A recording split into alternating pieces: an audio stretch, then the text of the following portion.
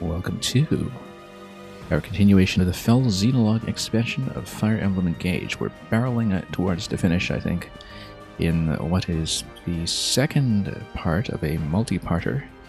After Fell Xenologue 4, you immediately get planted into Xenologue 5 after a lengthy cutscene, so maybe not immediately, but it is right away in the sense that you don't get a chance to return to base to Somniel and do any further leveling or configuration or customization over there.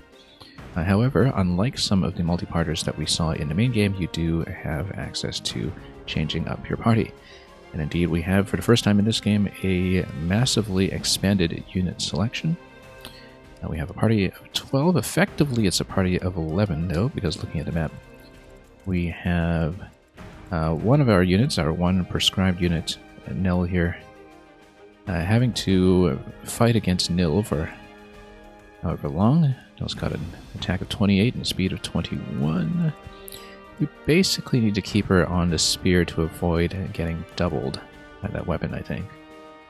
Now, although occasionally we can use the bolt axe, which would be probably not very useful, given that he's got resilience of 45, which is a little bit ridiculous, but I guess that comes from having a fully powered Crom and Robin on defense, so that's going to take some work to chip down, I think. We'll probably need to disable that defense somehow, because currently it is a little bit crazy. And likely the way to disable it is that we'll have to survive long enough over here to make it over to this panel, and maybe there will be something that shuts down. I'm sure that the map will explain it for me. Also, I have to watch out for placement of some other units in the mix. So this is going to be a matter of survival, hence we're given no less than 9 elixirs to survive as many turns as possible. It is possible, I think, that we might just have to drink up every turn. Also notice that it's within cannoneer range, although I don't know if the AI will go out of its way to attack you from out there. It might, but we'll see. Currently I have Nell with Camilla for the sake of having access to Dragon Veins, but if we're going to have to spend our turn on chugging elixirs anyway, we might even go for something a little more defensive. Let's see here. Because the attack incoming is going to be from the axe, it's going to be from Revanche. The axe, furthermore, is going to break the spear, so we can't just stay here and defend the whole time. I think we actually do have to take a little bit of initiative. Or, of course, just switch to bolt axe and do no damage whatsoever. But again, it's just a matter of survival. Attacked with an engage attack prevents 20% of damage. Yeah, I guess that's a bit of a balancing effect to make this survivable at all. Dark Inferno and some other abilities like that might slow things down a bit just by adding some fire. Indeed, maybe using Camilla to drop some spacing tools here to slow down movement might be the best idea. As long as we understand what kind of movement ranges we're working with. This is going to be movement 5. Yeah, we might just have to do that while we also bring in this party over here. So it does lead me to think about one of the contradictions, I guess, of how the game is set up here. And that on one hand, Fell Xenologue encourages you to use units that you have not been using over the main campaign, rather, because everybody is over every map normalized to the same starting level. In this case, it is promoted level 5 or unpromoted level 25, which means that you have access to the advanced skills for every class. So, for example, Vale would finally get her Fell Spirit to reload the engage meter, which is why she's fantastic with Byleth. And you have some other abilities like how Marin finally gets Hobble, for instance, which is a level 5 unlock on the Wolf Knight. The problem is that because you are sent to map 5 right away, after keeping clearing chapter 4 rather, you do not have access to the Somniel to build any additional skills or do any additional changes with characters who are not already part of your main group in the main game. And so anybody who is theoretically more selectable than usual from having their levels normalized are actually at a disadvantage, because we don't really have the ability to manipulate their skills any further beyond anything that we might have already built on them, which is why we haven't made too many changes. I am trying to prioritize a few characters that we did not get to use in the main game. Previously in Xenologue 3, I think we saw a bit of action from Goldmary and Jade. Jade, who doesn't really have much to recommend her over Louis, to be honest. She uses axes instead of lances. She would be our only axe user. But other than that, she's got Ike at Bond 5, whereas Louis has him at a full 20, and so that would be the main difference between them, and it is going to put her at a bit of a disadvantage.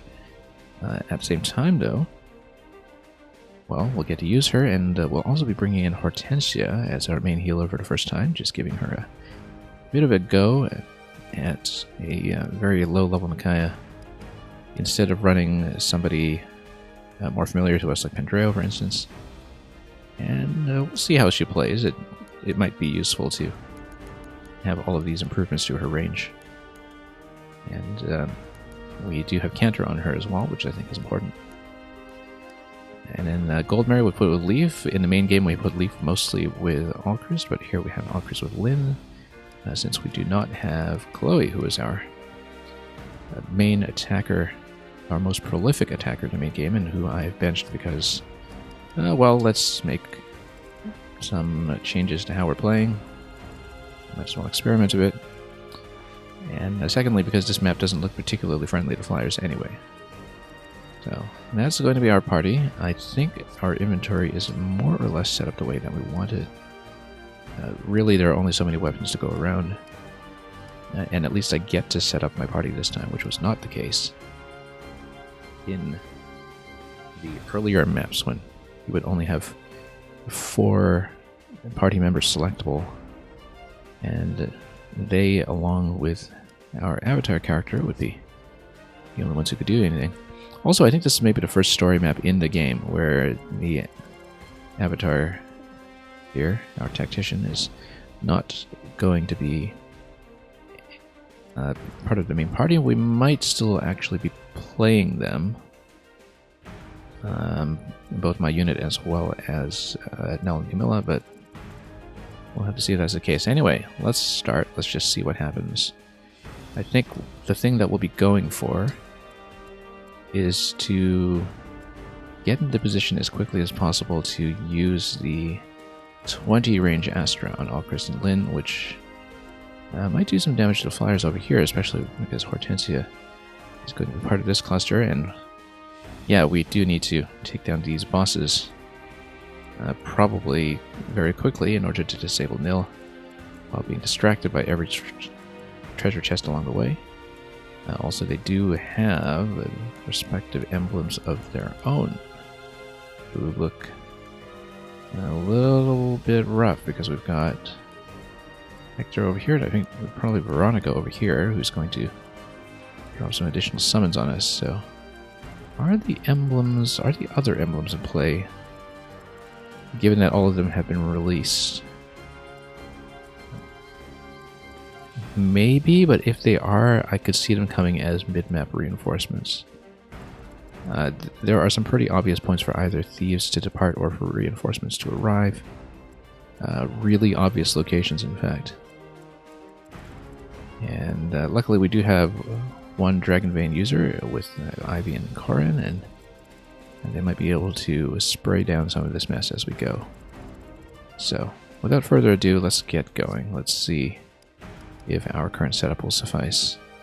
It'll be a little different, I think.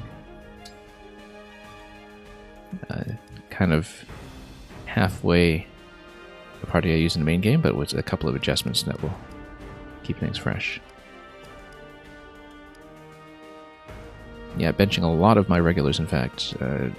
Chloe, Anna, Jean, Louis, I mean, they were very much my top 4 map to map very consistently, so we'll still have some changes ahead of us, so let's go. I don't think there's much else to look at here.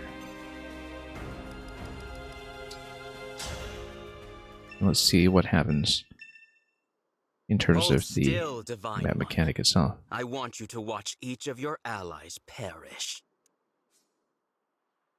While in prison, no weapon that cannot fight back. Heal as necessary to prevent defeat. I guess that's where Hortensia and Micaiah will come in handy. Because it will give me a little bit of an extra super long range heal.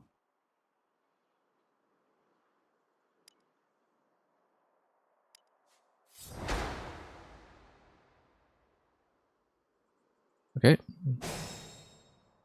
Well, I guess we'll see. I don't think we can really trade over this barrier, unfortunately. And I doubt we can access any of this until we have perhaps gotten over to the mini-boss panel. Unless another trigger presents itself much, much sooner. So, I actually kind of think that... So, I mean, everything's in Cannoneer range, which is not great. Cannoneers, luckily, will not do too much damage. But we could potentially heal with a Dragon Vein. Dragon Vein could also... do something like this. The problem with doing smoke, though, is that it does drop smoke myself. But... yeah, we don't really qualify as a flying unit, even if we're holding Camilla. Despite having Soar. Unity to break might be nice, because it is going to be an X versus a Lance over here, and I think maybe we actually need that. Also, facing left, we can maybe move forward and do that. I don't know if... yeah, it looks like the Dragon Vein placement can never actually pass through the impassable barrier, so we can't send any protection over there.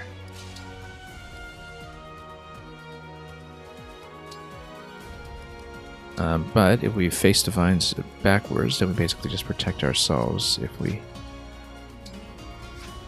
can find a placement for that. Rubble flyers only? I mean, that's fine, because I think... oh no, we can't actually drop anything there then. It was flyers only, and we're kind of tucked into here. Like, we go... for instance, engage. That would give me Soar. Soar would perhaps allow me to get in the high ground, but I don't think that would actually give me anything beneficial. In fact, I might even get stuck there.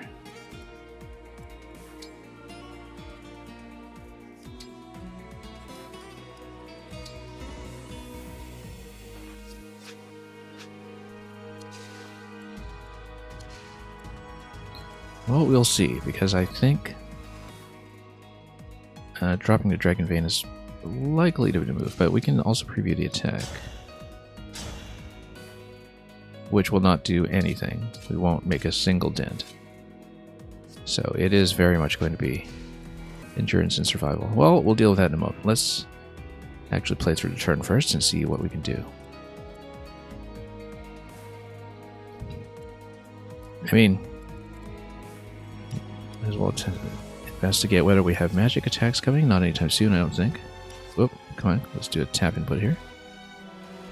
Which means that it's probably fairly safe, apart from backup attacks for Jade too. I just push in yourself, although of course the avoidance 30 there is making it look unlikely that I'm going to hit. 52. We could, but I think we might want to drop magic on that first, just because it will potentially ignore these range-related complications. Yeah, much better, in fact. Assuming we don't use her on heals in the first turn. I hear you. Ivy and Corrin would be there. She hits very well, 36. 38 with a Thoron. I got res 11 there, res 5. I actually think we want to nuke this guy. If we can.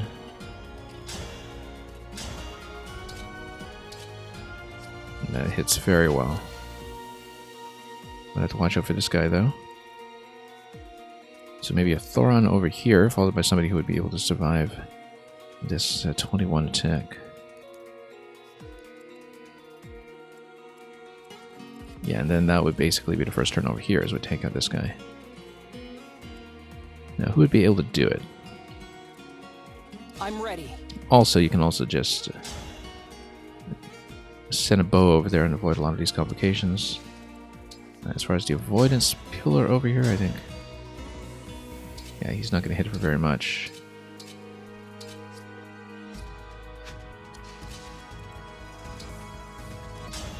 But... yeah, longbow's the only thing that's going to hit over here. It does hit for 100%, which means we'll be able to kill it with some kind of magic attack, probably. And then, I'm going to do a little bit of a test here as well to see if we can see what my Astra range is. Emblem, engage!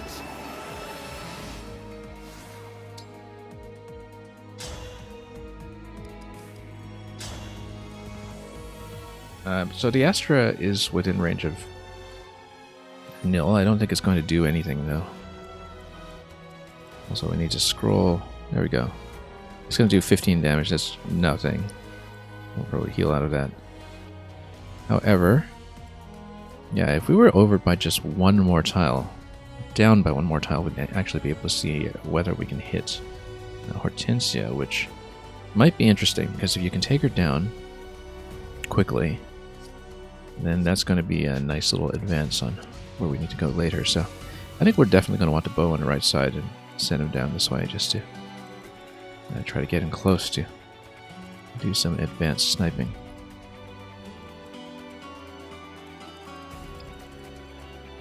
I'm not sure if it's going to be a thief race to enter the chest, but we'll see.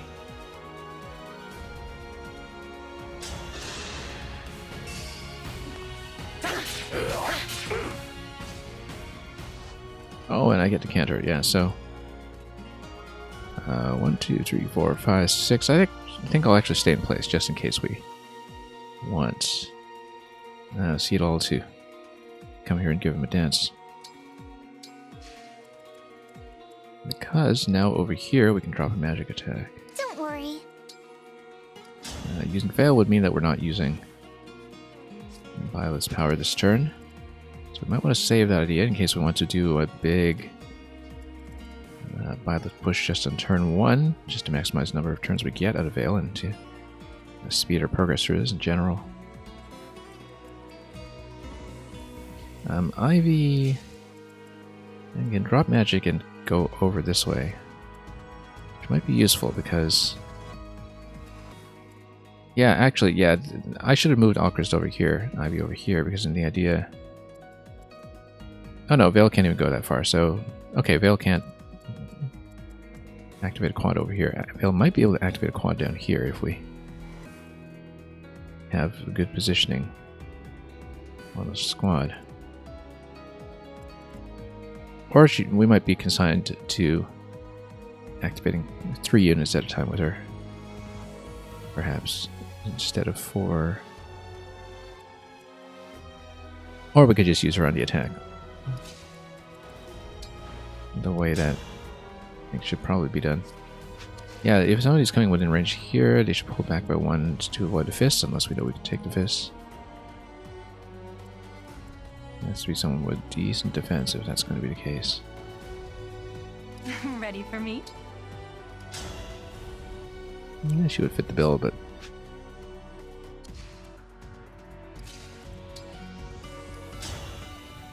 what about that tomahawk? It's not too bad. In fact, sending her down here through that corridor might be nice. Even though... yeah, because you've got some pretty heavy physical attackers coming that way. It does make a certain amount of sense. And lots of cannoneers. We need to watch out for the cannoneer ranges, actually. We haven't been watching that at all. Because they are everywhere, these guys. There's probably not much avoiding them. But we need to make sure what kind of spell effects they have. So we're not totally taken by surprise by anything like these silence blasts or anything else like that. So yeah, they've got a huge range too. You gotta be extra careful. Well, like I said, it makes a certain amount of sense to see if she can get this 27% attack, or 27 damage attack with 80%. Let's try it over there. A satisfying ending. And yeah, she'll be able to draw in an attack that can't do much to her, which is the idea. And now we'll see if we can send in a squad over here quickly enough to maybe take some of these guys down.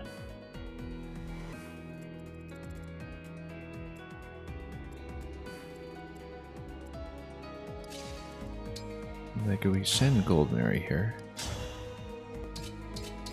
Hit rate's not great. We definitely need spells, I think.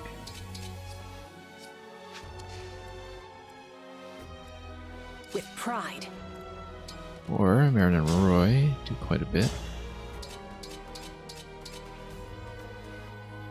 Not fast enough to get Alacrity this time, though. Dagger can be a 2 range. Yanaka here. Inaka here. Maybe do an additional poke with her, since that's the only thing she'll be able to do this turn, so might as well poke. As long as we're not obstructing the positioning of anybody we need past that point.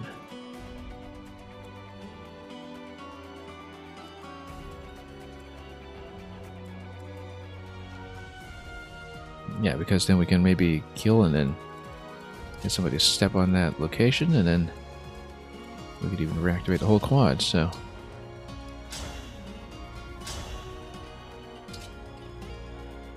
And Thoron here is not really going to do it, but if we clear that space first. Can Ivy do a counter? 1, 2, 3, 4, 5, 6. She can actually just fly onto that space. So let's just nuke this guy and then move on.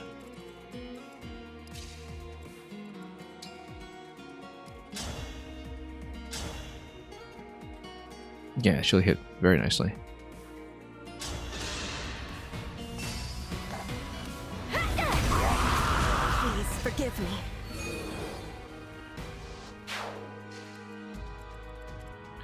Indeed, if we do this, then we can start going for the Cannoneer right now using Veil.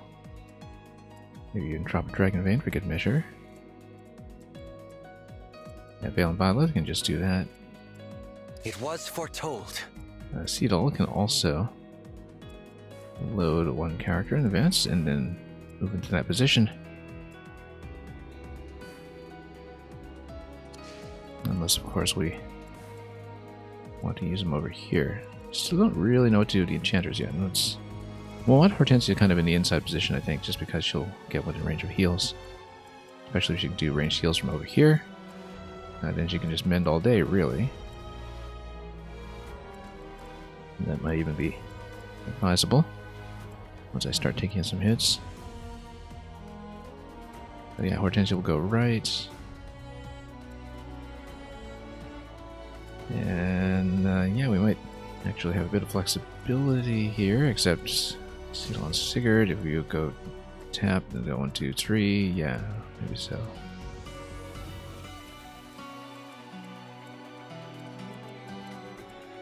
Okay, I think we will, in fact.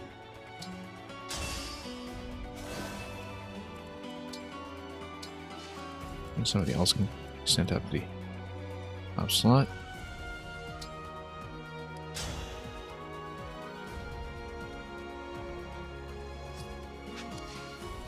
She should get into the pillars if she can, but she can't.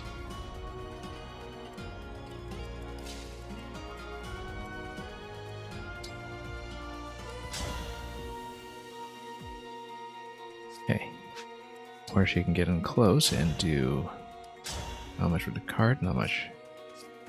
Not worth it. I'm not really doing too many of the Cannoneer calculations as yet. I'm sure that if we get into trouble, maybe that'll matter, but I just want to blitz down this side of the map first.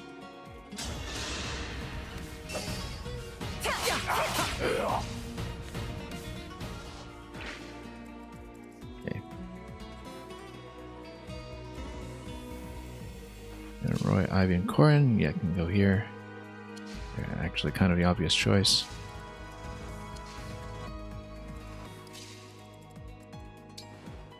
Can't really do anything here, but we can drop a Dragon Vein just to create some coverage. It might even be worthwhile to do that over on the Avatar's end. So we'll get 2 attackers in here. I'm thinking best will be Marin. Old Marin will just lurk behind this time. Unless yeah, I can get a movement boost with her. It's Roy, I think, but no, we'll leave things as it is.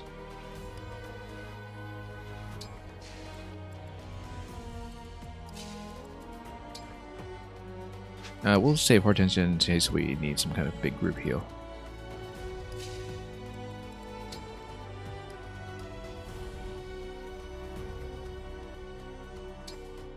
Anyway, let's be greedy about Goddess Dance and just use it right away. We don't really need it necessarily, but it is a race map, and so it makes sense to maybe just do everything immediately.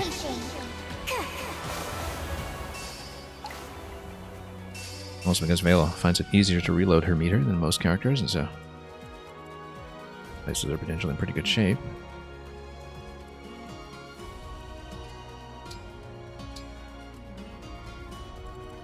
Okay, because now we can really push, and so Trin Celica can also push even further using their ability.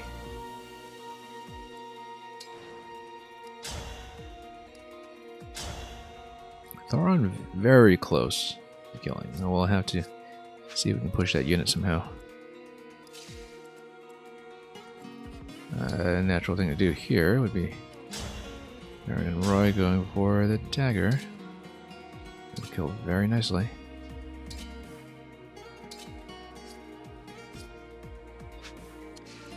We want silver dagger 11. Let's see.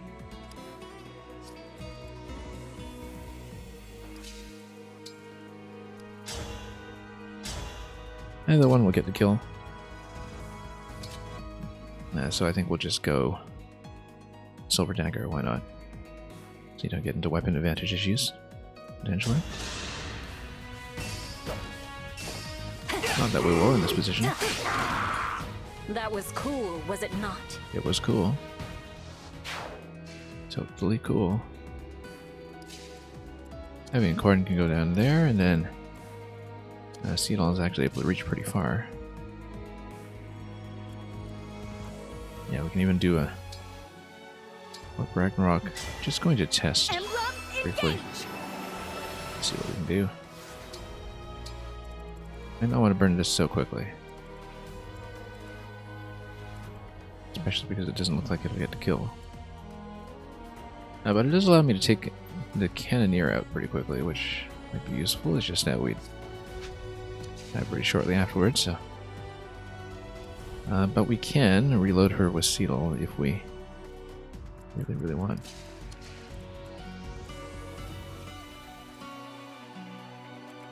So anyway, we need 2 attackers in there. That's going to be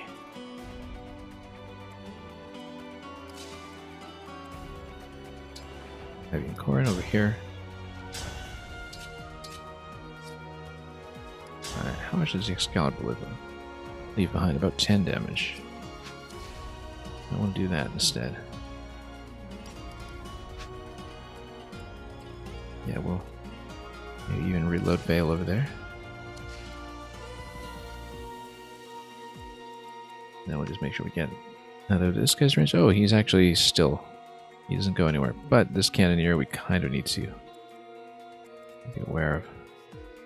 If he holds still, then that's fine, because then we could potentially, if everybody's holding still here, we could actually drop Celica in right here, because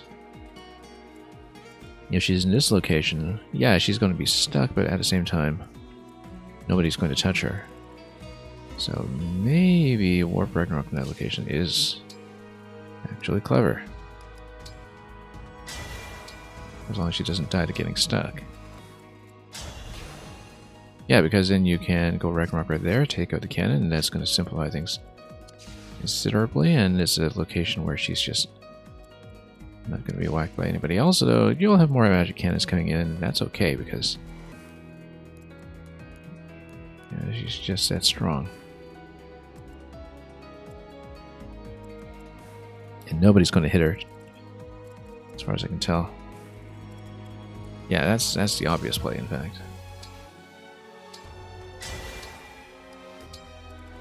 And she'll open up a little slot for herself.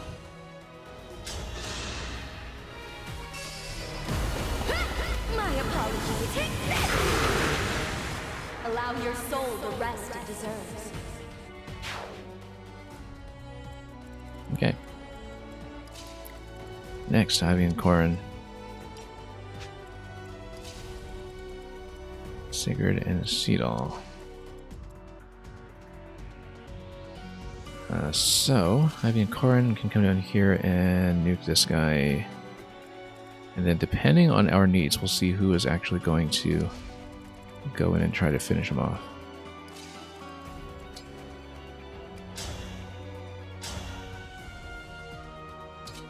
And yeah, Peshkat's is a ranged attack. Or rather, it's a melee-only attack, so it's not going to hit me if I attack from range. If it does hit me, it doesn't even hit me for that much. It's got a crit 24, but the thing is we can take 48 damage, and so I'm actually not that concerned. We can take the crit, as long as we don't also get smacked by a cannon or something. And I think the natural thing to do will be to maximize hit right here.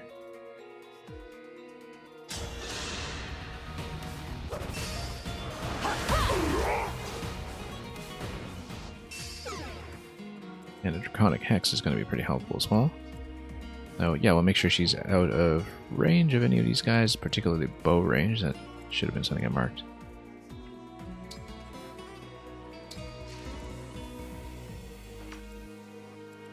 Okay. Extend Seedall is going to reload somebody. I think it'll probably be Marin. Get her right up front. Old Mary's going to lag quite a bit behind. She might even go with the other squad. Here, just so we have a bit more of a defensive character. In collaboration with Jade. But I'm just looking at this thinking that we do need to push through the bottom to get some of these chests and to go around. Because the thing is that we do split the party, we don't actually get to merge them again, flyers aside, until we are closer to this location here, and so we'd be dealing with a pretty big split, but a big split that would potentially allow me to drop a few heals in this location. Particularly because Hortensia would be within staff range. 1, 2, 3, 4, 5, 6, yeah. Maybe I should have put Physic on her. A few minutes, welcome. Okay.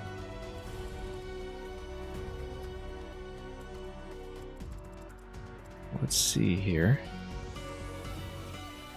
Yeah, we'll probably just drop her over here. We don't need any kind of global heal or something yet, so we'll wait in this location. And yeah, Gold Mary can just kind of scrunch in here, I think. Now that means we need to figure out who's going to hit that. I think we just hit with Seedall, to be honest.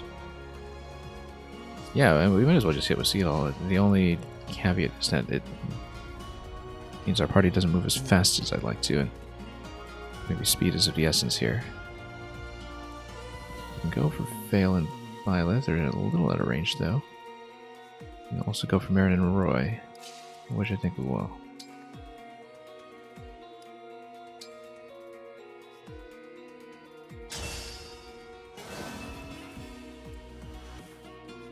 Yeah, he'll be within Eldritch Blast. Reduced hit for distant targets. That's okay. I don't think we particularly care if Seedall gets hit with that. Well, it's just not lethal. The long ranges might not be that good anyway, so... I mean, whoever comes down here is going to take some hits next turn as well. Either cannon.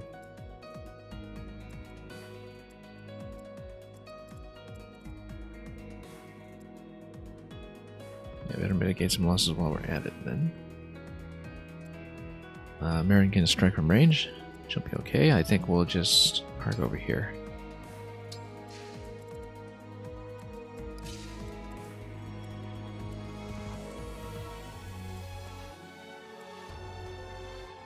Then this guy won't hit.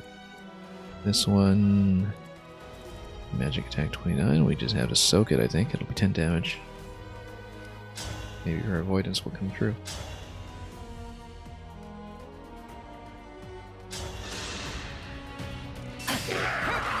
Ooh, I just spotted a rare bug. Easily distractible. Now, if we send a squad of 3 up here, maybe we're okay. But I feel like maybe with Gold Mary lagging this far behind, the question is very much, who do we want to take through here? I feel like with the choke point that we have here, maybe an off tank is not a bad idea.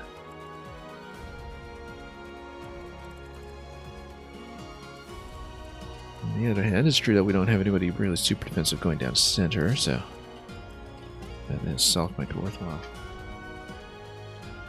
Also because backup attacks are going to be best if we follow on, I think. But yeah, just given the balance here, I think. We'll have 5 movements. Yeah, actually, let's push to the middle. Yeah, let's see what happens. Yeah, split party is always going to be a bit of a challenge in resource allocation, but at least you do get to send the flyers back and forth between the center.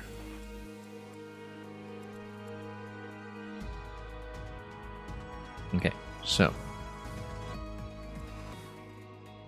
now we have this. Whoops, can't actually control. Can I? Nope, I guess not, so can't just move over here and park and hope for the best. Yeah, it doesn't say movement 0, it's not like I'm frozen, but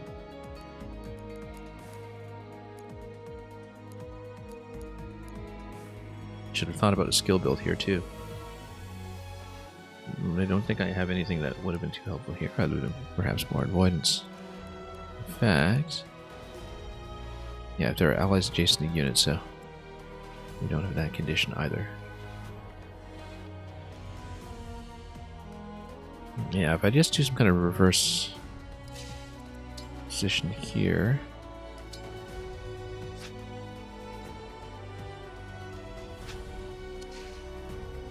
Then I might be able to buttress my own defense. And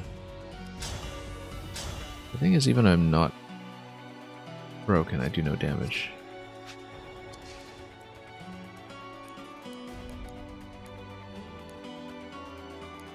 Yeah, we're just not going to be able to damage this guy, so we're playing pure defense. Also, this one's going to run over.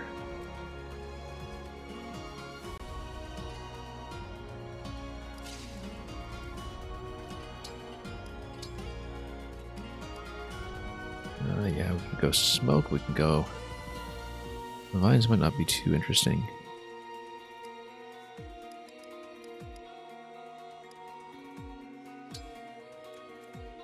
Yeah, maybe just buff up my own defenses.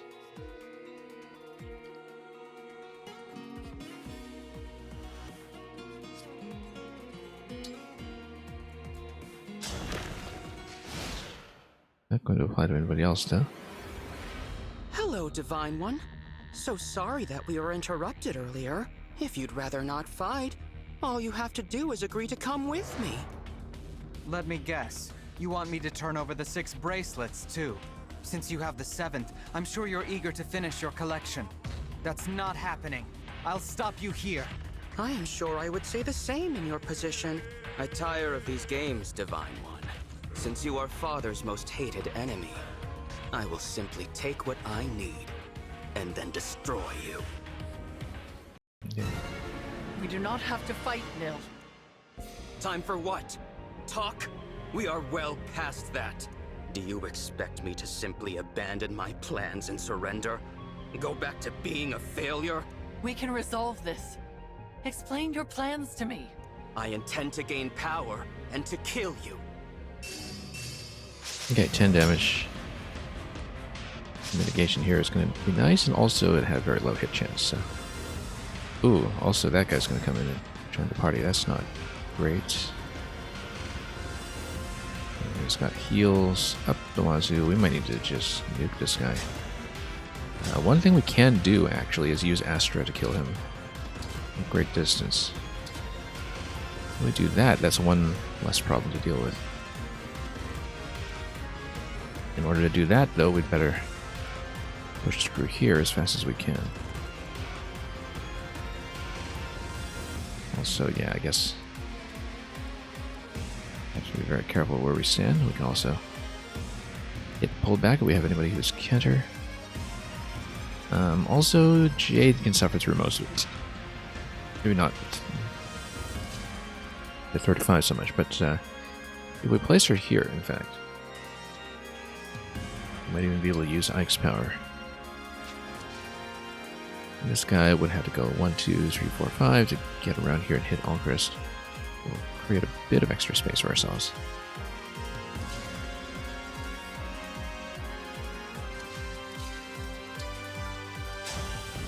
In fact, that hits for 17.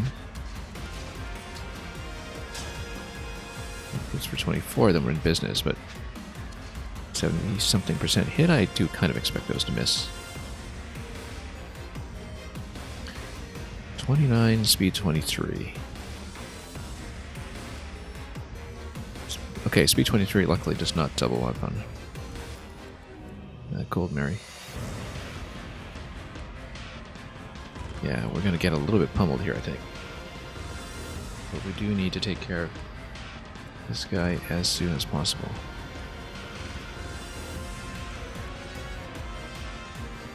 And also confine the bow so that Hortensia has a little bit more room to move.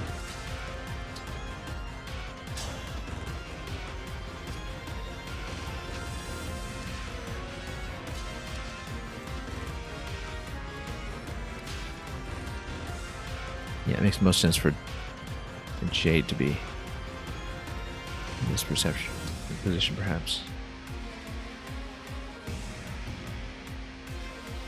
I think as Alchrist, if he hits, he can pull back. It's just that he won't be able to use this ability this turn. Also, Hortensia and Kaya, if we go Elf Thunder with them, they can pull back 2 spots. Get back out of range. How many was that? 19 remaining. Well then, let's see if this hits.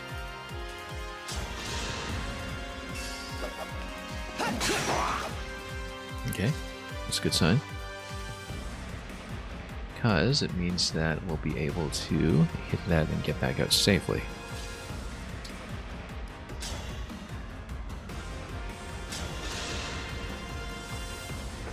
Looks like I win.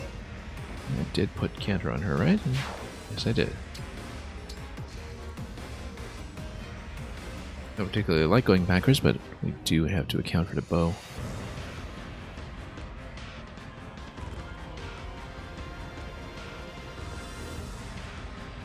And staying on spear is probably going to be the best idea here. I'm just going to take some ranged attacks. So for example, 29 is going to do what? 7 and 7. 35. Maybe 13, so 14 and 13 and add a few points for backup attack. Now we'll live pretty comfortably, I think. We'll just stay on spear.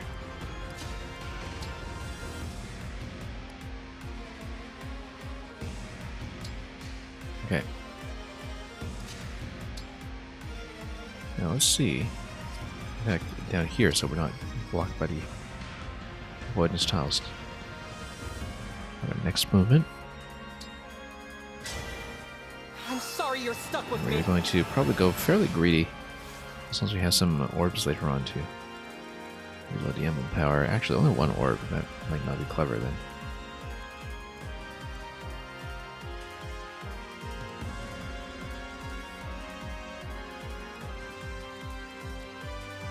Oh, wait. Surprisingly, he can't really get very far.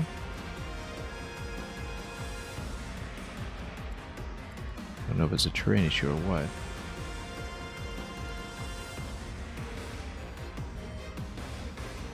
Oh yeah, no, but he's already moved. Okay. Well, we'll get back to that. Might be worthwhile to snipe this guy too.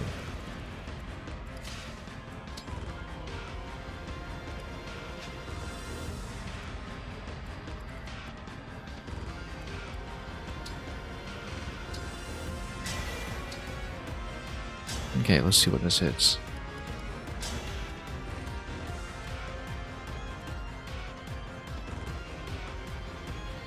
So that does 30. Maybe we can follow up with the other character and just take it out as easily as we can. It's going to do 14 on the first attack.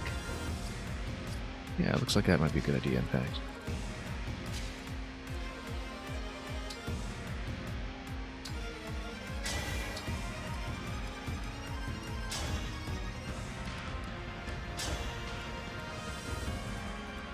So we can check what the damage is going to be like against Hortensia. It is going to one-shot Hortensia, though, so I actually feel like we should prioritize that. Because that's going to simplify things so much, because you only have so many opportunities to reload Astra. So it occurs to me that if Warp Ragnarok were able to land it here, that would have made some interesting scenarios as well. So choices are, we take out the Martial Master here, avoid a lot of complications in the center, or take out Hortensia. We'll have enough turns, I think, to snipe Hortensia later on. I think it's better to play for survivability right now.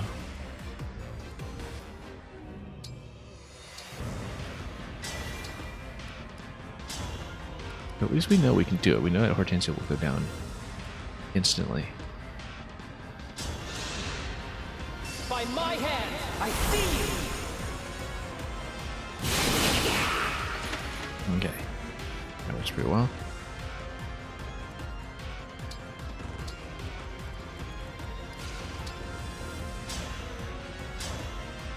And then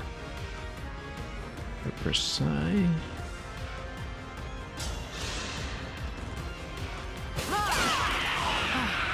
Hopefully it's an appropriate place to stand. Can't really tell sometimes. Yeah, as long as we're out of range here, we're probably fine.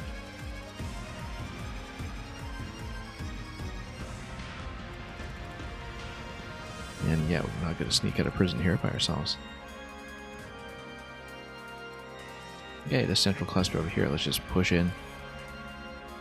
Let's do it fast.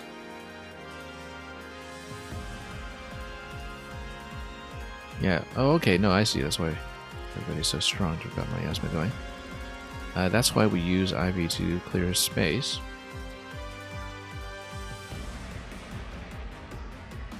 Because with a Dragon Vein, miasma goes away. We're able to hit. And she would have to survive a couple of attacks coming in, though. If she wants to be doing that. Also, we can just take out that unit directly.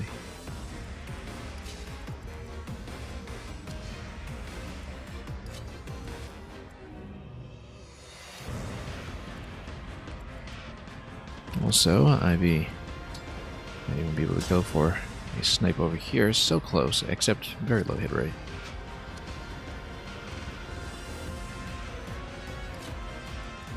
So Trinus Celica are able to just hit that directly. However, that is with 1 HP remaining. That's maybe not healthy. Same with this guy, in fact.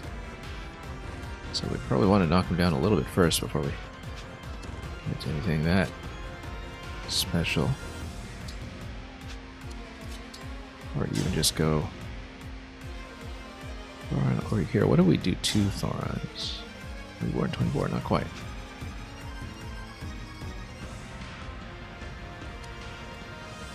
Well, it's definitely going to be magic attack against him, so.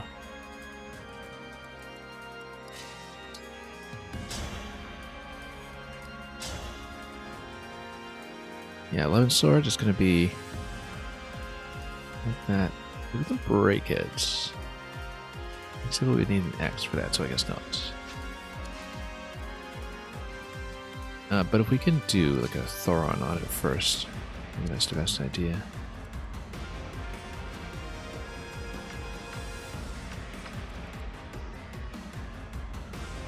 But yeah, might not be able to push in as far as we can this turn, but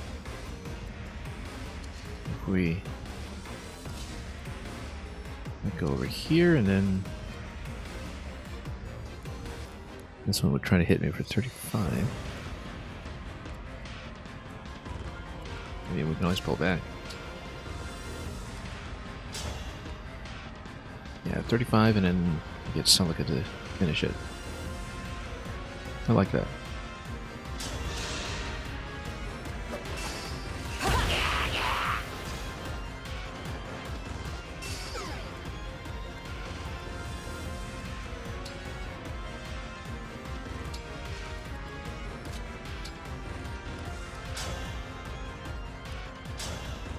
Okay, this will hit. This will hit nicely. Might not even need it. Yes, we will, because if we throw on against the next guy, that doesn't quite do enough. Gets you into some other issues as well, so we'll just stand here, in fact, right where we are.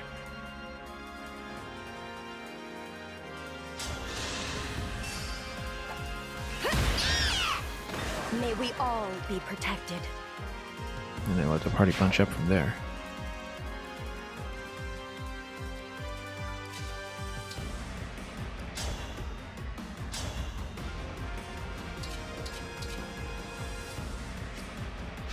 Yeah, nothing's going to hit because of my asthma. Essentially, we can get Xenologue, that's what he's for. We might not want to stand him in here. He's going to 0 defense. No, but if he does that, he just can't her out. So we're actually fine. This guy.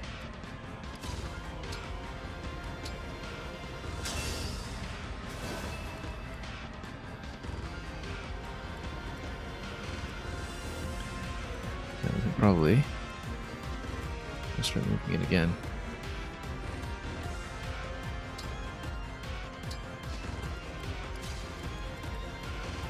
Yeah, you wanted to clear my asthma for sure, I think.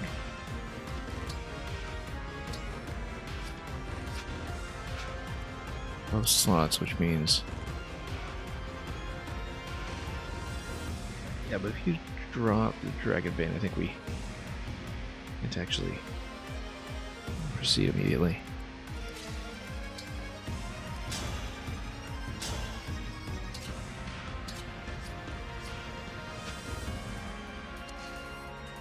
So we'll see, because if we get hit by the spear, that's going to be pretty hard. 37. It's going to be 21. Also, we need to watch out for speed.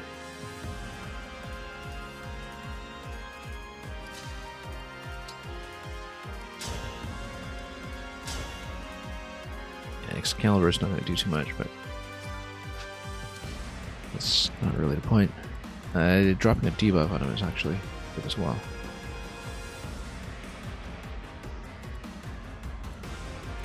The idea is to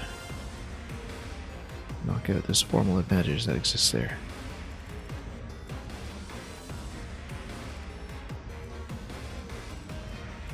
Where did the character go? Yeah, here we are.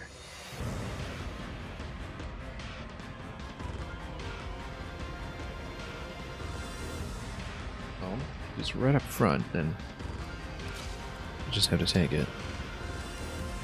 There's going to be a lot of attacks coming in, though.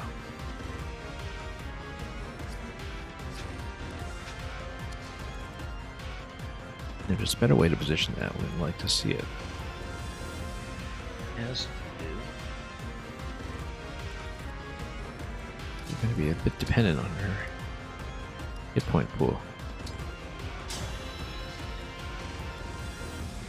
Yeah, because they're going to try to mob her. I'm not quite ready for that.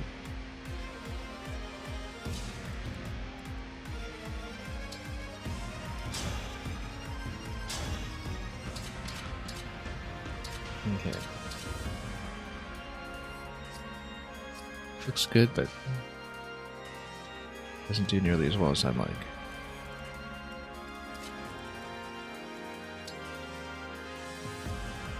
And yeah, let's get her speed back up.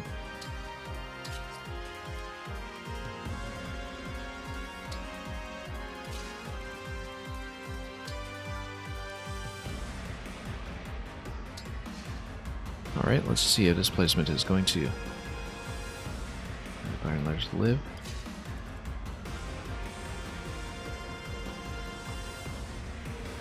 Might not be too interesting though, honestly.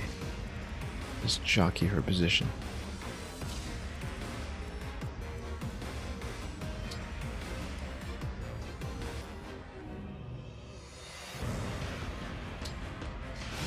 Alright, we'll see if she gets shot down. I don't think so. Oop. Okay, so she's gonna be broken. Not good.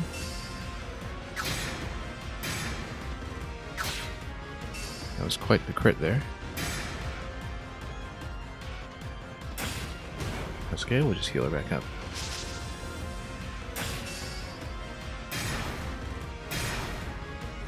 I think she's gonna get hit pretty hard though. Oh, yeah. I'm sorry. Yeah. Divine One. It would be rash to press on. I must retreat. Now, unit death doesn't matter in this mode, but we are going to refine anyway. We've been doing this mode deathless so far, and I don't see a reason to compromise that. So yeah, getting in there with the Dragon Vein was premature. Let's go back. Playing a little bit risky. I should have calculated it properly beforehand. I thought it would be okay. But we didn't actually do the calculation as rigorously as I am used to doing so.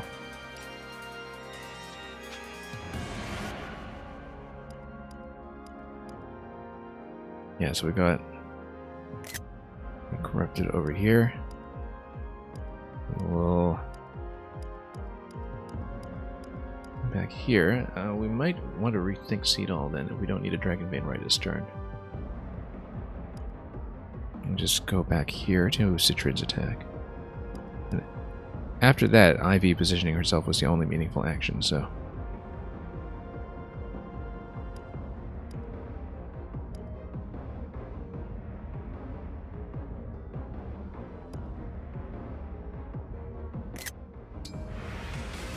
Okay, so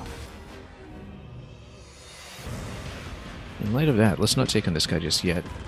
We get hit just a little too hard. We can get rid of one bit of miasma here, so we can at least have somewhere to stand for future attacks.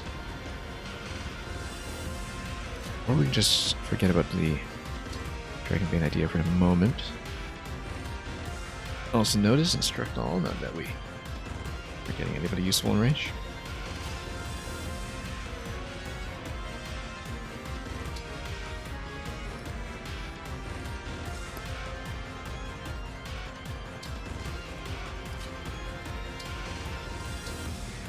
Not.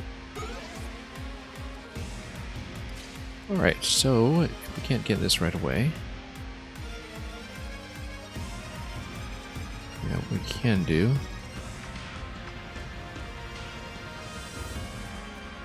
is we can try to drag somebody out. Magic 35 and physical 35, they're kind of within the same area.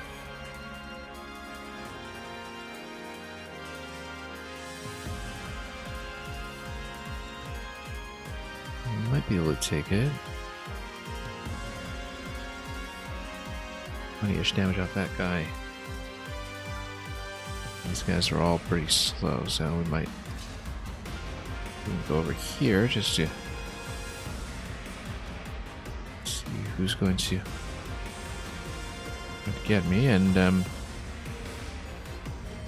here I do see 3 lines. 2, Yeah, we'll just make sure we heal off a bit at a time. And an ear, obviously, is pretty huge.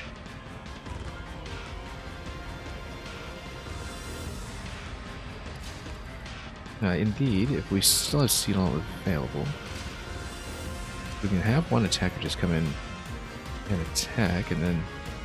I mean, it can't be Corin, obviously, but... we can have somebody do like a 3-range attack over here. And then Xenologue can just pull him back, whoever he is. Yeah, not able to hit anything here, obviously. Then if we send him up, we might be able to do something.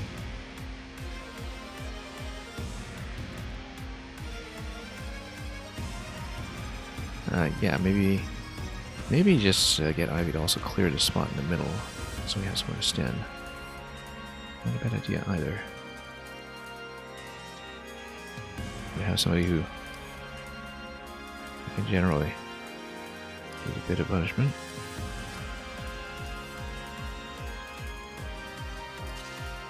Which may or may not be her.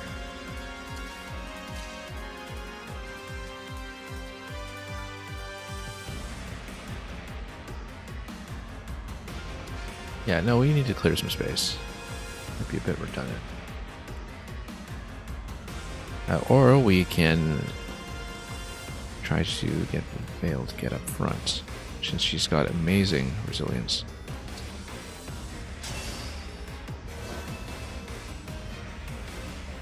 Yeah, we're going to actually have some people attacking here. Let's just go over here. Nice safe position.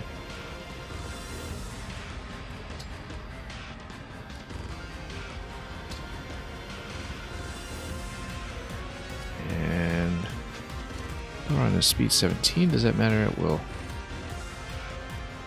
Maybe it won't for this crew, but.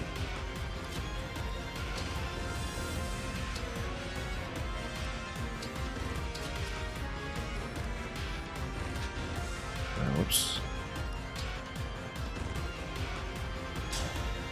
Well, let's see what happens with this.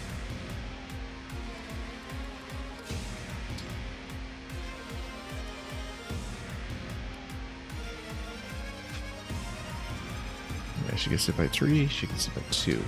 2 is better. And hopefully we can drag the enemy up. We'll find out.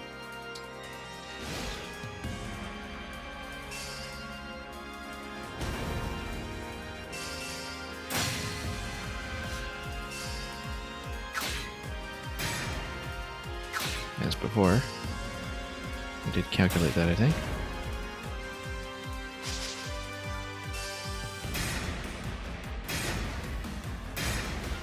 Okay, that was useful. Oh, nope. Didn't calculate it. Falling back. Wow. Pain doesn't matter. We just didn't look at her range there. Let's so be a bit more cautious. We've been very careless, unusually careless. And we need her for violence power, so.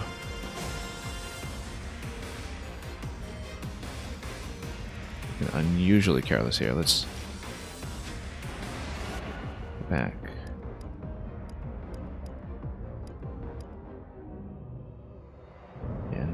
Yeah, that's very unusual.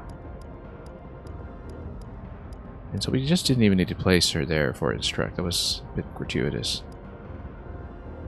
Now we just needed to get her closer up front, but maybe not that far up front. So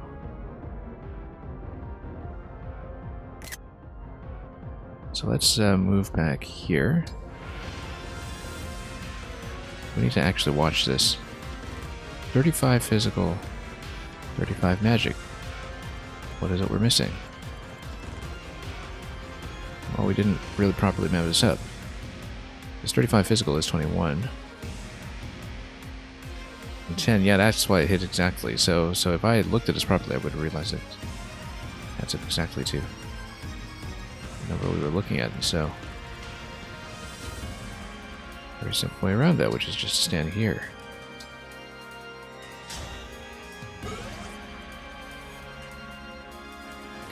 And if they attack in, we want her to attack into 11 swords, so ideally, we have 35. And that's going to be 19 physical. You have 19 physical, you still have a budget for 30 damage. Take 16 of that. 22. Or 29 perhaps. Over 19, so that'll be an additional 10. Okay, so I think she'd be able to take it. With difficulty, especially next to Vale. Vale has a bit of damage reduction for anybody next to her, so. And Marin also has holdout, so we'll be able to survive for sure.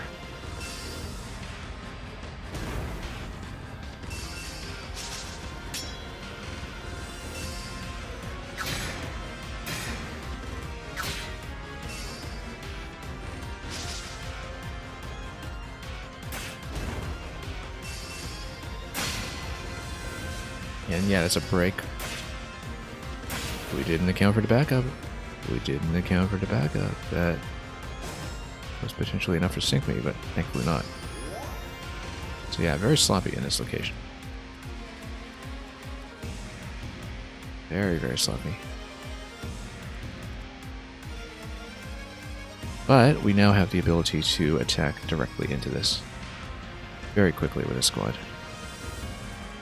So I think we'll just do that. Yanaka here.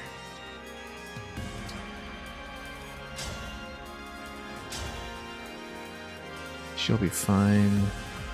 38% on the return. This is all thunder as well, so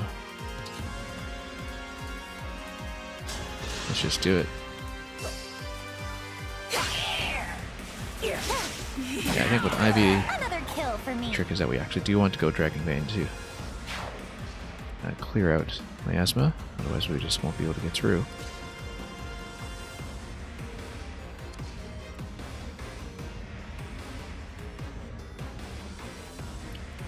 Then we're here, yeah, because after we remove Miasma, then you've got 7 resilience on this guy, and then we just push in beyond that, which means we take our backliners here.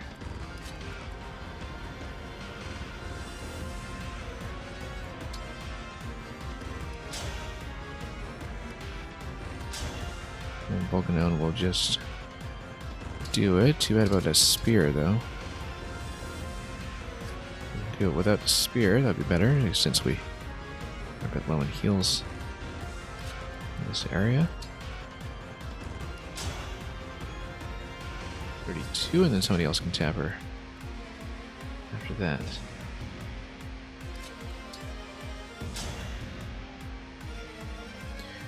$38, but if you go Echo, you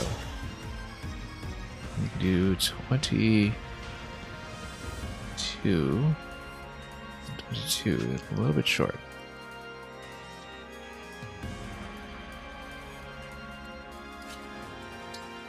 Remember, Echo.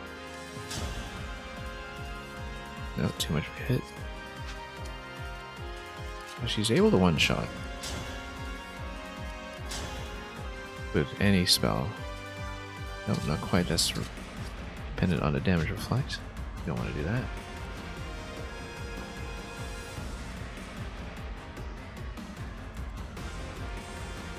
Yeah, well, I mean, she definitely needs to clear Miasma, so I don't see why we're dawdling here. We do need to go Dragon Vein no matter what. She'll probably have to come in and take this guy for block. So it is critical that we sort this out. Yeah, ideally we take this guy down with one attacker. We can, but at the cost of quite a bit of damage, I think.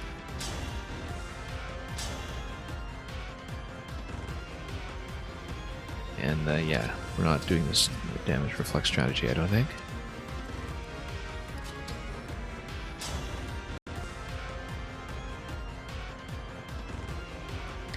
Let's just go for Thoron and finish him off some other way, maybe.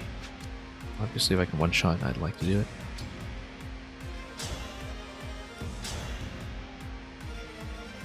65% return on that. Actually, Obscurity... Yeah, no, it hits for 28 first.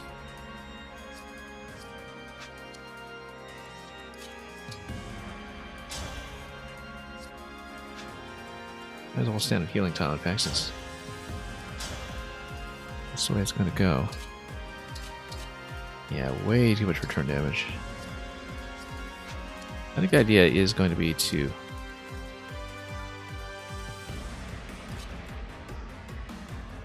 just maybe stand right on top and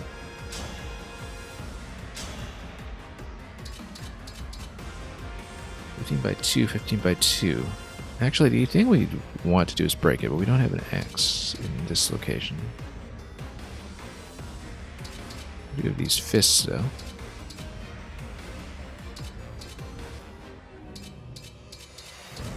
Well, we want to reduce the enemy's hit rate, then. That's one way to do it, 52% in return. Actually, should have saved as well, but yeah, the crit will do it. That works for me. And we can pull her back. Okay. Now we bust through using magic, which we can do. Thorn does 43, but if we go Echo, Thorn does 25 and 25, which is just, again, a tiny bit short. I must focus.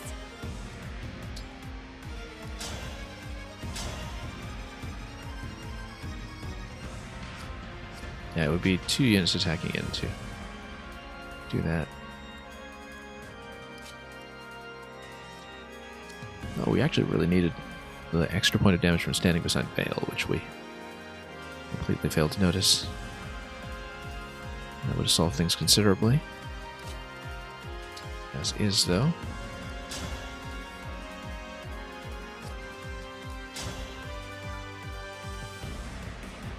$25 and $25. Maybe so. I think we might be able to do better here. Also, what is this? Do from there. Yeah, it's pretty hard. We need to disable it. And probably outright kill it. I don't know if we're going to be within range for that. 1, 2, 3, 4, 5, 6.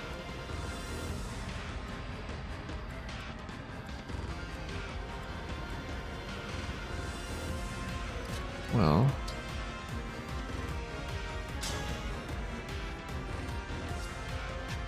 in that case, we should prioritize keeping everyone alive.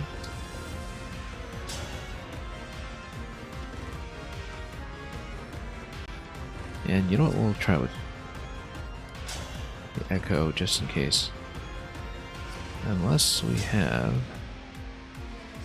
anything with higher crit.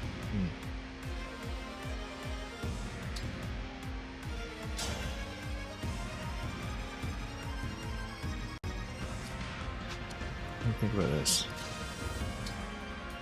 Or I can just bust down the front door after that.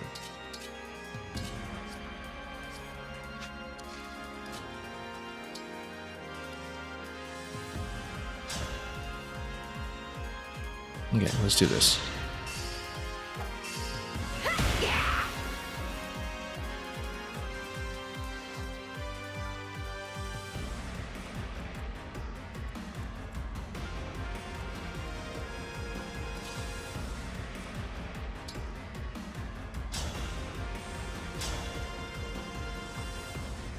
Alright, that'll do it.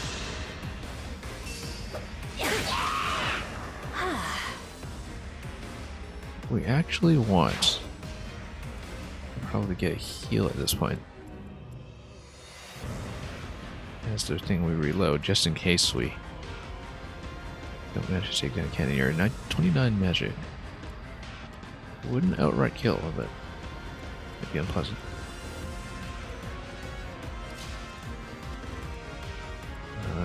Ivy and Corner buried a little deep in there.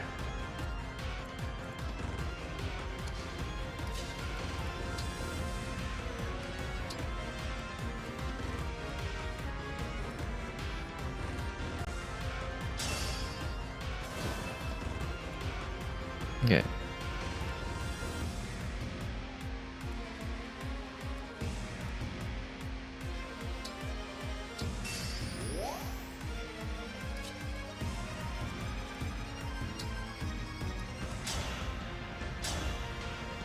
Alright, so that doesn't quite do it, but this will.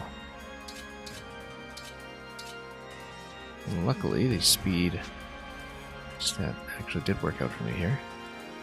We'll be within some other cannon range, but we'll take it.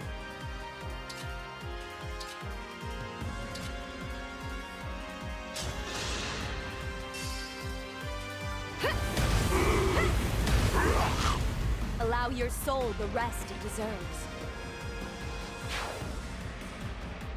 Okay. We just need to make sure we know where to go from there. Alright, this part over here, we maybe we'll do something. Nothing's healed up here just yet. But we'll want to reload Alchris as soon as possible.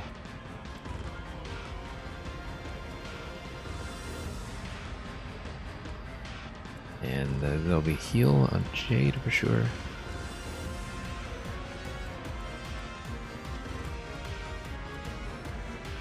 That'd be a good time to drop the Ike power if we can, but we don't want anybody to be occupying the pillar location that we can help it. Just meditating. So for example, here with Tomahawk, is going to hit pretty hard. Need help? I won't forget this.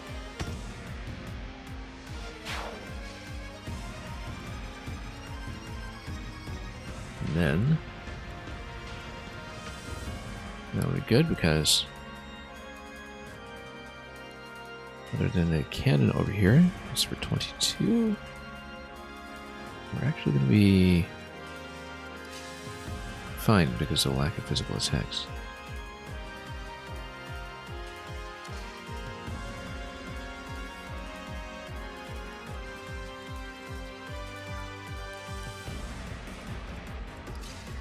Nope.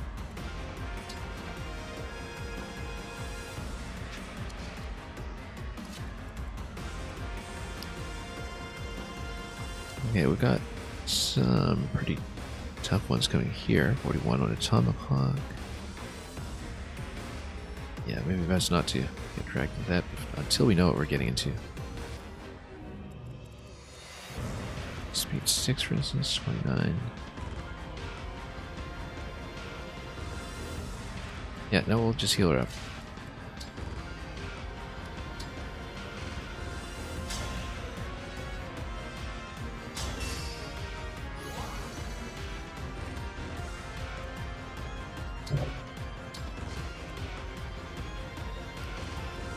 Cold Marine leave.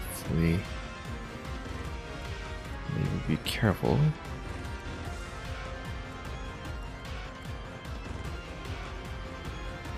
And yeah, Alchris and Lynn, we can actually get them to drop doubles. That might be the best thing here.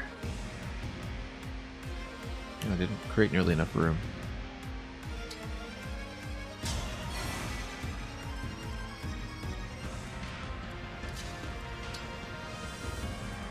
Okay. Speed is 19. Okay.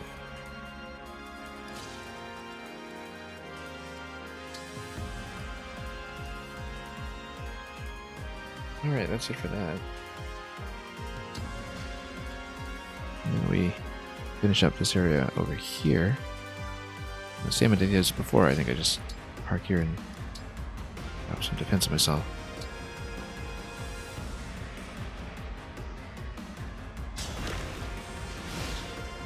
And let's see how it goes.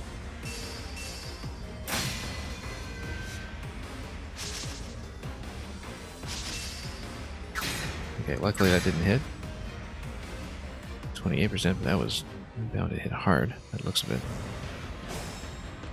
Okay, we do have some reinforcements coming.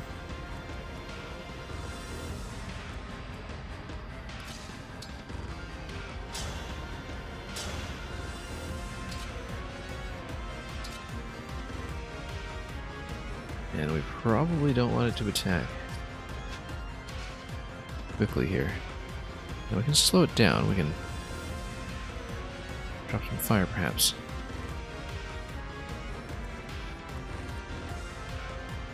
And maybe even get in place with a queen. 2, 3, 4, 5, 6. Hortensia, for instance, totally needs a physics staff. But if she pops the emblem, she can probably heal up over here, which means lots of flexibility. Let's do that next. After we sort out this area down here, is a bit of a mess. But if we can push through, we can push through. Everybody's just about healed up too, miraculously. Oh, because we've got doubles here, that's why. A very small party. Yeah, this end down here, we got a couple of casualties. Well, not casualties, like injuries. Non-lethal casualty report. There's a piercing blast over here, which ignores defensive rest, so we do a minimum 20 HP on anybody who enters here. Otherwise, we do run into some issues. Now we can also move on up and start blasting away. And in fact, we have Xenologue. Where is he? Down here to assist with it. Oh, he's a little out of position, but that's what Sigurd is for, if necessary.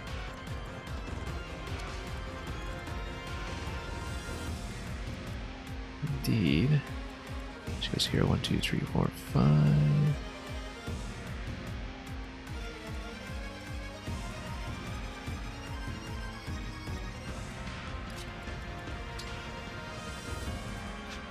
Maybe somebody else can pop the chest, though. We don't necessarily need her to do it.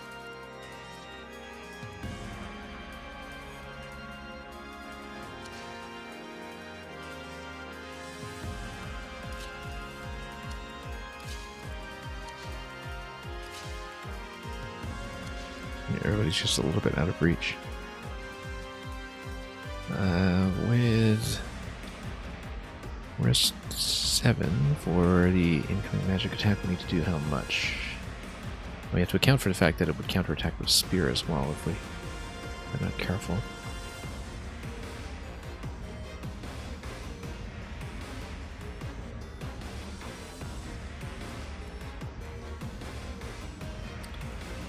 Yeah, it looks like we need quite a bit here.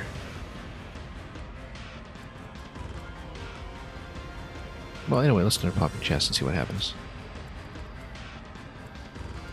And here, yeah, this guy's a little out of range.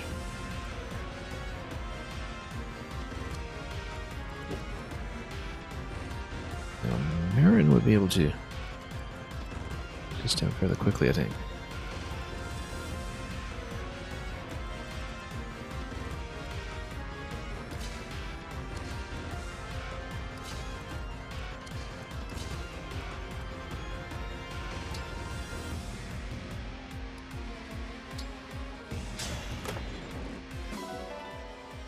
Free staff, that'll be nice. We don't have access to the convoy, so we can't just toss it immediately. I should have come here with somebody who has an empty inventory. We actually do want free staff, that's the thing, so. We've not really been using the card despite its crit. Let's just toss it. Somebody can grab it off. Yeah, I guess we have 2 staff users here.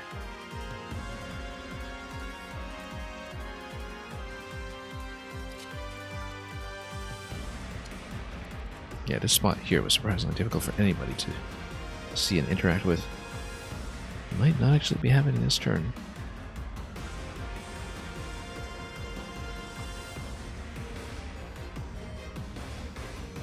But anyway, we should do some kind of heal.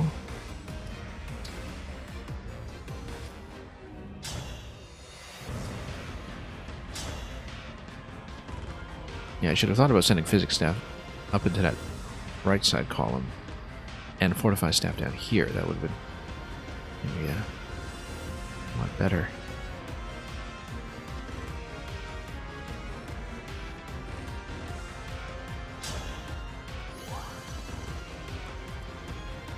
Okay.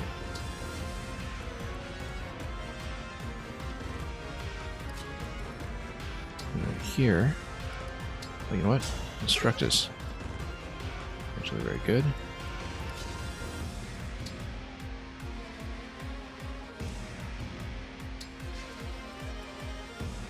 Yeah, with a full inventory, we actually don't want to open a chest because we'll run into issues. There's one orb down here, though. Who's going to grab that? And I think it has to be probably Veil, so we can get a double attack on her right away. 1, 2, 3, 4, 5. She can do it next turn. We actually can pick up whatever's in here this turn, but she is also full up on inventory, so really want to be careful here. Yeah. Maybe she has a slot full.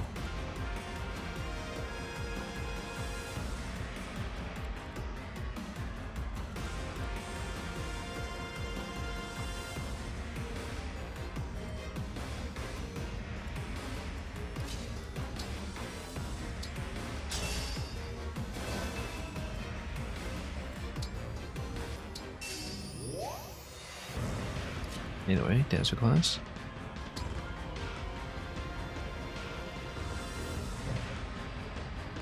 Yeah, somebody will need to come in here and defend Marin, I think. 37 physical attack is a hit for 21, and then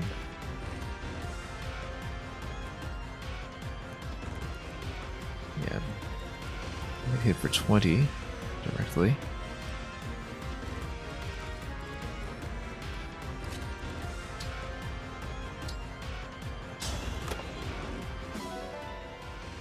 Restore staff, that's okay, we've got some already.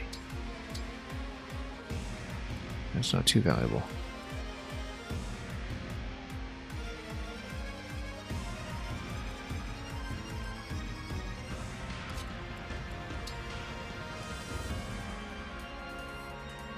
And let's call it down here in this cluster. Now, this part over here. We're taking it all a little bit more slowly than I would have thought.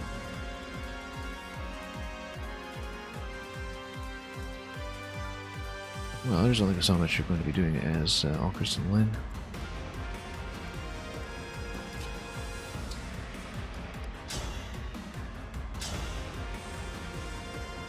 Oh yeah, that's going to be absolute murder. You just choose somebody else to nuke this one in the middle.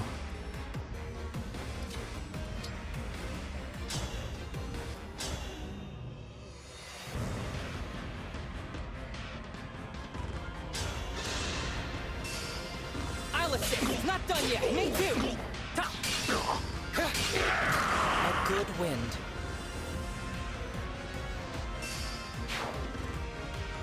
Okay, finally getting some of that speed taker going.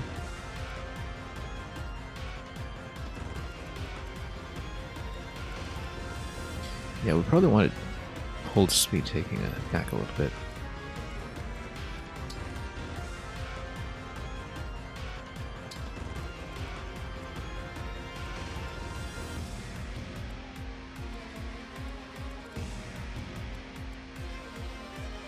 Okay, so over here, yeah, we can do the Micaiah heal, I think. And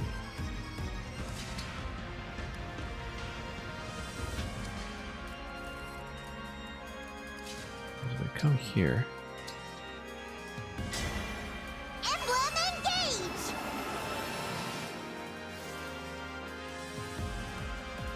and then I think if I recover, it actually does have plenty of range. In fact, if I do recover like that, it's worthwhile to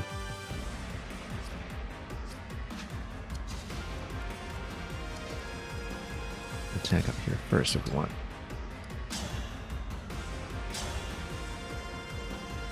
because then you can do a full heal after this.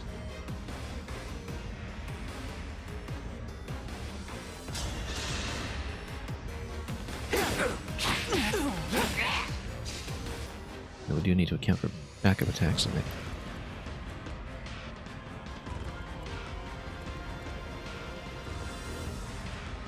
I had a feeling. Also, Jade and Ike are still able to come here and get an additional attack. Let's try to prioritize some hit rate, but the chain attacks will actually be pretty helpful even if this whiffs. Right. A twist ending. Okay, that solves some things. And luckily nobody can occupy the pillar just yet.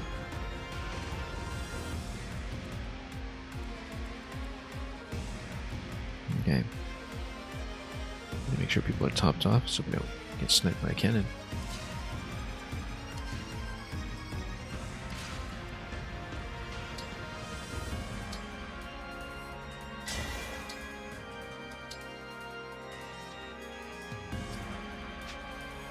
Oh, I see.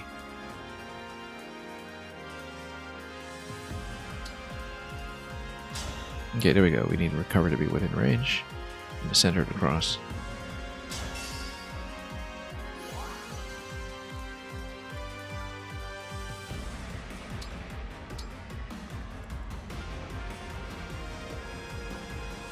And Vulcanary is still able to move. We might even get her to camp in here. The avoidance tile going.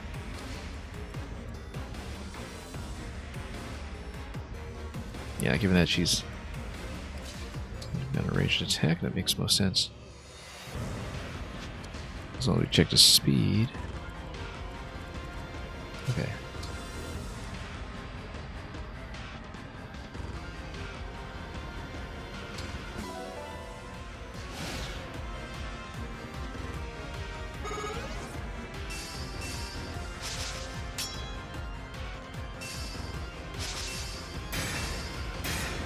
Whoa, look at that. Didn't expect all that mutual damage to occur.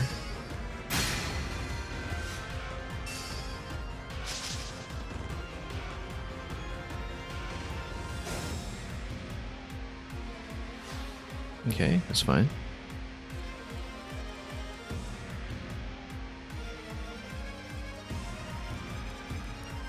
Yeah, that did hit quite a bit harder than I supposed. That's okay, that's what Jade coming in here is going to be for. Is that she can block the choke point.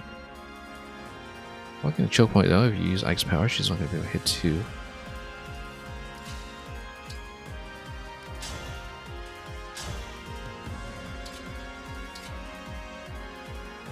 And she'll get doubled by a lot of this stuff.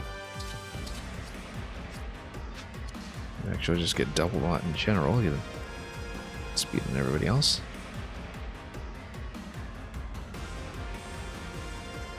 And I'll offer some Lin for one more turn before expiry. Notice that they are able to hit this with a longbow. Not too much avail though, so.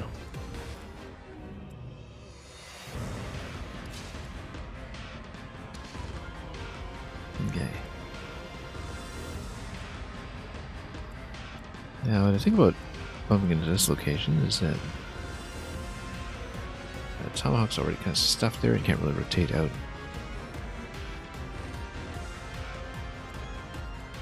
Maybe a little concerned about some backup attacks, but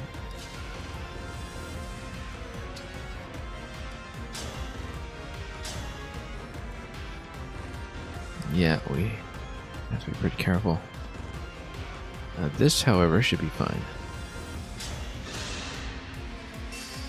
Need help? Not half bad.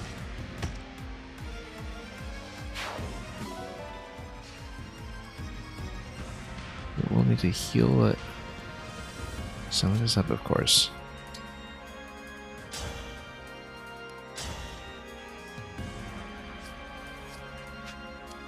That'll be good.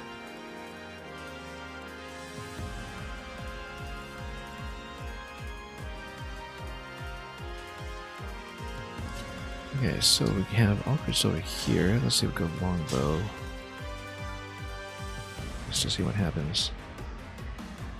Take him out.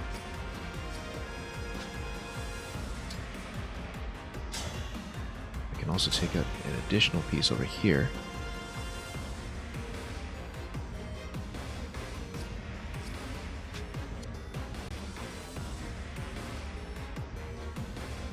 I suppose from that point it's mostly just as you can plus a single tank.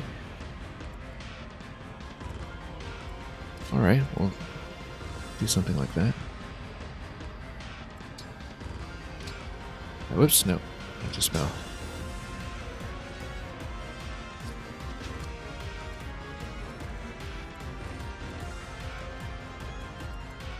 Oh, we don't get 2 attacks here because I don't have Xenologue here. That's fine.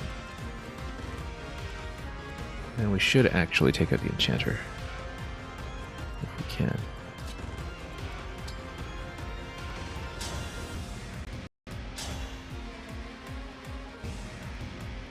That seems like the clearest and most present threat, although I hear Tomahawk. Get it down immediately, and that's going to be a lot of damage that we get out of the way.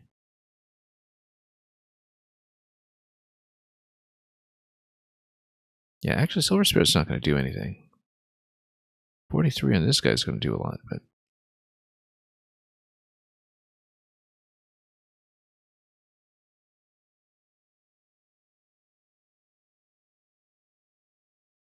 all right. Let's get rid of the Tomahawk.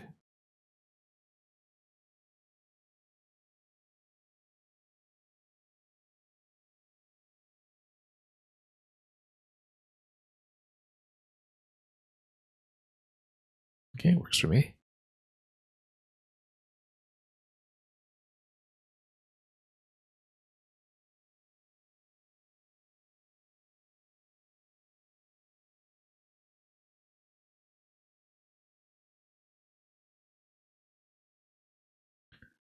Okay, so potentially we have, well, one attacker because they do have to be in melee range.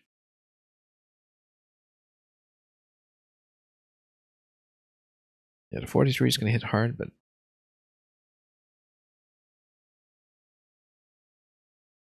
anything will be fine.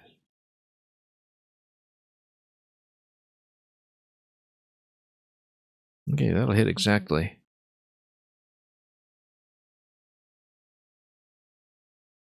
Which means I can divert my heals somewhere else.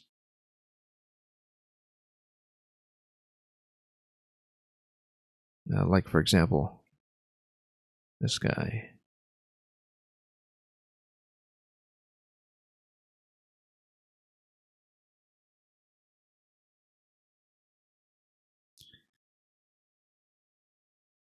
And look at that, healing a whole quadrant too. Not that they need it.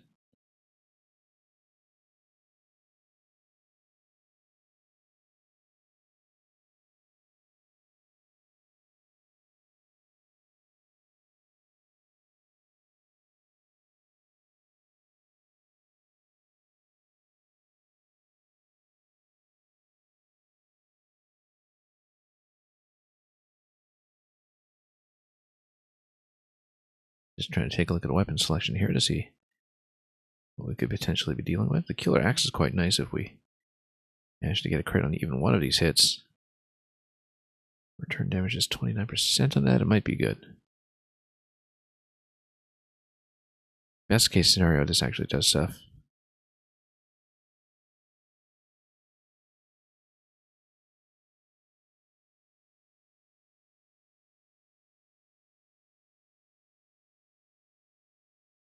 Okay, that works. Calculated risk. But means we don't have to deal with too much now. Yeah, 20 on 1 against 22 will actually be fine, tank-wise. A magic attack at 22. Yeah, we'll live.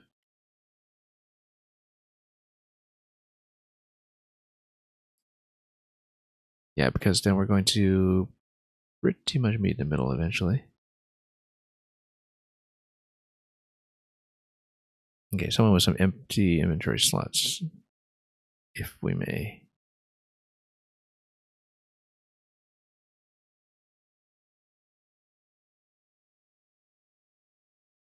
Yeah, Yunaka's got room. Yunaka's also out of position.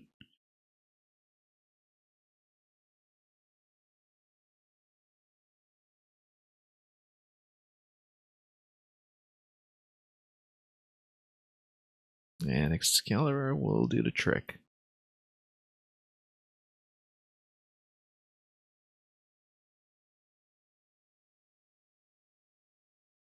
Well, almost.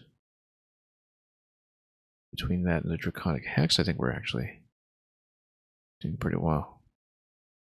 Stand here just to stuff him that location. Penetrating attack, yeah, because that's the one that ignores. Restricted movement really isn't going to do too much, I don't think.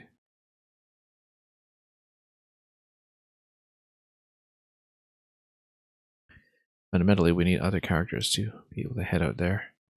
To do that, we do need to get rid of this one.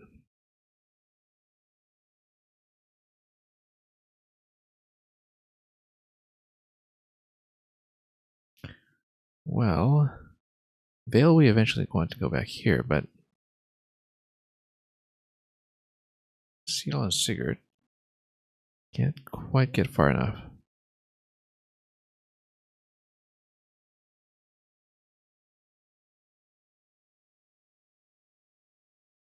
But Vale goes like 1, 2, 3, 4, 5. And she's able to hit from this location. Yeah, we actually just need to reload somebody to do this.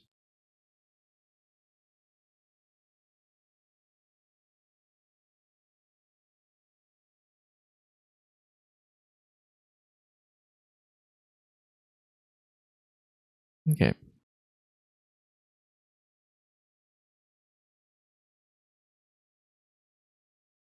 And that'll hit nicely.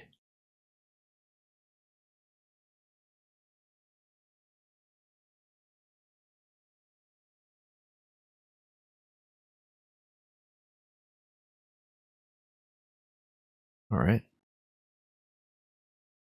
Well, that worked.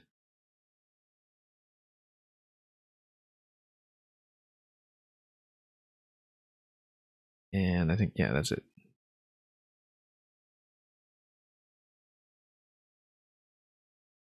And we'll basically have a pincer attack in that location.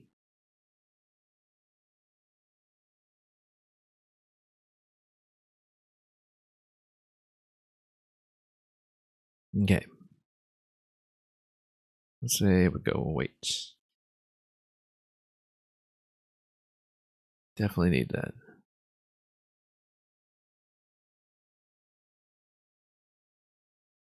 And we're pushing through here nicely. Okay, top group. Or, oh no, we've already done the top group this term. That's fine. We'll, I guess he'll.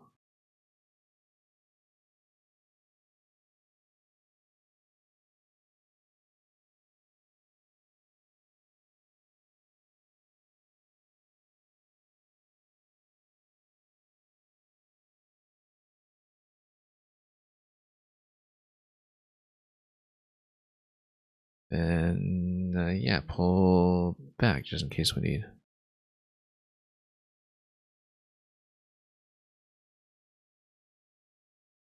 That's okay. We're always going to be a little bit behind. We'll just wait.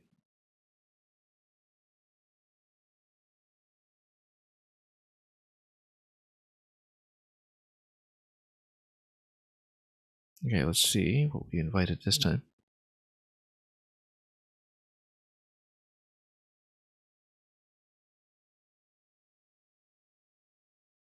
Yeah, we actually do kind of want physics staff.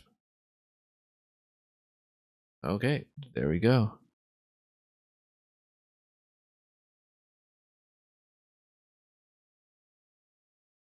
That's going to be a little trickier.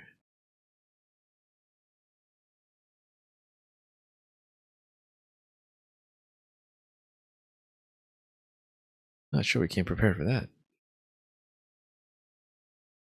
And we can get out.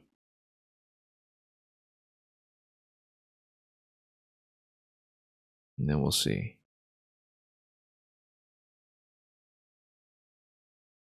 Yeah, one additional energy pool over here. We probably could have used that.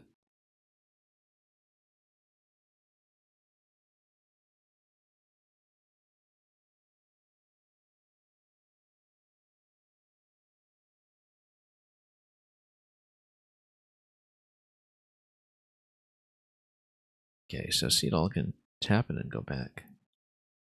That's probably the best way to do it.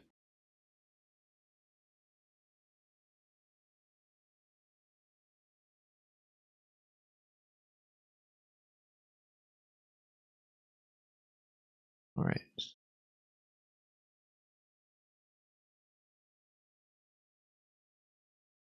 Also, sound is dead. Let's, I don't know how long it's been dead. Let's make sure we fix it.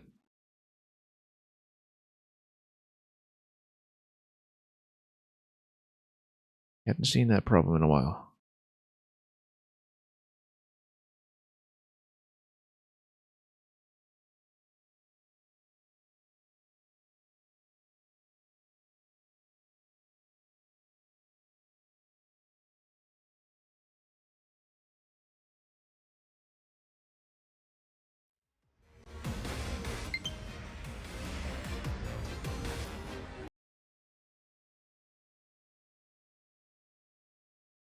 Ship it back in just a moment.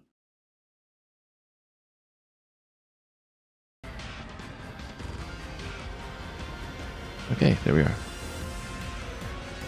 Hopefully 6 this time. We don't know how that was triggered or how it's been going, but we're going to try to be attentive to that while strategizing at the same time.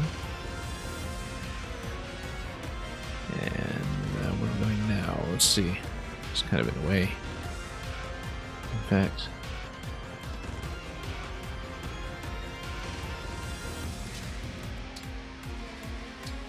turn Silica, I can just do recover here. The party healed up. Ivy, I think, can start to clear, although we have some potential issues with people attacking into this location. I think we kind of need to combine her with Cedal in order to start doing that. Or just attack aggressively enough that we start to pull out that cluster. Make some room. Yeah, the thing is with this guy coming... Okay, he's trapped in that location. We can't actually do anything about him until we have Astra. However,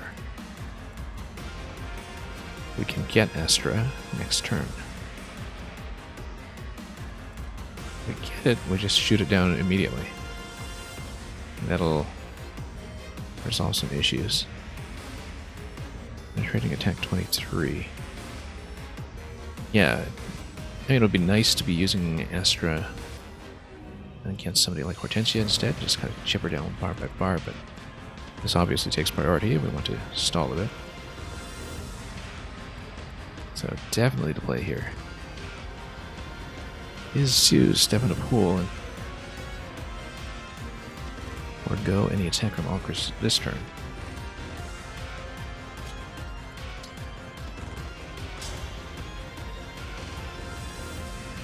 Although, when did I engage with Goldmary? Did I? Oh, we used a killer axe, that's right. That's why. And that's fine, because it means that we can continue killing. Oh, 34, unfortunately, just exactly what I didn't want to see. However, Hortensia, if we don't need her on heals, is able to chip some of that down as well.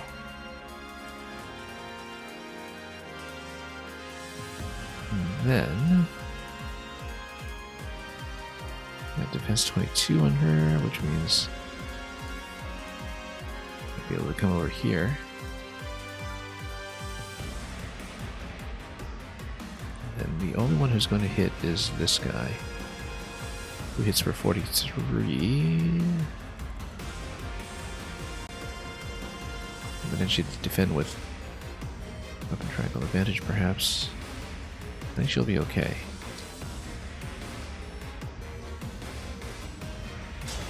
And you can even do quad hit.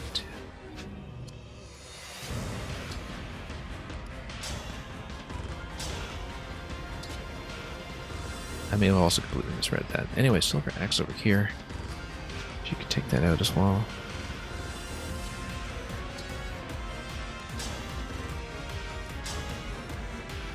And that'll hit nicely too. Yeah, time for quad hit is now, I think.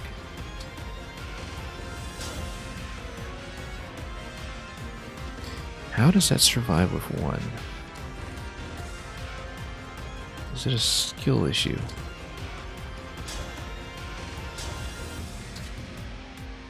You know what? No, just use Armor Slayer. Although, why is there such a huge damage reflect on that? Am I not seeing something? It's part of its skill set. Because that's a giant damage reflect. I don't know where it's coming from.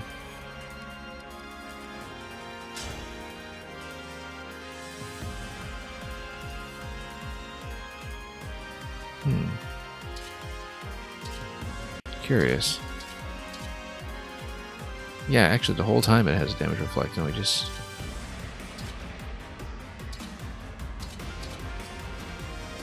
haven't accounted for it.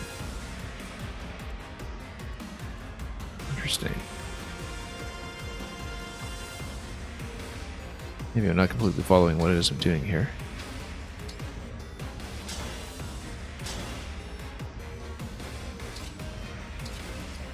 Yeah, maybe all of these... Oh, no, there's a reflect staff, that's right. Because it was a reflect staff previously. And if we managed to zoom in enough to see the buffs, we'd maybe be able to see that, but I guess not. Well, it wasn't going to last forever. Let's see. Anyway, Alchemist has got to go here. It's not negotiable.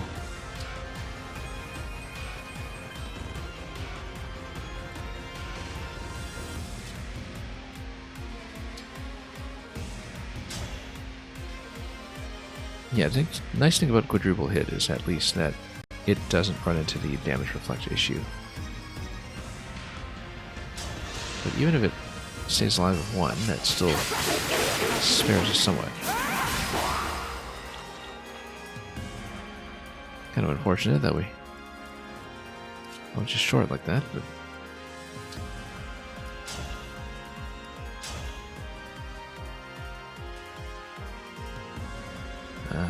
yeah, that'll do. Aw, that was mine.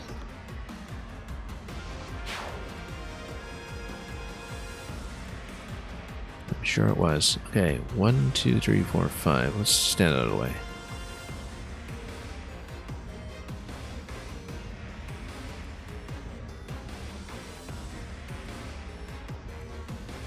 And we'll definitely need to kill it, so maybe just pull her back.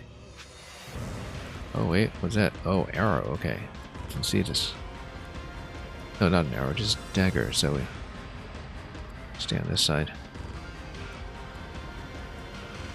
Or push.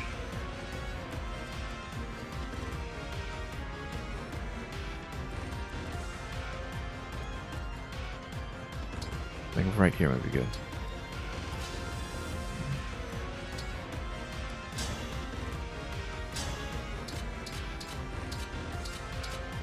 You may have miscalculated what I needed. We swapped the units around, so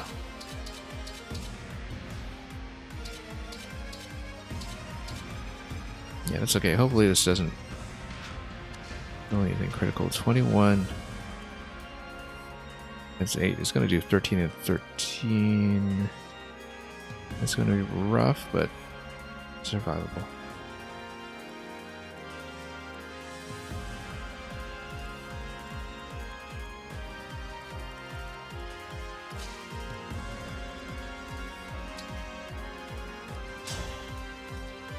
And that restricts the movement. maybe. This is a gigantic damage reflect, though. Let's,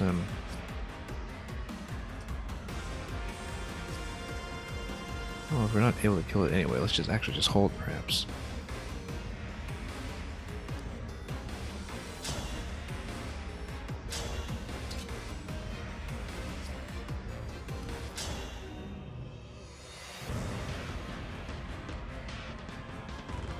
And let's not deal with damage reflect this turn.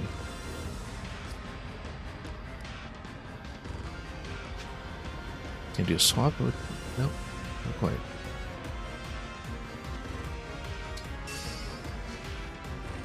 Okay. Now we start to move everyone over here.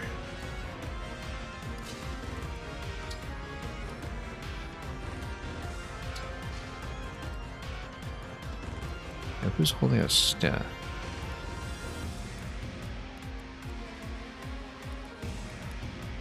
Yeah, so Marin's got to pass his staff on to Ivy, probably. Now he's a little bit full up. Actually, yeah, Marin just keep that staff for now until we need it.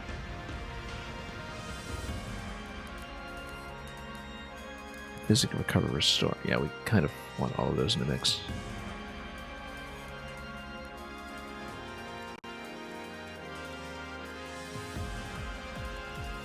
Okay. This really looks like it's going to obviously have some reinforcements coming with it.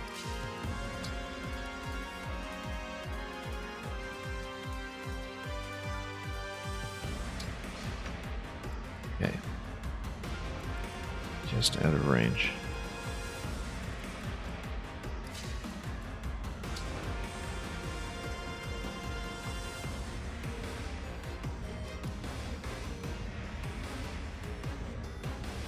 Yeah, Dragon Maid's gonna have to wait till next turn.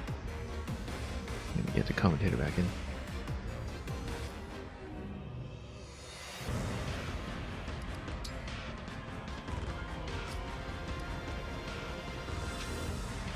On the other hand, no, can't quite reach. Alright, let's wait it out. Might as well just drop the Dragon Maid for no reason, because it's always helpful.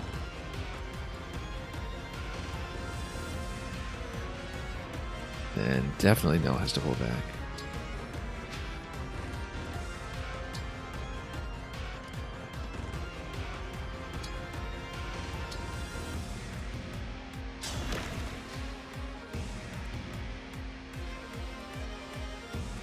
Anything for you.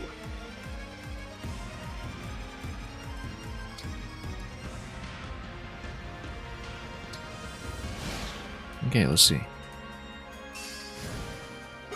Okay, just drops my Esma and... oh, more reflect.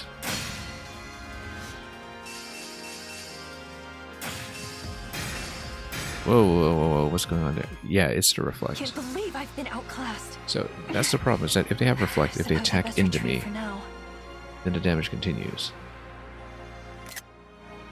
And so I didn't realize that because we haven't really played against the reflect staff.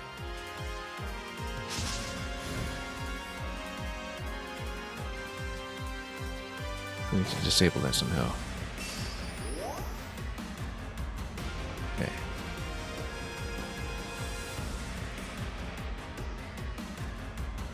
Who even has it? Physics staff over here.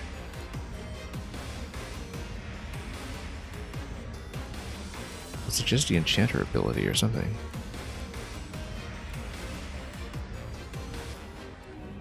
Anyway, we're definitely going to reverse.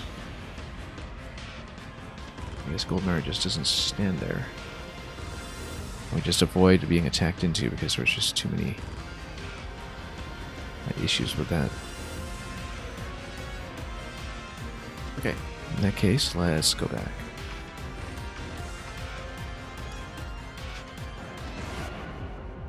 It's been pretty sloppy play.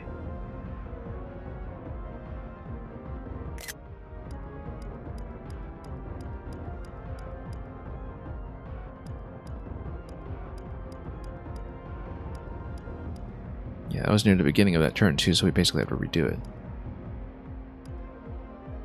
Yeah, but Algris definitely needs to grab that And, well, yeah, we kind of had a bad attack pattern anyway, which I wasn't too fond of.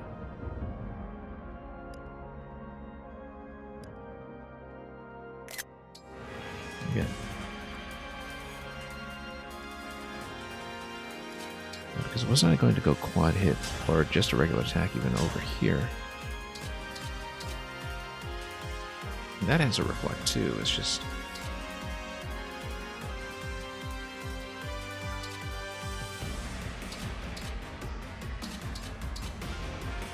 It's just that we were able to account for it.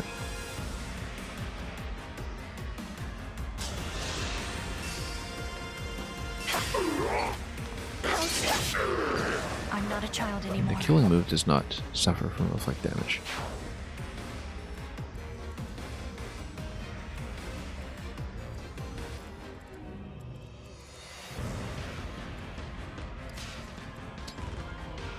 Okay, that's a much better pairing. Much better pairing. There is going to be this damage reflect still.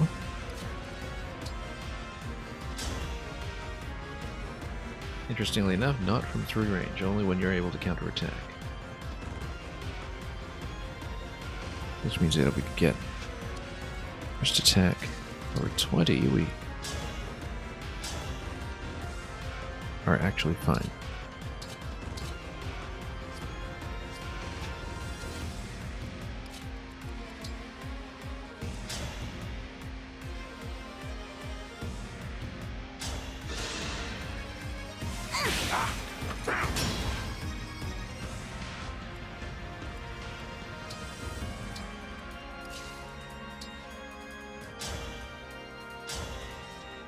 And that'll be much cleaner.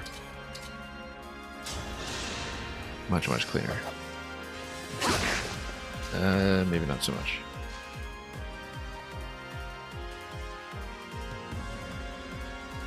Okay.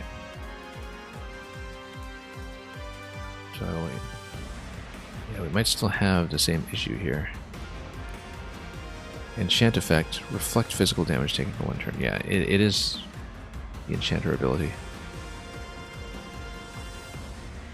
Yeah, if you enchant somebody that's going to attack into me on their turn, then we definitely have a couple of concerns. So we might still have the same issue with Goldberry. Even. Anyway, let's play through it. And we also now know that reinforcements do come in over there, and that's okay, we know. We're not really in a great position to deal with it.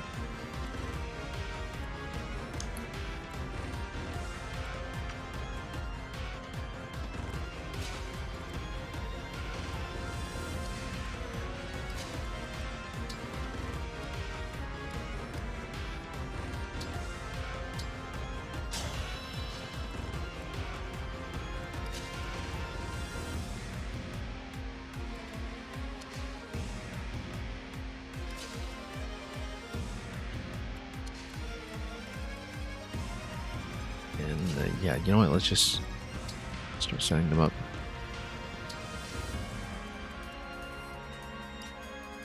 Oops.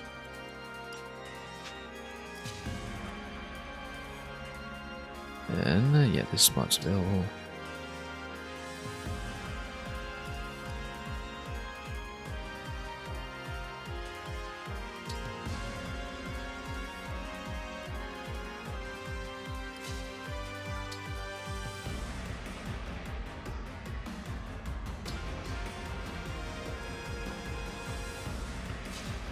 Same idea over here.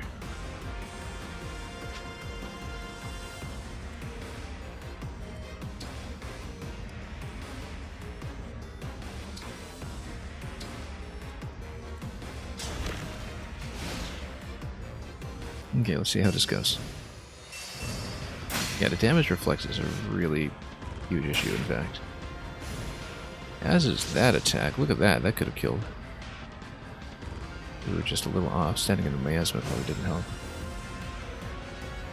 I wonder if there's some kind of story-based mitigation of that, because that was something that I was completely unable to respond to, and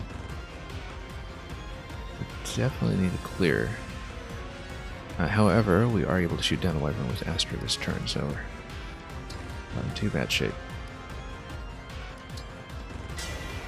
Emblem, engage! Okay, so Astra Storm. We could nuke a lot of stuff here, but this guy's obviously the priority, so there's no other way to fight him, as far as I can tell. My avatar is completely locked down in that other position right now with no elixirs to his name. Were we able to put elixirs in this inventory? I don't think we were able to configure it. That's no. But anyway, this has got to be removed. Now I have you. Also, yeah, having a few connection issues right now. A good wind. Let's make sure my network is actually going. We a bit of lag, I think. We'll keep an eye on it in case we have some connectivity problems with the stream. But I think we're okay.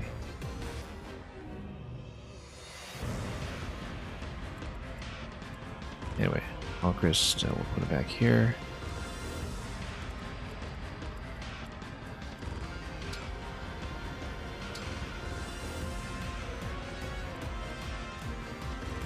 And yeah, we got nothing down here. In fact, was it? Yeah, this is a cannon that was trying to reach. So as long as we take this out, we're okay. More fighting? Quad hit is not quite there.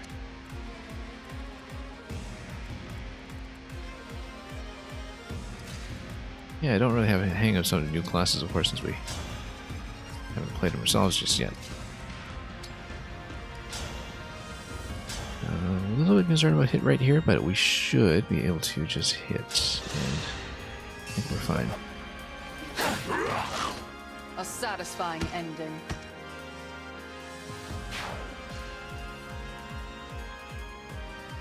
Yeah, we'll sure we understand what's going on with the connection. I think we're okay though, judging by the bit rate I'm getting currently.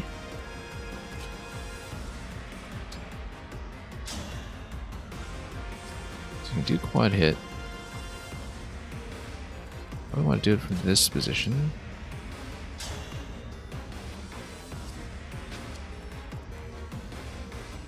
Then you're going to have everybody attacking in, and on the side you do have the enchanter here who make everything reflect all over again, and that would be very unfortunate.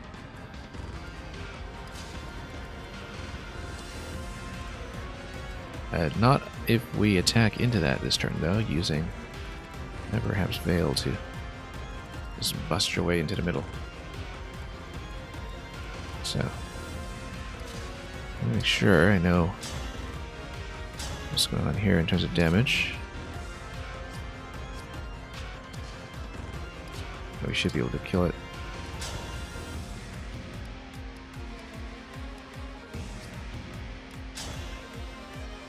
Do need quadruple hit.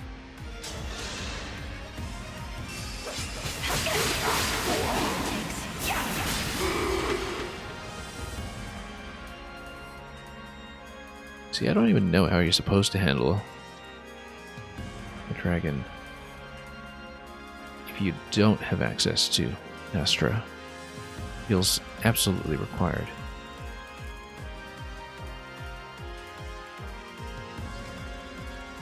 Otherwise, you just take so much punishment.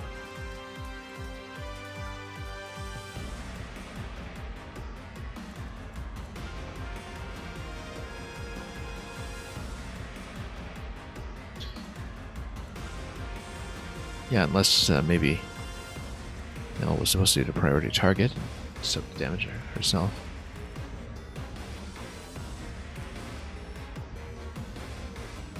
We'll definitely need a heal up there, so... oh, except we used Hortensia. That's okay, Hortensia still has a turn left, does she? No. Oh, she does not. Okay, but we're still able to do something like fortify. Next turn, not this turn. This turn we do need to score a kill if we can. Yeah, it's going to be Veil plus Xenologue too. They go anywhere. And once Xenologue reloads, and he can get rid of the Dragon Vein. Oh, actually, Corrin can freeze. Corrin can freeze all of this stuff. This is going to be the time to use Corrin, in fact.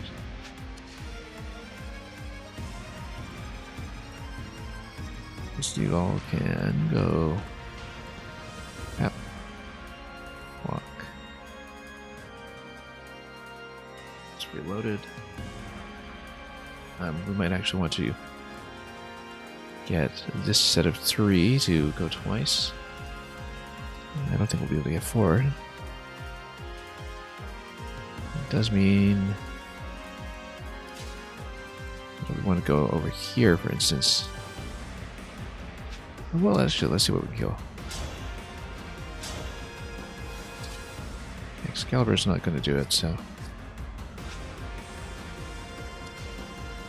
go over here instead and pull back.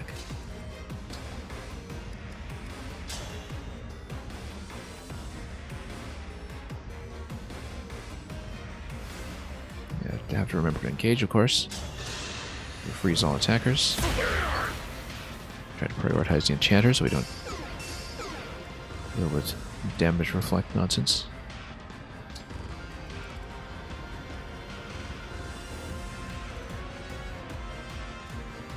And we don't really even need to use mindless power this turn because we did freeze everything, and it'll give me an opportunity to get resettled, but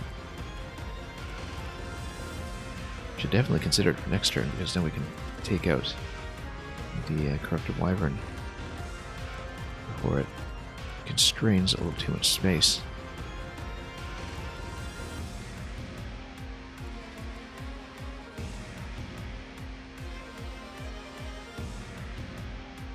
Okay, let's figure this out.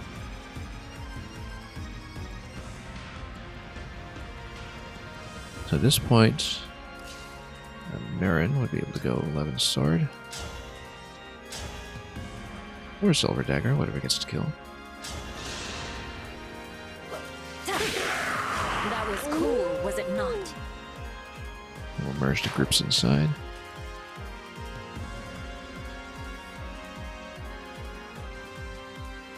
Yeah, so turn to Celica. Make it pretty far.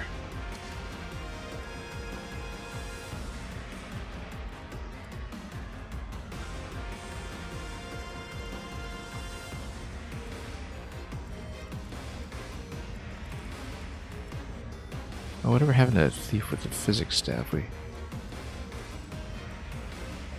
don't even know where it went or where to potentially recapture it. Wasn't it coming out of its location? Since I never went there. Long gone by now.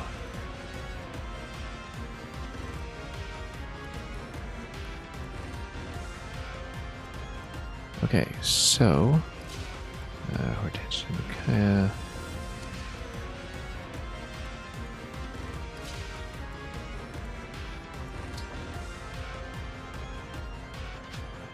Well, I'll figure out what kind of placement works for her. But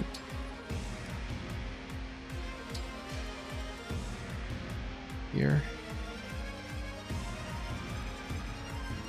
And yeah, Crypto Wyvern will have some type of effectiveness against it, I'm sure.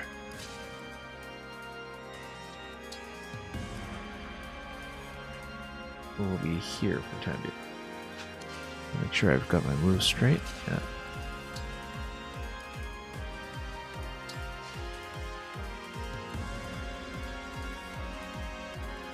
And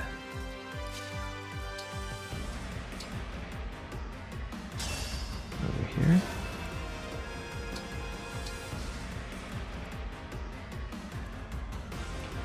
And we can attack in this turn, but again, I kind of think that with so few opportunities to reload the orb, that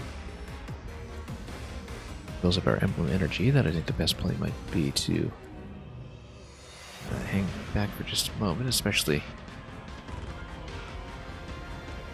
once we get into the wolf madness down here. However, reloading 3 units here will eventually get you places. I mean,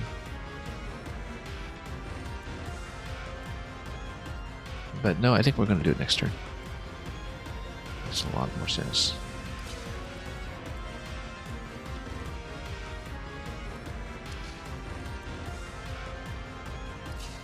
What we can do is instruct. No, that's okay. That would require me to engage this turn. Engaging this turn isn't necessarily a bad idea because we would then be able to reload back in faster for next time, even if we don't use the Goddess Dance. So we do use the Goddess Dance and we push way up front.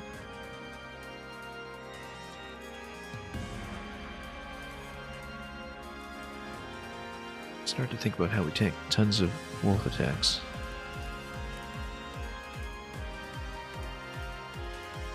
Allies are the same class as unit within 3 spaces. Yeah, that's going to be a massive backup attack coming our way.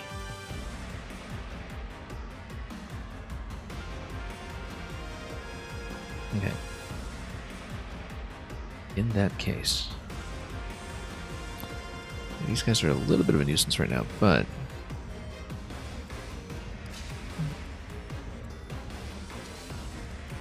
this means that we have the ability to head down here.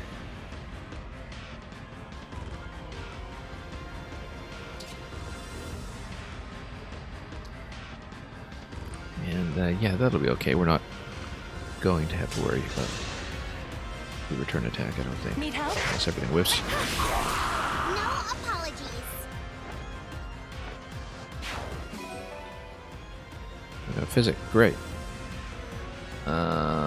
Except this was a bad character to loot this with. Because we can't really access the convoy, so unless I can use my avatar to access the convoy, but no, I don't think I can control him at all. He just can't move. He's completely imprisoned. I think we actually want physic over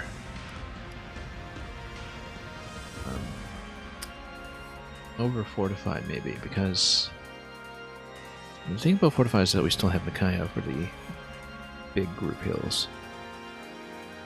And we definitely still want restore, I think, because there are too many debuff issues that we might run into.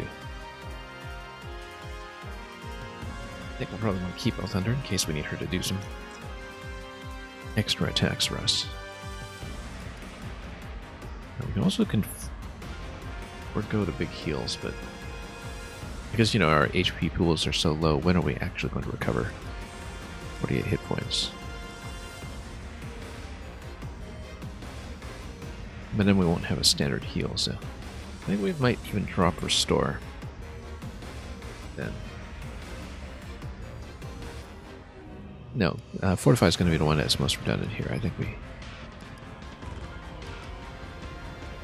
can probably afford to drop it.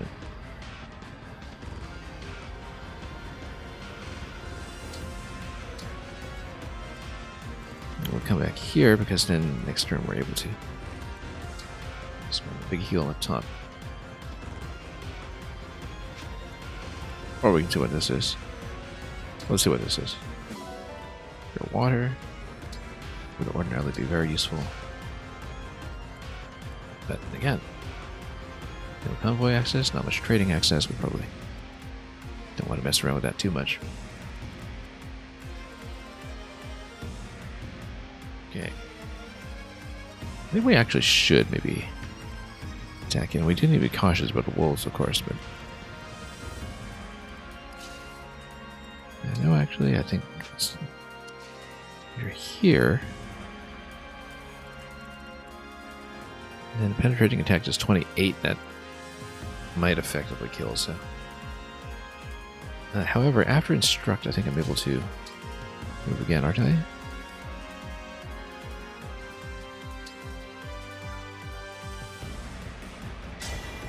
Emblem, engage! We can do the goddess dance to move everybody up.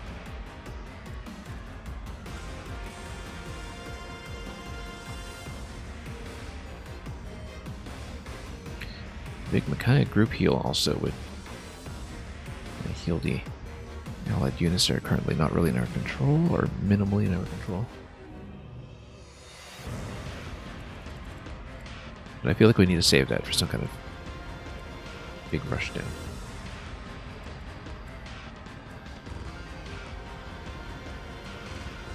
Yeah, that's actually still in a vulnerable location, so I was hoping to get further up, but apparently not when there's a slight change in elevation.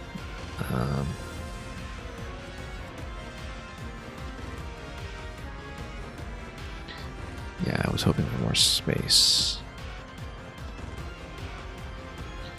But if we load up on a bend here,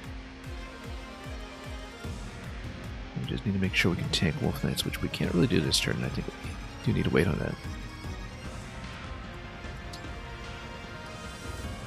Okay, let's just go instruct.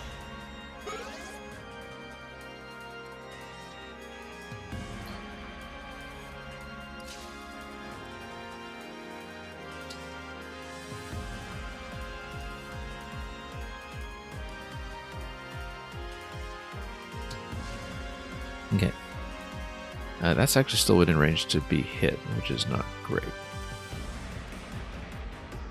But hopefully everybody else there can just survive. Without too many additional complications.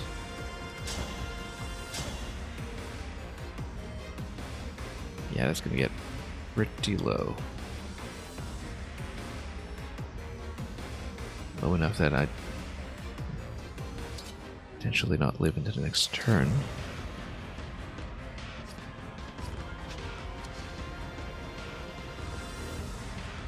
One thing that we can do, though, is that some of these might be vulnerable to the bolt axe.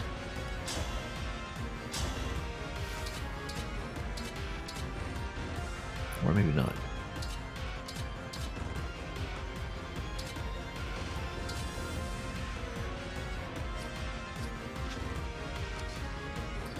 Will be a part of local music history. Let's see. Yeah, you can hit, but I just don't have a heal to follow that with.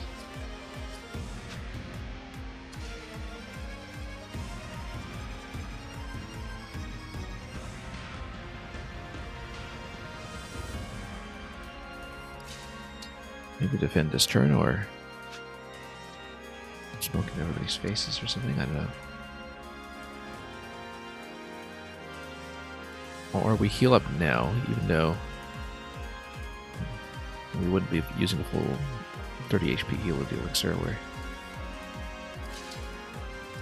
probably going to want to do that. Because I would do 13 to you.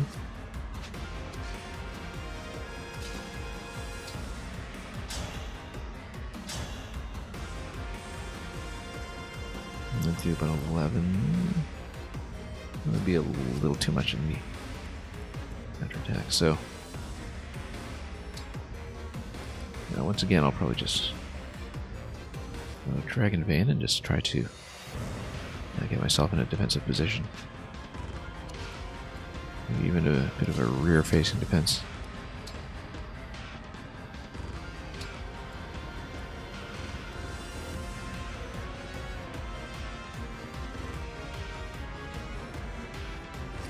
Yeah, I'm already getting engaged. No, I'm not.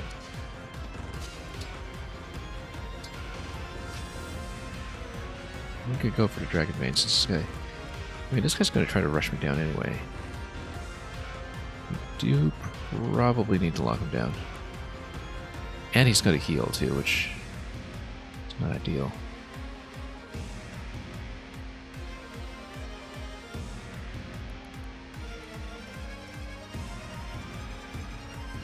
Yeah, I think we might need to heal up. Might not be another way to do it.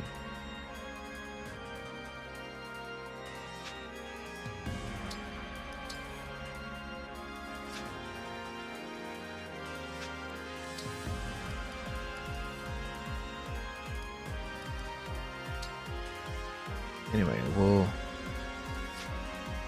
find an appropriate metaphor here. Let's go stone.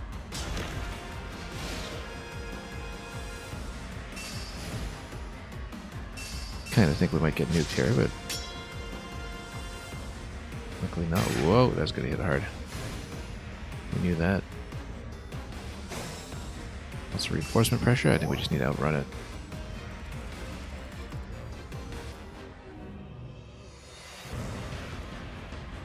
Yeah, we just need to outrun it. Too much miasma.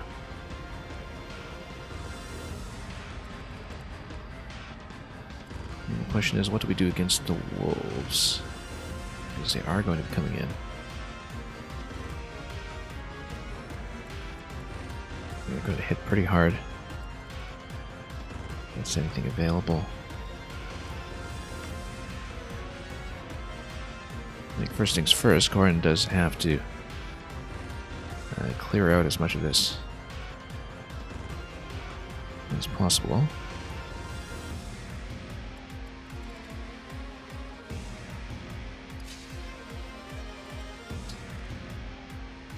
Brendan and Roy, how would they do? Inconclusive. 26 speed, 27, yeah. Even 11 swords too slow here now. We might have to go dagger. It's my default.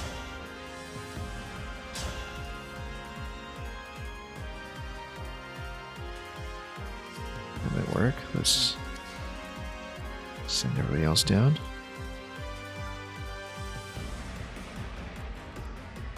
So yeah, she'll definitely need to get heal up top. Oh, now they're trapped here. That's not good.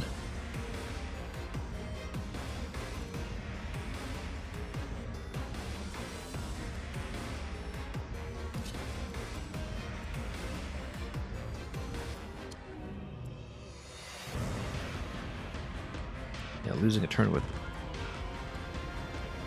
Lynn being out of position is also not great.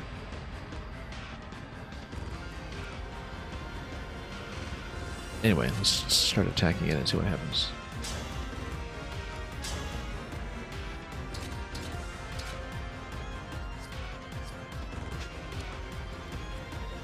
Neither one of them that good. Now, this guy's going to be a little bit constrained naturally as long as we watch the positioning, so.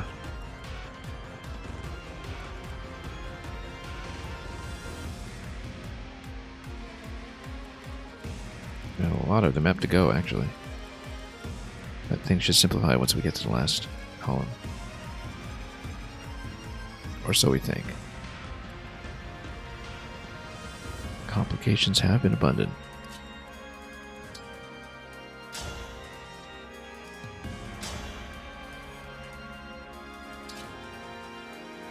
Yeah, we can try it. Just to see what happens. I feel like our chance is going to be a little bit better with a spear, but you never know.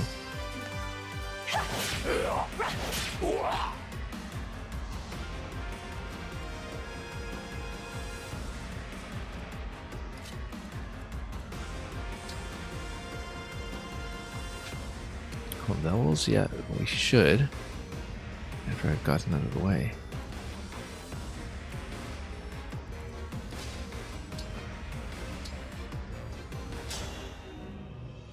Yeah, we definitely need to do this.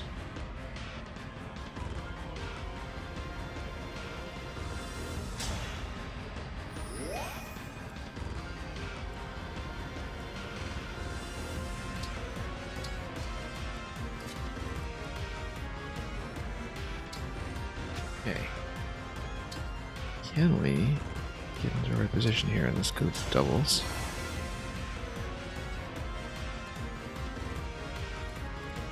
eliminate those two.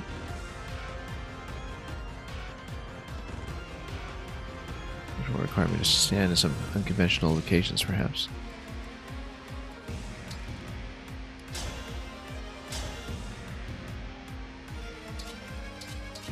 That mostly hits. I don't know if mostly is good enough.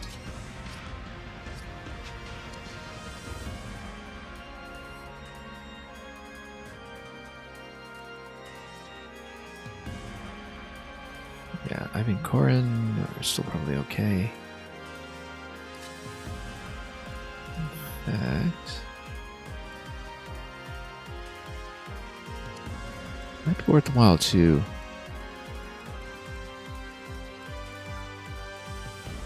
drop something like smoke in that location just to make sure nobody's going to come here. A bit of an obstruction.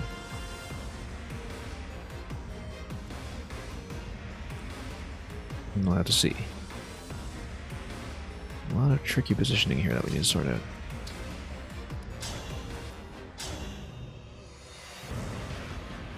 And then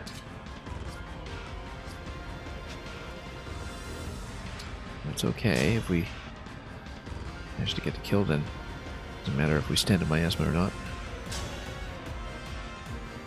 At least not yet. Right. Was that too much? Okay. Now we're in decent shape. Now we can start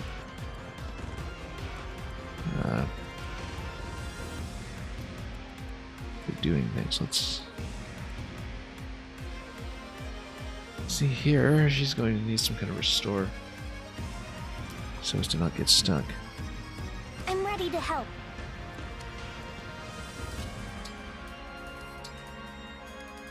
Yeah, definitely to restore staff.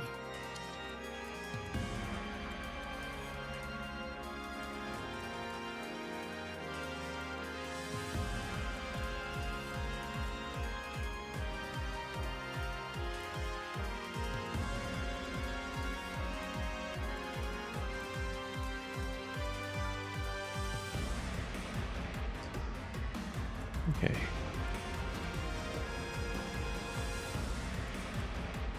Now, what was our solution to this? We actually had found one. I think Korin. Yeah, they really want. We can actually go here. Tap this to lock it down. And then pull back even further.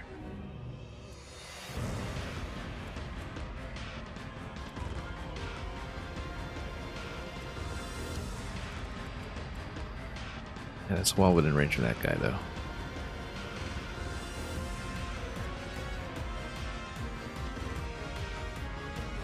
Well, then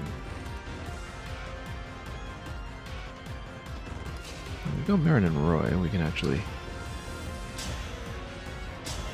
start locking things down a little bit, maybe. Or go fire if we get in closer.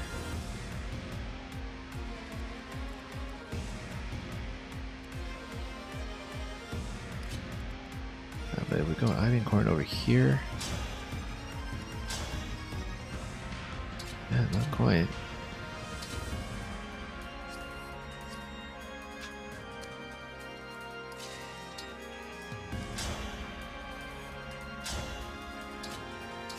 Now this does inflict a break. I kind of like that because we'll need 2 attacks anyway. Inflicting a break is going to solve a lot of issues.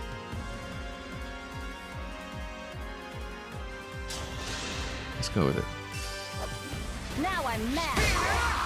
Oh, You look were at a that. worthy opponent. That solves that. So, yeah, Ivy will definitely need to do restore first then. And maybe even heal up after that. And we do restore from distance 3, 1, 2, 3. Well, I mean, she'll still need to canter out, but at least she is now able to canter out, so.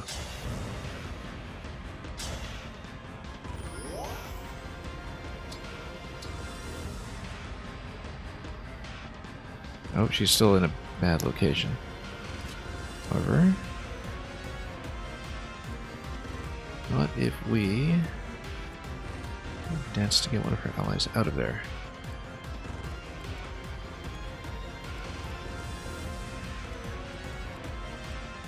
It should go 1, 2, 3, 4, 5. Actually, I'm not really sure because the miasma is locking down your movement. No, you can. Still full movement under there, so far as I can tell.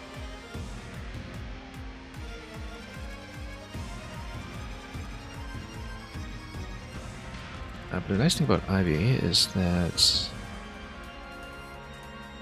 she would be able to do a torrential roar over here and lock down some of the wolves, and then pull back from there, maybe. Although torrential roar as an activated ability might not be able to do that for her.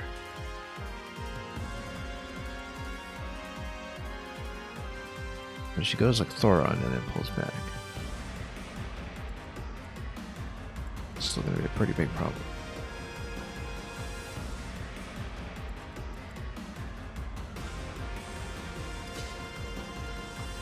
Yeah, basically if you go like this, dance. Oh, and look at that, our movement is very constricted.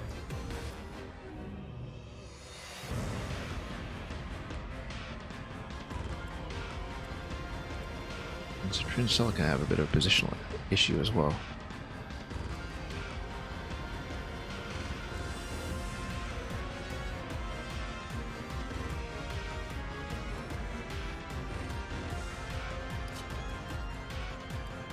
So yeah, she can go like that, but the pillars wouldn't really help her.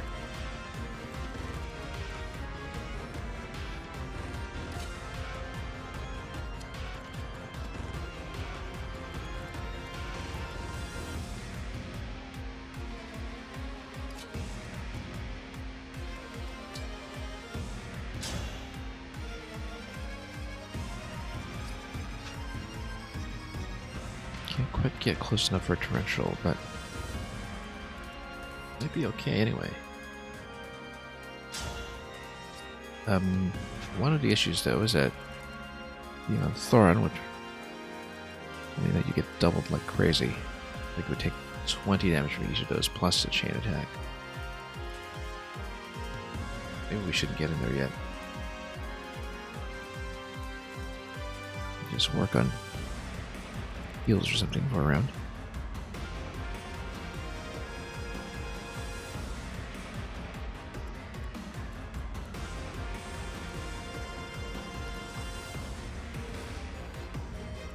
Should go over here. Probably have to heal up.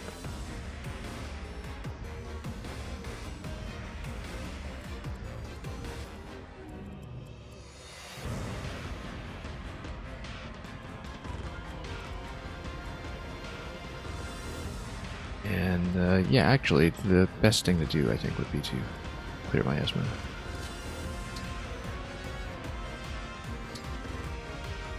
Oh, except we can't do that. Why not? Ah, because that was a fire location. Okay.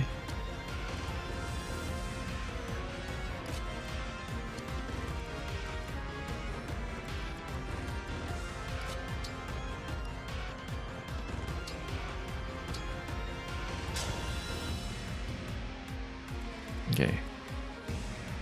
It eases up on us a little bit. I don't look that this guy can still on top of the pillars. Yeah, because I guess it's no longer restricted by miasma. Landing location.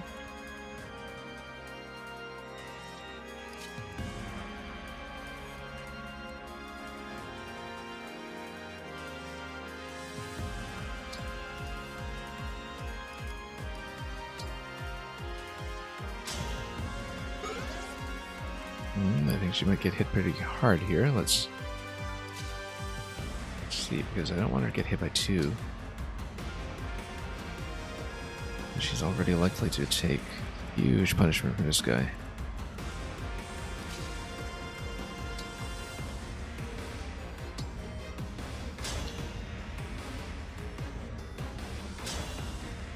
Anyway, let's do something useful with her. With any luck, the enemy will miss. Not something we want to pin on, of course, but...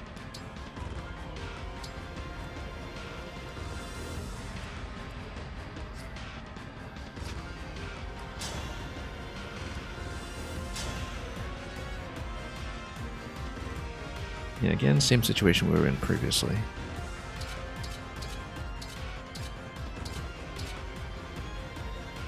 We'll need to heal up first anyway. Looks like we've got so many turns left. Let's do it. Also, if I use Camilla, I'm able to soar out of this position and get out of being stuck. That might be better.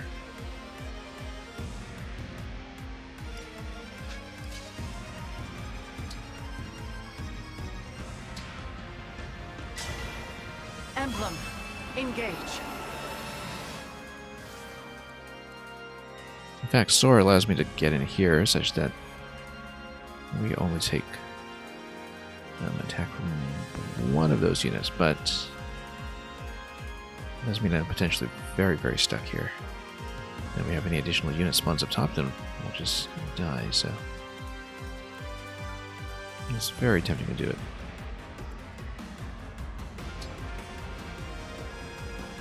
And indeed, Dark Inferno would allow me to constrain some spaces and prevent the enemy from coming in too soon. Maybe. Doesn't look like it's actually going to do too much damage.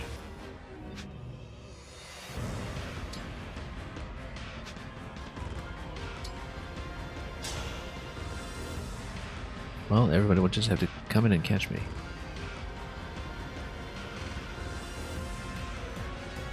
Maybe.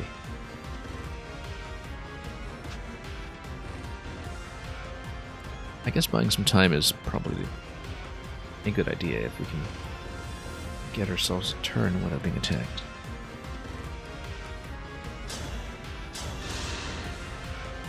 Hurry up and die.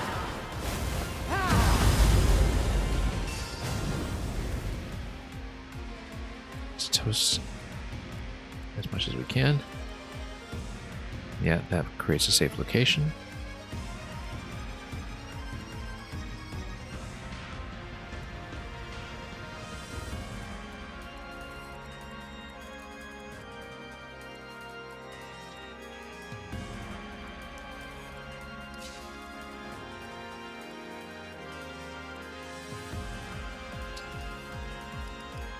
Maybe even swap here.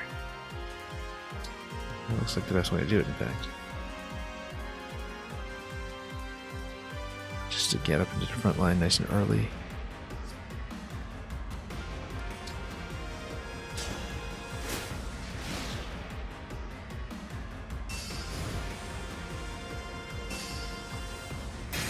And yeah, that's going to hit really hard, as expected.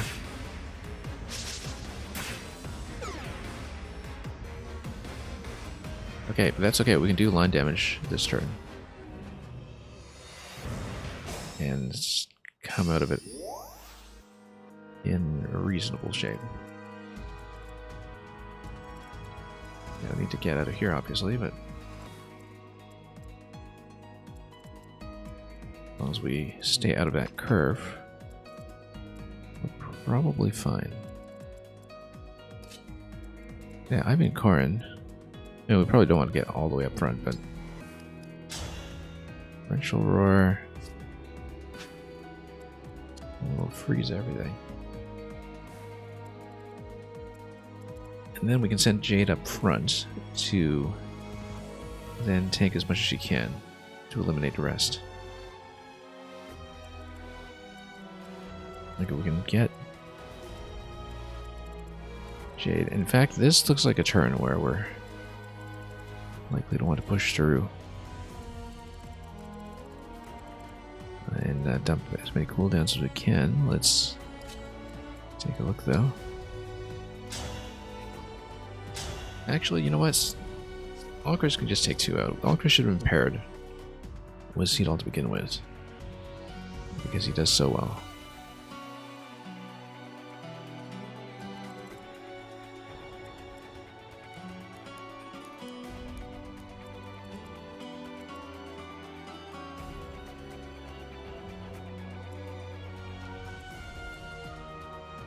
Yeah, so we can just take out 2. Maybe freeze one as Ivy. And then send Jade in to absorb everything. We should be okay. Except, of course, the minus 5 HP thing here. I'd like to put a minus 20 on Jade, because everybody will hit if she's doing ether, and so that might be a little too much to deal with.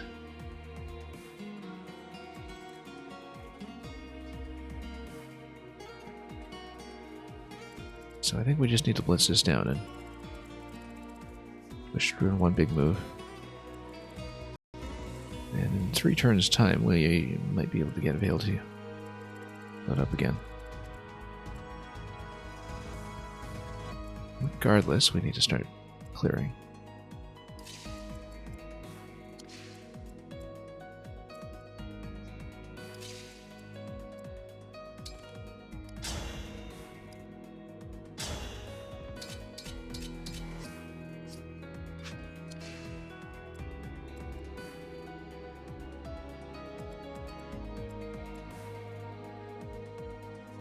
Well, if we lock them all down... I mean, we can lock them all down and just go around or something, but I feel like that's not the best idea. Stay focused. Also, yeah, she got locked down again, so...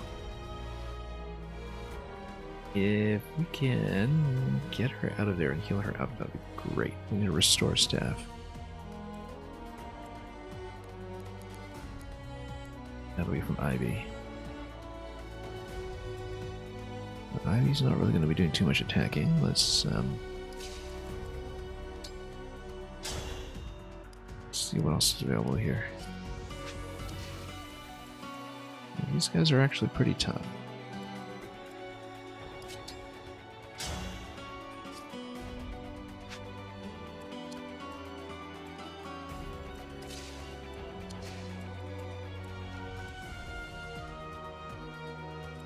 Well, anyway, let's start just knocking things out.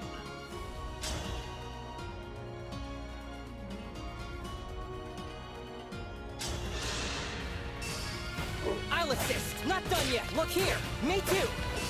I need to get stronger until no one can beat me.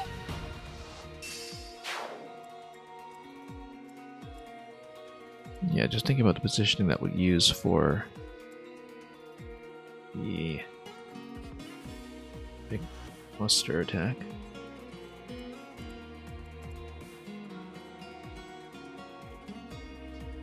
Keep in mind that Ivy does need to use the restore staff.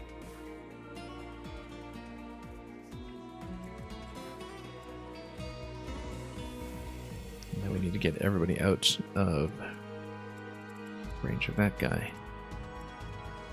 In fact, Outflyers only, unfortunately. I was kind of hoping that we'd have a good position to snipe him, but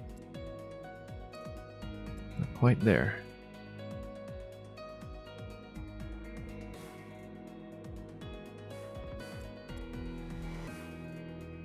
Yeah, let's leave some room here so other attackers can come in fact. Might be best if I leave them here.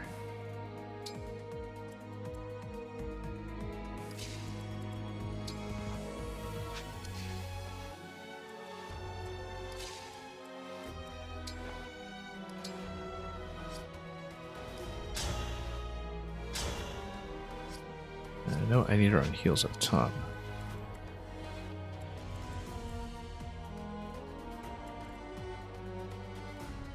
What do we do to sacrifice heal?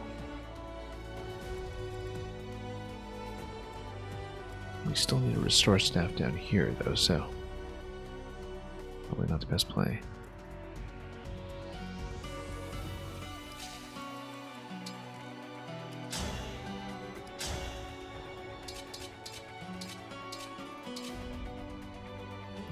Yeah, that's the kind of attack you make when you want to finish after having chipped him down first. Let's let Jade here. Jade is going to be a fairly important piece of the puzzle, I think.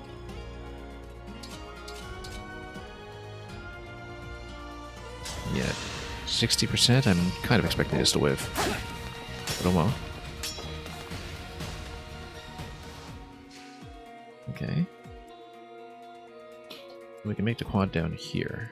We get Veil. And because it means Ivy can go restore and then pull over here.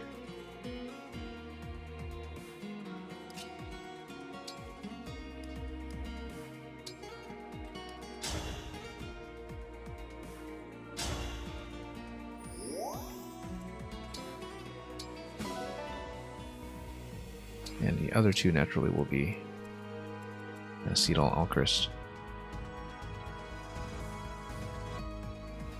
And then we just keep pushing.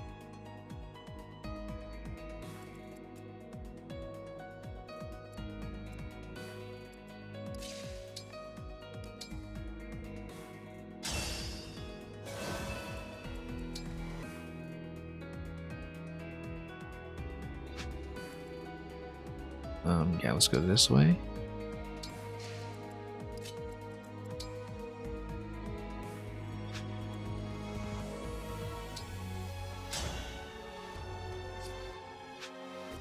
And then let's take out the one at full health because we are within much better range than anybody else to do that. Excuse me, look here! Me too! Look here! Whoa. That's a whiff.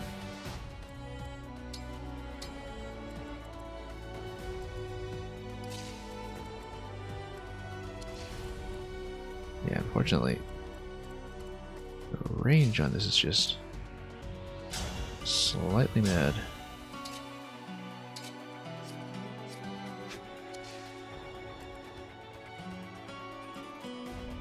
We can get most of the way there. Let's see if we can manage it.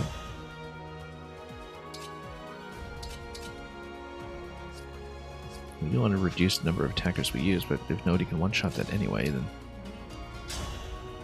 we don't need to be too picky.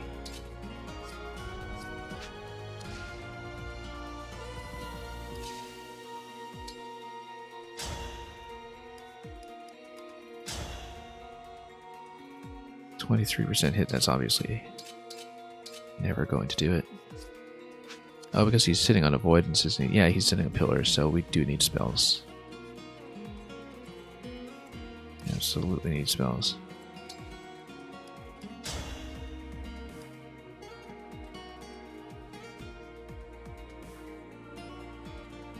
If we can get some kind of additional damage out of her.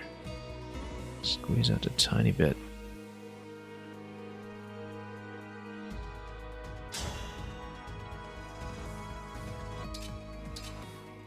Yeah, I think this will be the best we can do for now.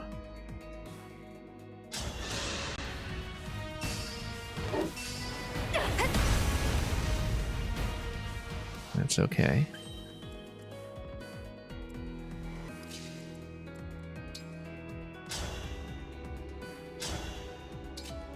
What can we do in terms of hit rate? Not much. But we can try it. Just in case it hits.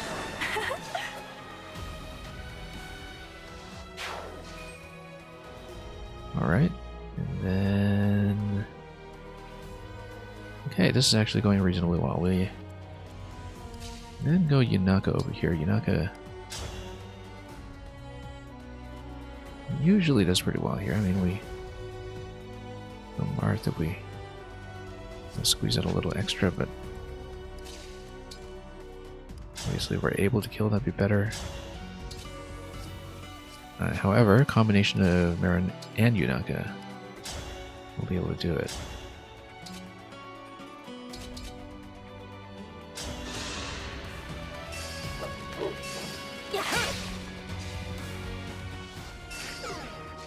The hex is it?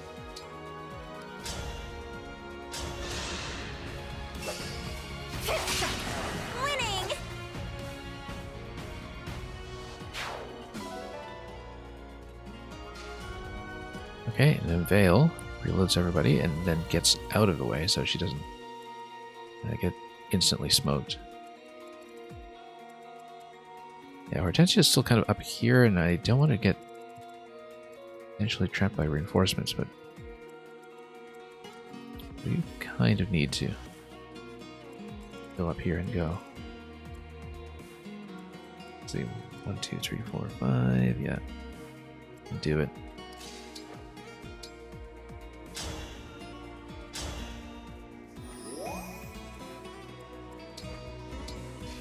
Oh, I should have attacked first and then healed. Yeah, that was maybe slightly silly.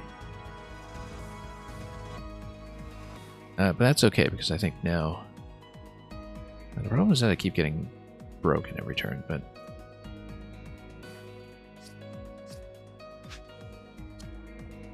But if we go kind of anti-break, now that it is an incentive for that, which is to deflect that attack.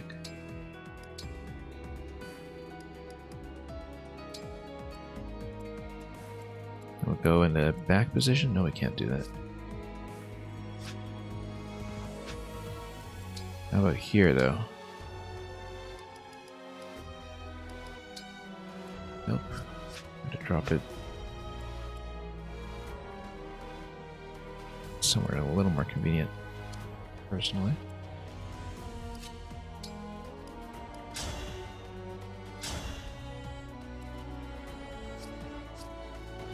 Yeah, we should maybe attack into this while the going's good.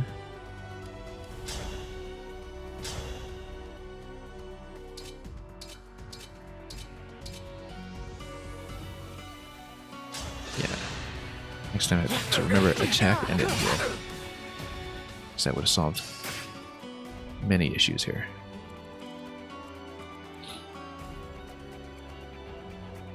Okay, now we reload and then we keep pushing.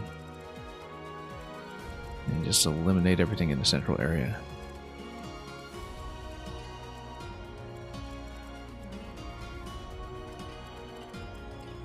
Yeah, no two ways about it. I think we do have to do it. Count on me.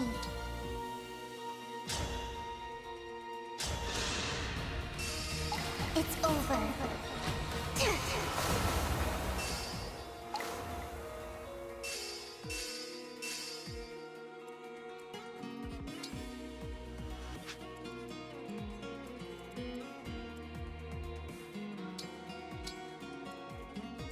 Okay, now let's see what we can do with the rest.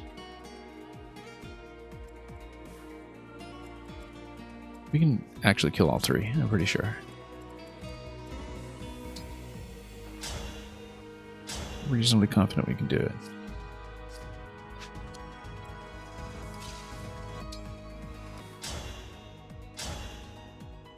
Uh, 69%. Still worth a try. Alright. Well, we tried. That's why we have a couple of backup options here. Just in case.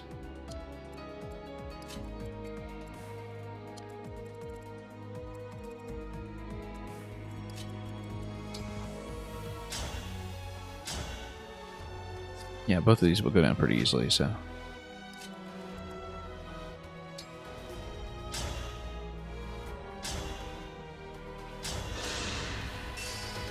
Sorry, not done yet. Look here, not done yet. A good wind. Unquestionably the MVP here.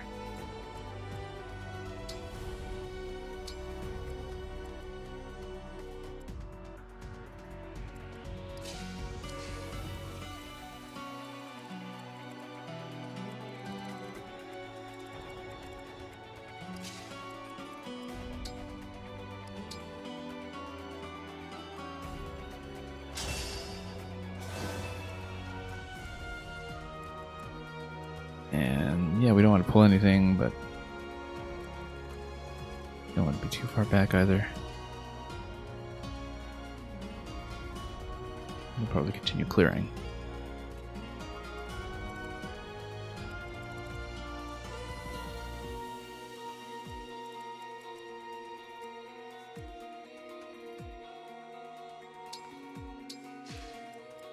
Okay.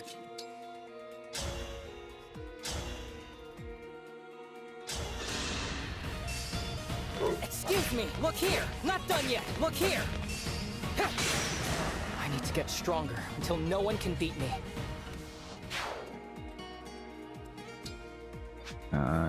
Do we want to get within the cannon range there? Probably not. Although I might drag it down.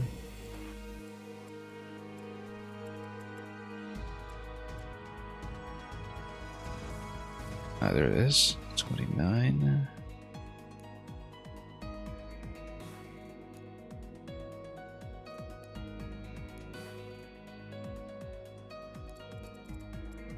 Yeah, it's going to hit a bit of everything, so.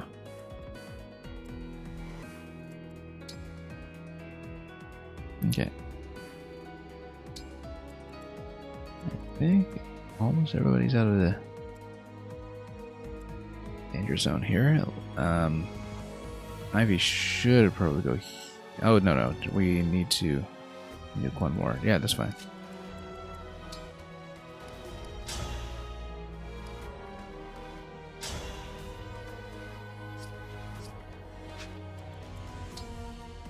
Do we have a way of convincing ourselves it's 100%?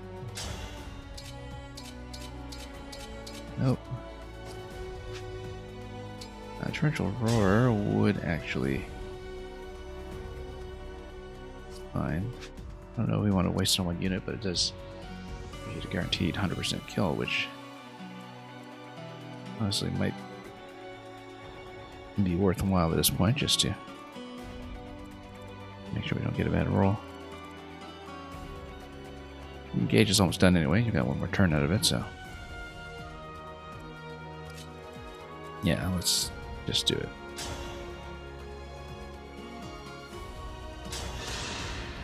I've made my choice.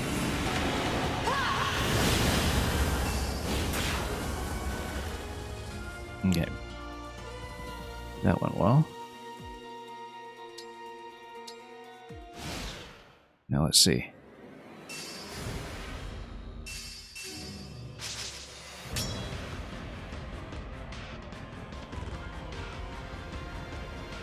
Okay, that's a lot of reinforcement. That's okay. A lot more wolves.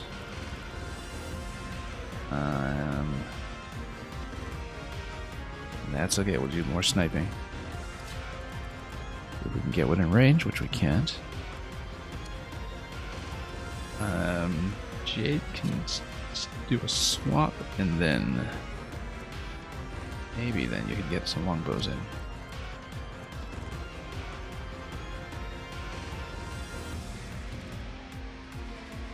Actually, it is Jade who needs to sit there and take as much damage as she can.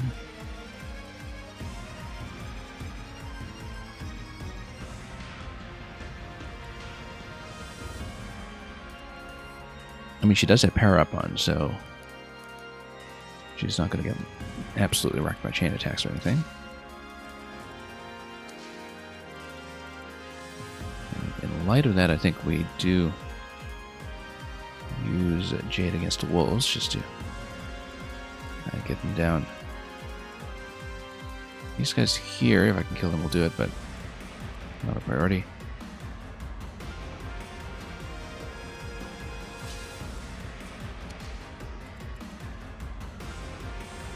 Too many difficulties with where they're sitting, I think, so just make sure we outrun.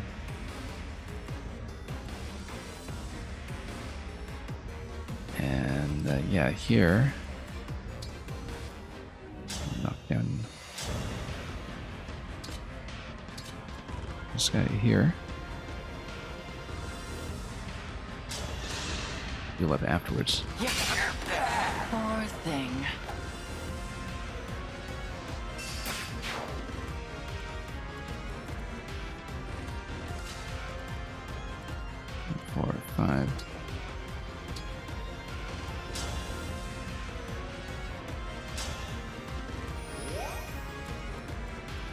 There's a bit of a potential problem, which is that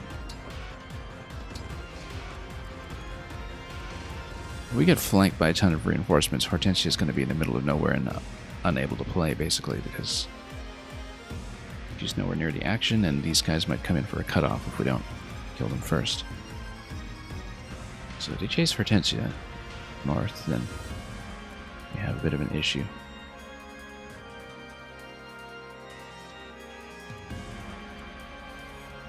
Okay.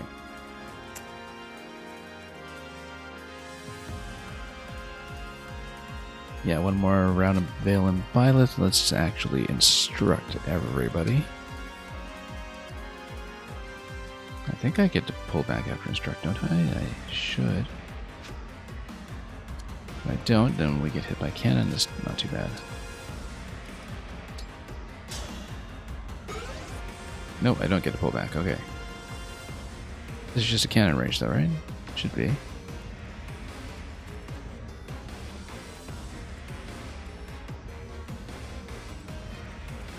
No, that's okay. She'll live.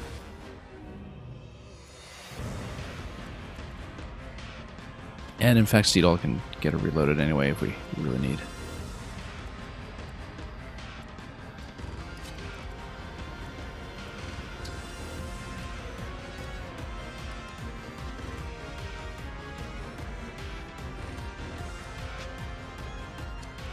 Now, unfortunately, these are in a staggered pattern, which doesn't really allow me to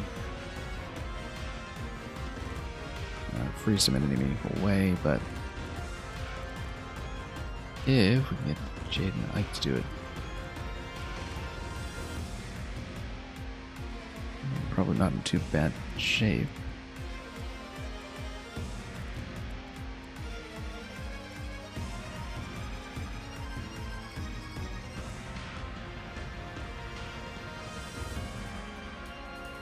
So anyway, here, Celica is able to go on. I kind of wonder if we do Warp Ragnarok, whether we can take down Viper in one blow. I bet we can. So I don't know if there are any more natural locations for more to spawn. I mean, there are these steps, which are likely to eject more reinforcements away, but let's go. We have 10 spaces, right? 1, 2, 3, 4, 5, 6, 7, 8, 9, 10, and you know, potentially So weak. Well, so weak. Also, was I ever able to go 1, 2, 3, 4, 5, 6, 7, 8, 9, 10? Probably not. I just want to check something quickly. May I call on you?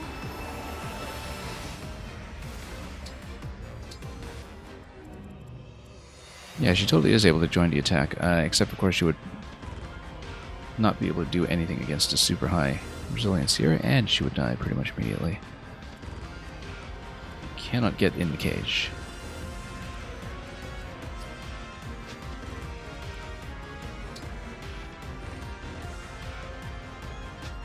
I should probably heal her first.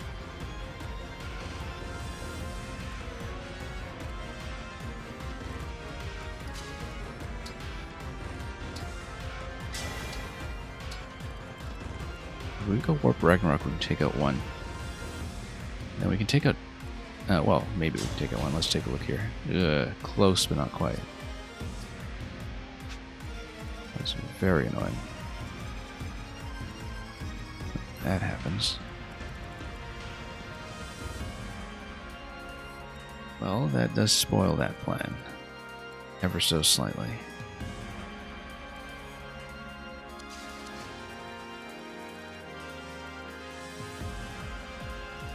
But if we're able to remove 2 using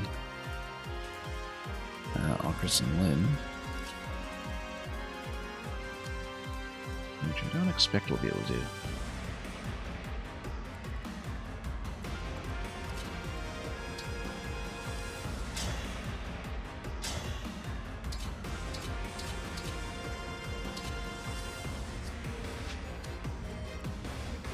You can do a little bit of immobilization. Just get out of range of this one here.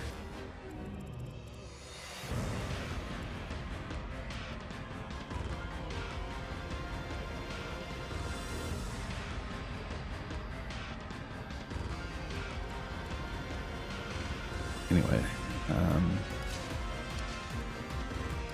yeah, Goldmere and Lee, yeah, we'll just send them forward still. No use hanging back with these guys.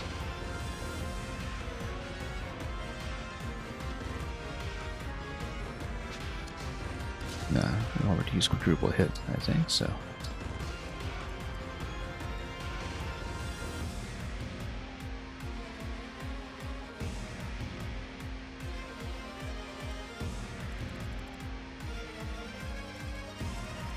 Now, so Trin is able to do this.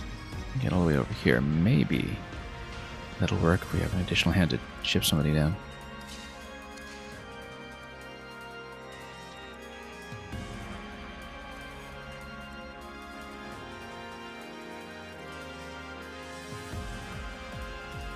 Yeah, I think this almost certainly is just going to be Jade's moment to shine here, except how so?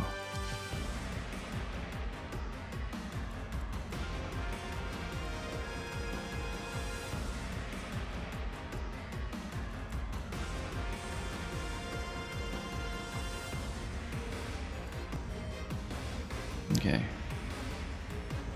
Let me think about this. We still have this massive cluster to attack into up there, and we still have to deal with bosses, so we've got so much left to do. Yeah, so we just keep on running, and sort of wolves. We might want to just draw them out a little bit, like ignore them this turn and just take a turn to recuperate.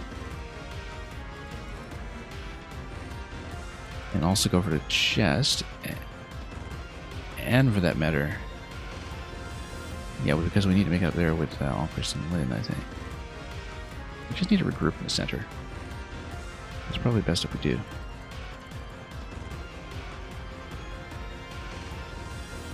Then after Alcris and Lynn get their next reload, then we can start to do things like pelt Hortensia from afar, just to make sure we do that. And then with Jade down here,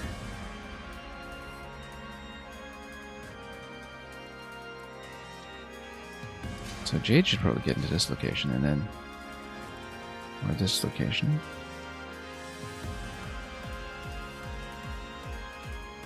And maybe stand on a pillar. I think it's best if she just stands on a pillar and then takes attacks from or units. The issue I see with that is that if you have wolves on top of Miasma, they're going to have that plus 20 defense, which is not really playable.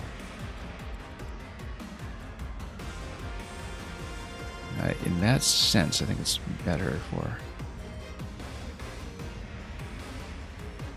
some miasma removal to start occurring here.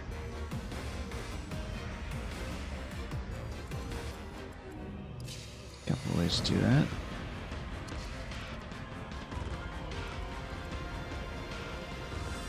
But if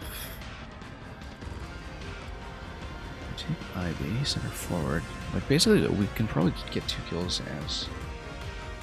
Alright, maybe we can get Ivy to freeze one.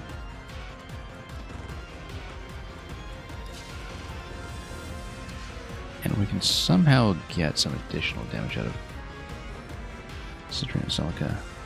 Like by repositioning Veil, for instance, but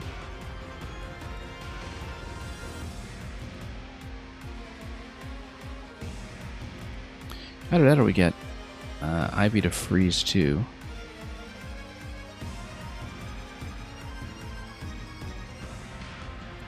And that because now we've got a bit of a tricky situation where Veil is actually blocking the wrong location.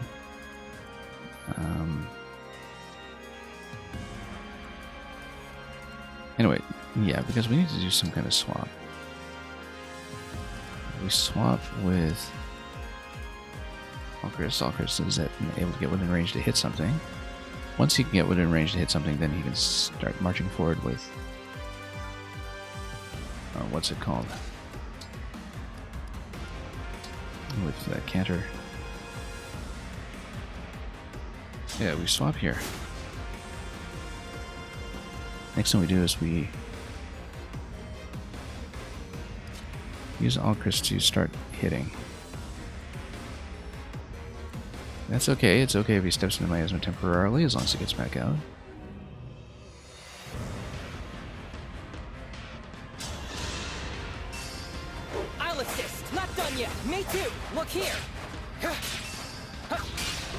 A good wind.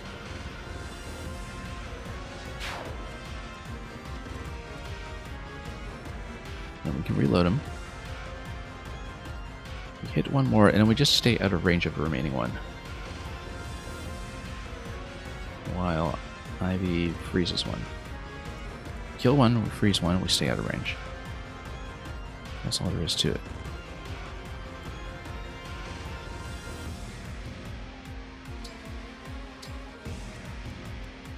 Okay. Yeah, this guy can't actually run that far. This miasma's in the way. So we can just hit it pretty easily. Only thing is that Vela is going to get hit by the cannon, but in order to get hit by the cannon at this range, I think the cannoneer has to run. And that allows you to break up that formation.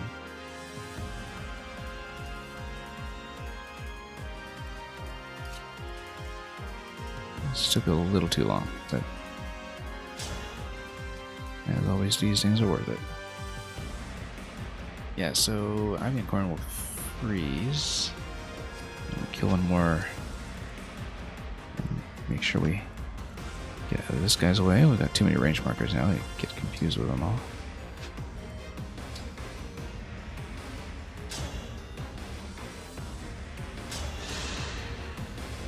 There is no escape. Oh, crit. Guess I Great. did it right. That's even better.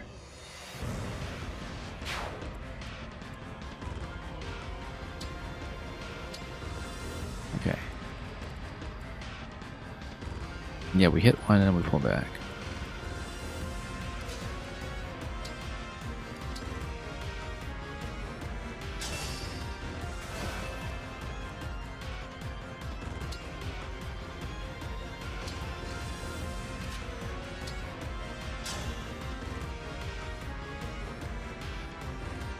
And we want to come up. Oh, yeah, we can. Hopefully we don't have too many misses here. Not done yet. Look here. Me too. Ha. Ha. I need to get stronger until no one can beat me.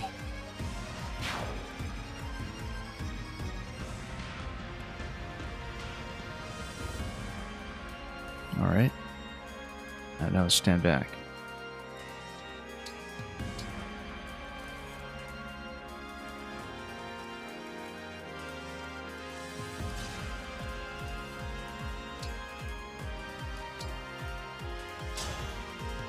Can't do a self heal here, but he can do this.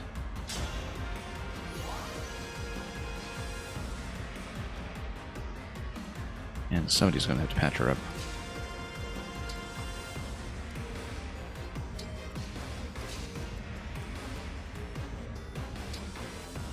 Okay.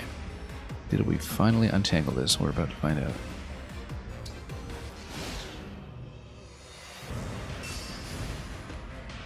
Don't like Hortensia's isolation from the rest of the party, but yeah, and then we start moving the cluster, which is good.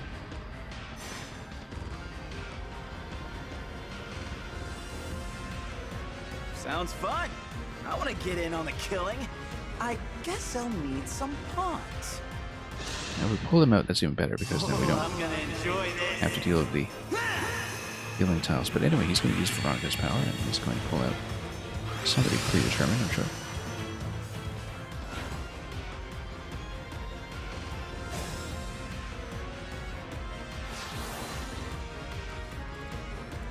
And that is fine. Great lances. No, that is fine. Alkers can take them eventually. Now, Ivy, I think, is out of gas, which is too bad because this would have been a good position to reload everything over there.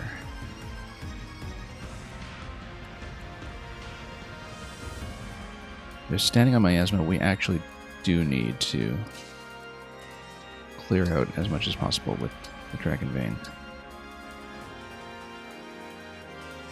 That's only going to get 2. And the Enchanter is still going to be a problem, but we'll take out the other ones and then see what happens.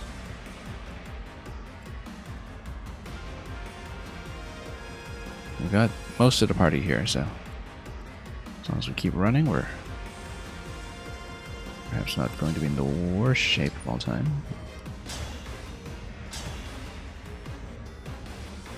Yeah, that's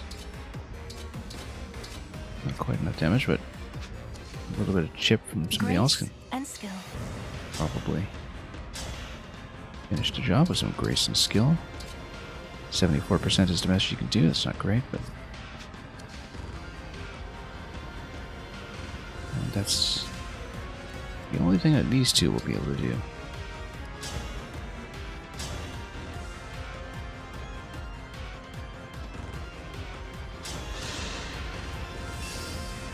Since they're all the way in the back line.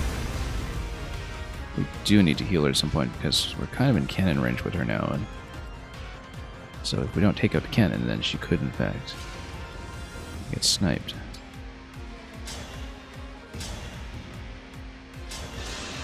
This whiffs, we're in big trouble. Sorry if that was too much.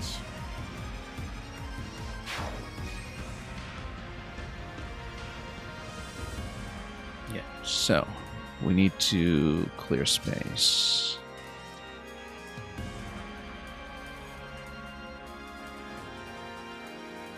One thing we can do, in fact, is use Marin and Roy. Roy can drop fire.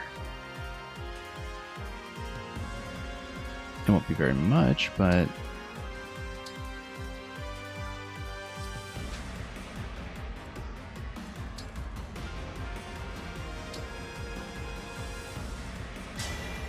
Emblem, engage. But it should actually manipulate the terrain a little bit too. Be more favorable.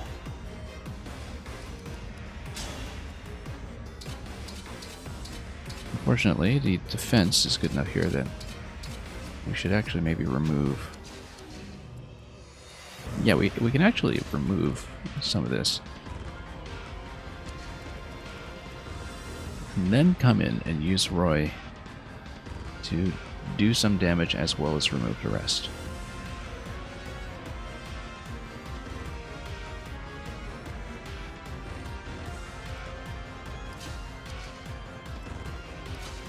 I think that's the way it should work anyway. We come in here. That removes some of it. We got Roy coming in 1, 2, 3, 4, 5, 6. We can remove the remaining blob while attacking in.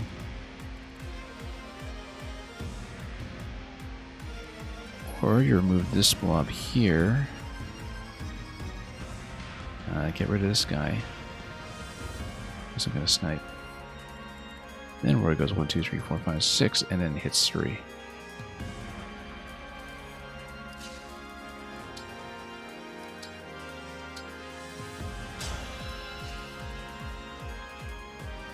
Yeah, because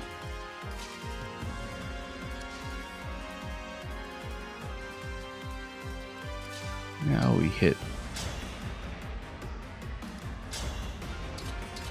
Oh, chain guard. Yeah, forgot about that.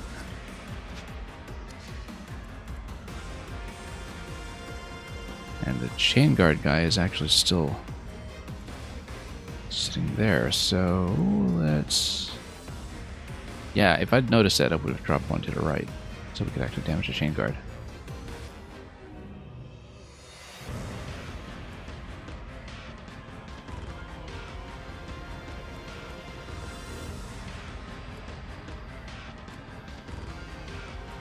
Well then.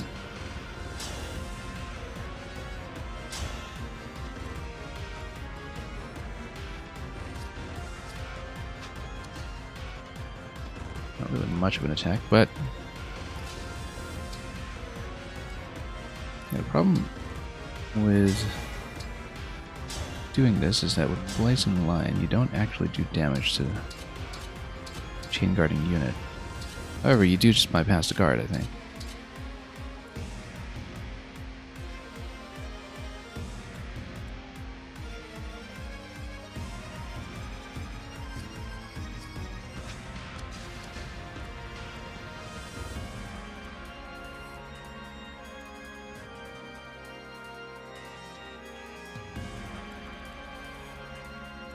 Yeah, we definitely need to damage this guy somehow, so...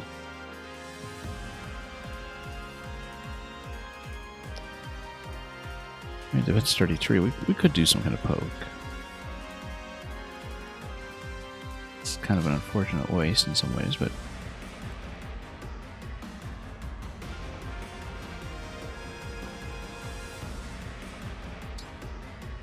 we do this.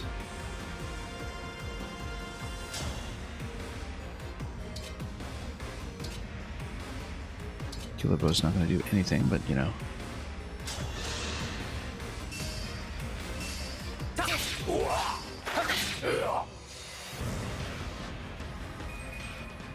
Okay, just enough matter.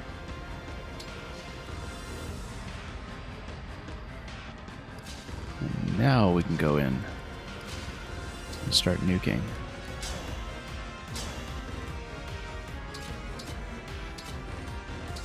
Not too bad about the tomahawk. That's actually quite a bit of significant damage in return. 48% though, maybe she'll live.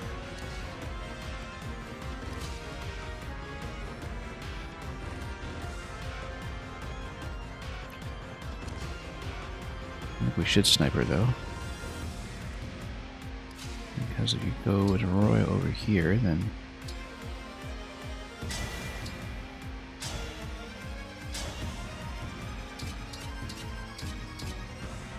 it's actually going to do too much damage. It's mostly going to remove Miasma, which we can probably do as Ivy anyway if we wanted to.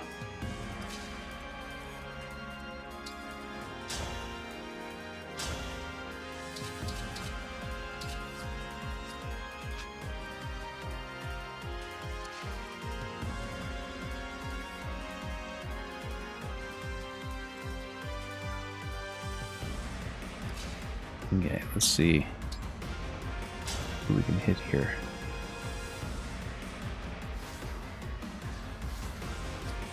There's Marth we have. A bit more flexibility.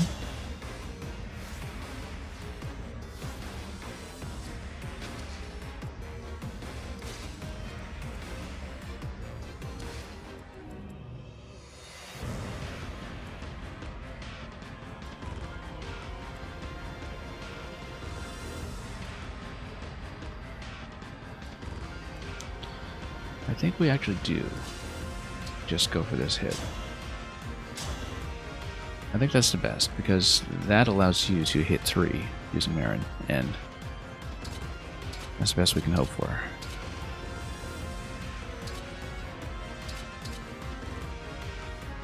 Excalibur does best when it comes to reducing the incoming hit.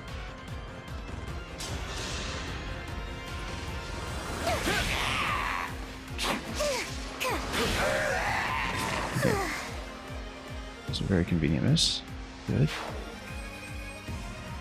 Better pull her out of there.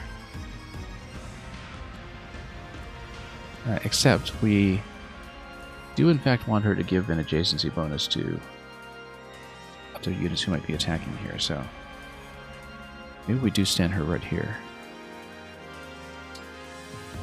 Just in case. A little tense about that other cannoneer though, that's up above.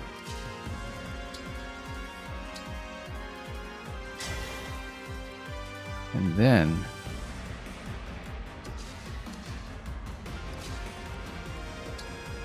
we'll go engage. And go Blazing Lion.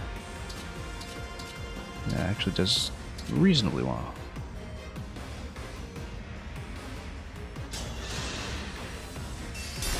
I will win.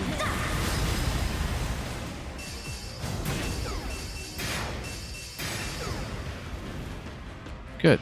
Nukes one, and then since the other two on fire, we will need to, of course, drop a Dragon Vein on this or let it dissipate next turn just to remove the obstruction to our own movement, but I think we're actually looking pretty solid now. Because Yunaka can come in here and then she's in great shape.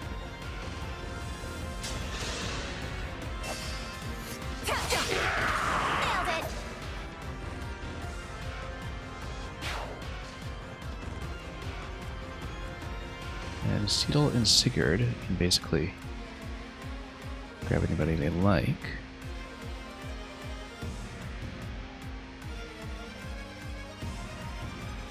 At the ready. Yeah, I'd do more of the break prevention if there were any point in doing so here, but someone is going to come and chase, I think. So we'll 2, 3, 4, 5. We'll steadily running out of physics saves.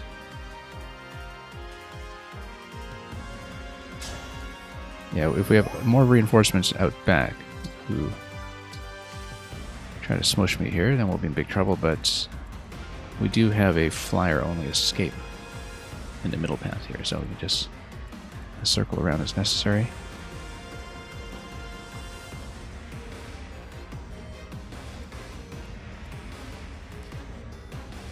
I'm a little concerned about Citrin and Silica here being nuked by the Cannoneer, because there is a penetrating attack with 20. In the worst case scenario, we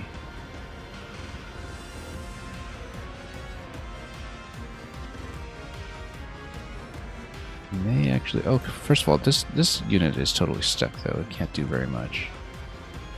Which means that if it attacks me with the physical attack 17... I mean, we've got plenty of defense. We're not worried about it. It's actually not going to do anything to me now. And... because its stats are so far down. Which means that the right play here is actually to probably put a heal on Citrin instead of just running her out. Or even swapping her out entirely using Jade. In fact, Jade can do a swap out just to get into a more advantageous position.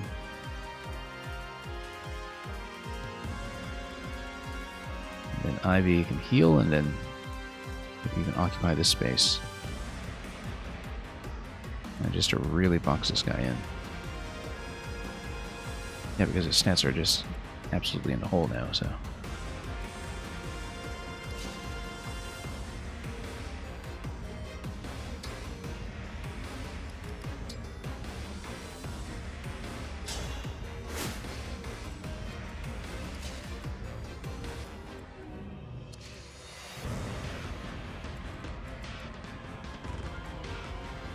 Now, if Ulcris is going to make a run for the chest and the Emblem Energy, we'll definitely need Cetol to reload him going into next turn. So we need to move him up probably here, even if it is through the...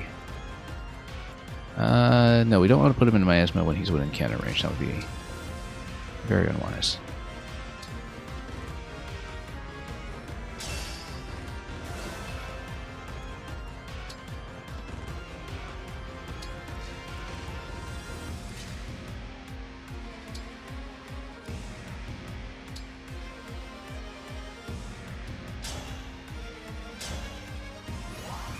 Get her to recover, and then stand here and continue to stuff this position.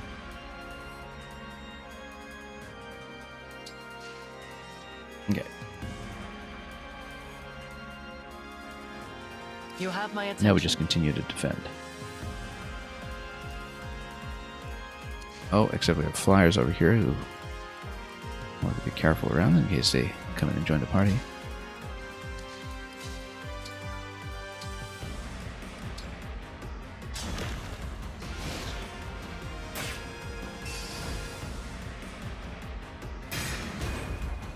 Okay, Cannoneer is going to go, as expected. Someone is going to give chase. Hopefully we're able to take her out solo. You're not going anywhere. He's going to resummon. Interesting. I wonder if... Oh, okay. No, it doesn't remove anything. It just keeps on spamming.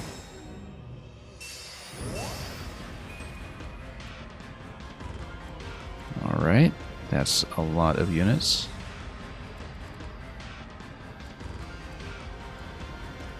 Might have to prioritize sniping Fugato, actually, instead of Hortensia.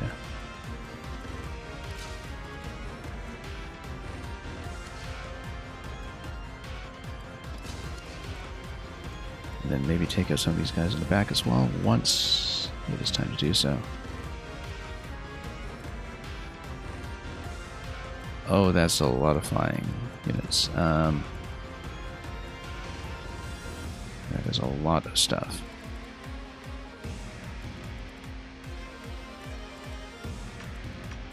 Let's mark these guys.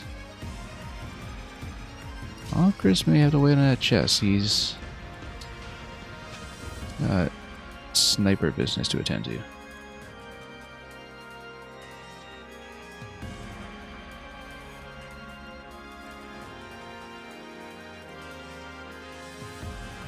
In fact, this is a good example of where maybe having Soren available would once again have been good, because of the Cataclysm ability, and of course, once again, we failed to bring it.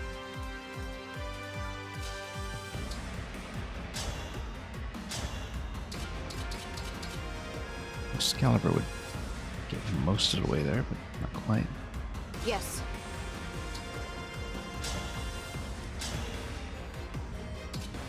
Yeah, they really teamed up on each other.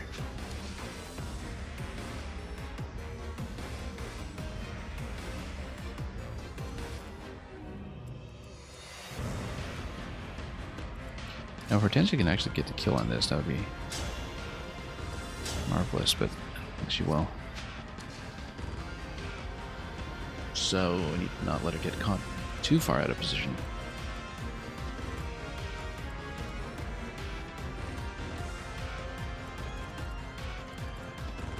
Yeah, we're actually getting into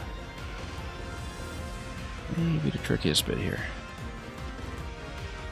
Now, the thing about Jade is that Jade can pull Alchrist over by one spot. Alchrist can then go over here, grab that.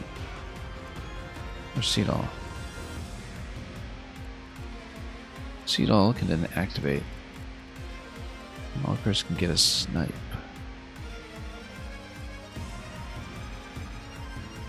But if he wants to get a snipe, I mean, Hortensia would be a very natural candidate, but yeah, Fugato summoning a return is becoming a bit of a problem.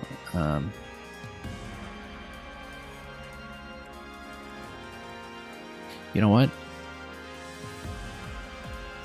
Now, the Great Lance, the problem with the Great Lance is that it can potentially kind of push us around. But if we put Jade up front and get her to activate that power,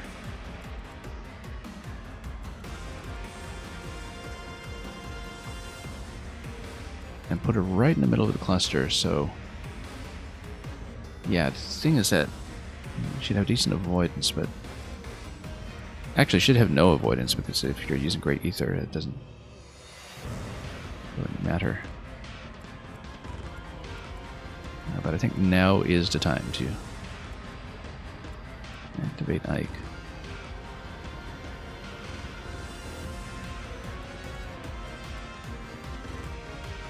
And Chatter is well out of the way, but we need to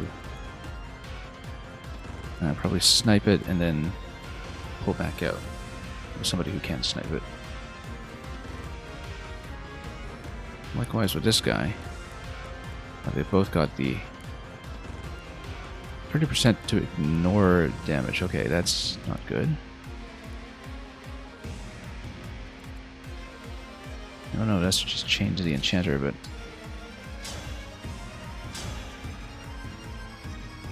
yeah, well, 30% chance. I mean, could work, it might not. And regardless, Jade does need to get back up there. And hold the line accordingly. Then we all get out of here. Jade gets into this location, like the corner location possibly. Block things off and get ready to absorb as many attacks as possible. We've got to get rid of this guy, for sure.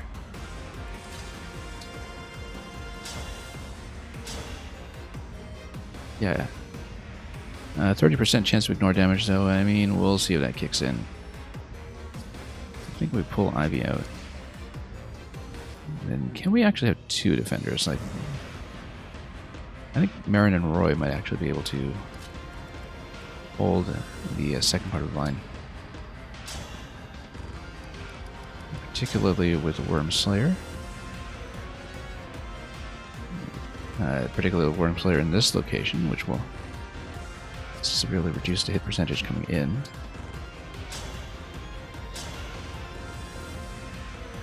And even that's not going to be the worst.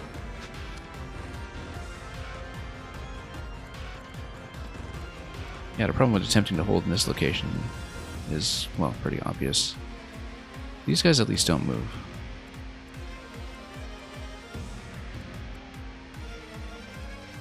To get over here, though, once you start getting on the pillar, you also get within range of pulling the bosses, which is a bit of a problem. But if you basically have Marin and Roy hold the line up here,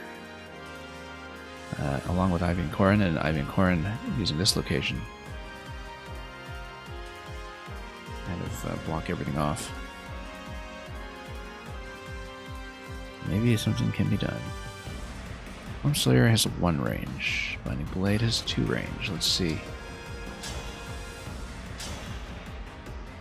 Yeah, we want to stay on Wormslayer.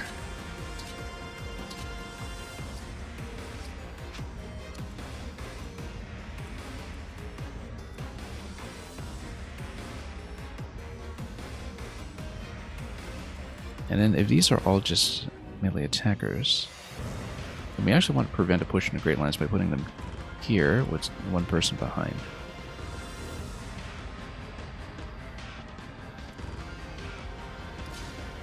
Which means we're going to do this. First of all, let's see if this actually ignores damage. It does. We expected that. We just need an additional attack then.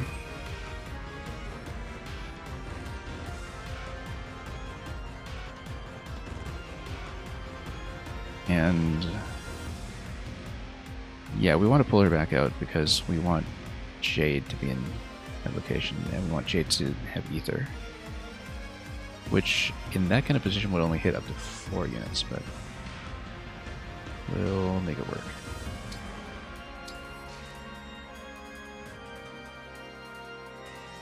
Where's Jade? 1, 2, 3, 4. Yeah.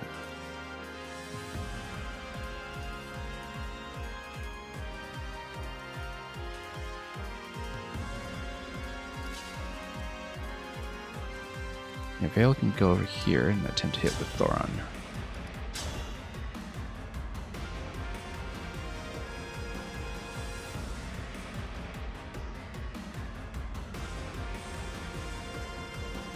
How is it that... Okay, no, that's only the incoming damage. That's not a reflect. But of course she has to hit. Nope. The Enchanter is such an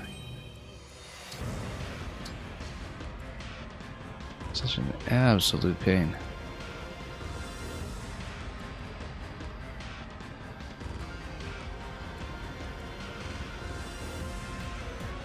Yeah, the Enchanter is a real problem. We gotta heal her up now. That's okay, we got Citrine, we can heal her up, but I think at this point we just get in here and hold the line. Like, this move has clearly failed. We get Marin with Wormslayer over here. Someone else behind her. Citrine and Celica.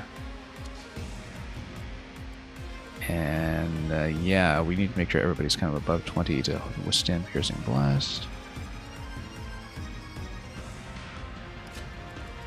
Marin and Roy, though, I mean, how much damage are they going to take incoming? They take way too much incoming, that's the problem, is that it's possible for these to keep attacking into Marin and Roy.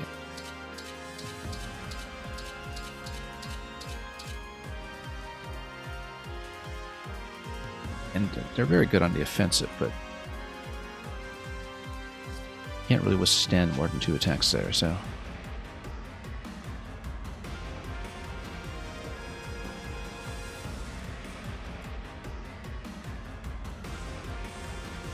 The trick with Marin and Roy is to not get the kill, so we don't put on Wormslayer, we put on something else that will not be as likely to destroy everything.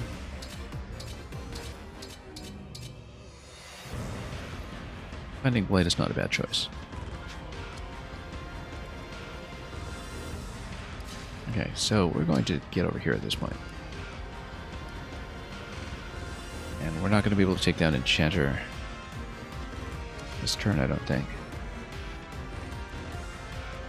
Unless we go Alchrist over here, zap, pull back 2 spots, which I think we might actually have to do.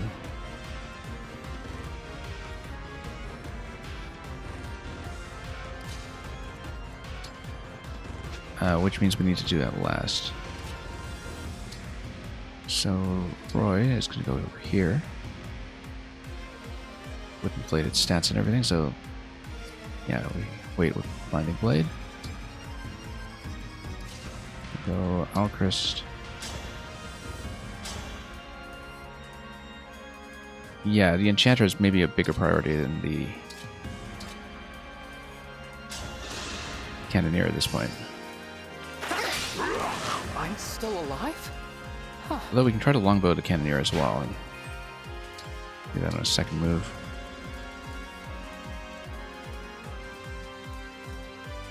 And we'll just get clustered up over here, which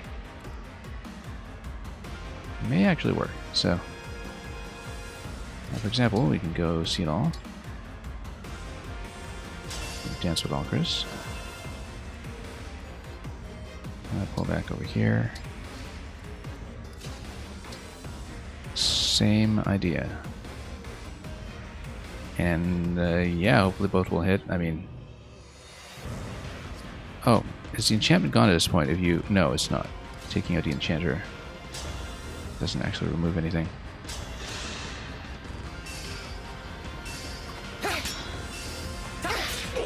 That is unbelievably annoying. Unbelievably annoying. That's okay, no more Enchanter to make this worse at least, but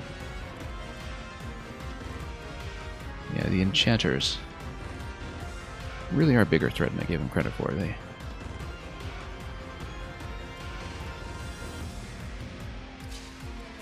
will be something we'll have to play around. Anyway, at this point, yeah, if we take 20 damage and penetrating, we'll just have to deal with it. It does mean that we'll need to heal up. And Alexa Veil.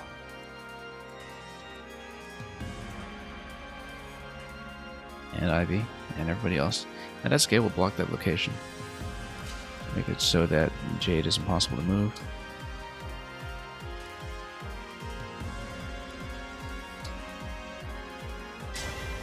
Emblem, engage! Put her in Ether. I don't know if we wanted it this turn or if we want to save it for the horses, but no, we have to do it. We're in too tired position right now.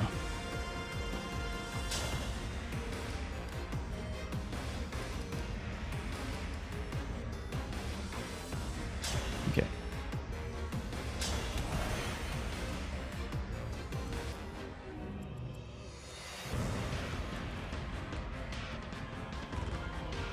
And yeah, somebody does need to stand back there. Probably Citrin, who's going to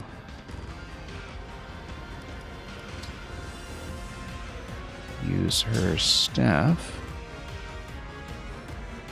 right here. And just cluster the whole party. And Yunaka will get the avoidance spot because that's what she does.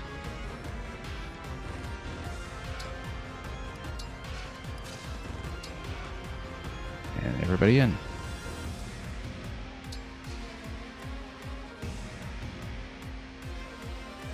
Getting in nice and snug. Yeah, treasure chest and to reload here we'll have to wait. I mean, we got plenty of attacks down as Alchrist, and it makes them easier to get back to full.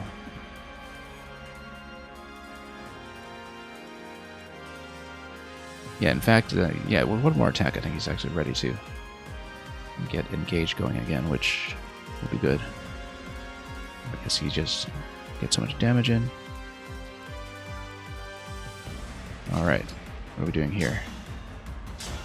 We are going to hit, and then we're going to heal. And then we have a potential issue here, which is this guy. If he hits Hortensia, how much are we talking about? It's bad. Okay.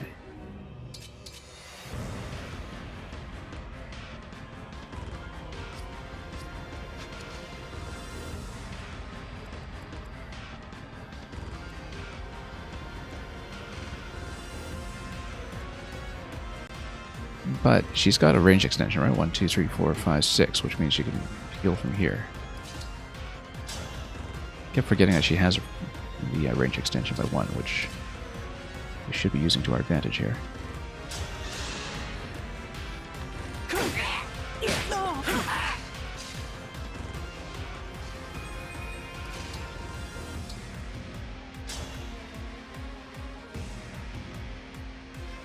Also, let's make sure for speed purposes I switch to Owen first.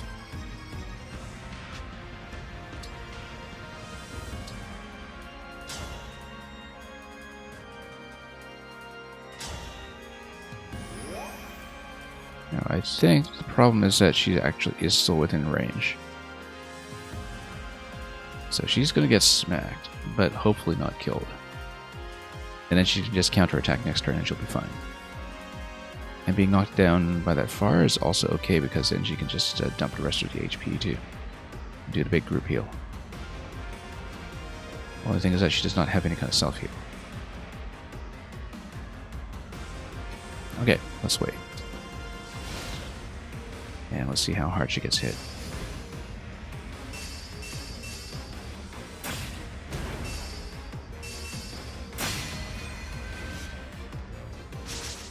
That's looking rough, though.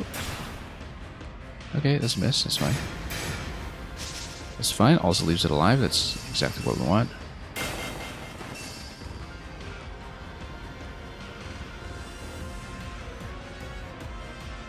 And we'll maintain the choke point. Fugato is a problem right now.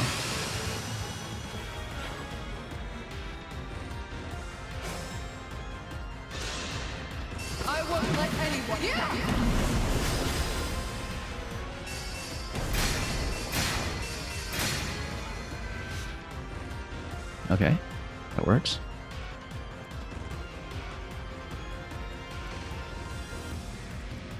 And this guy's down to half, which the fight is not yet done.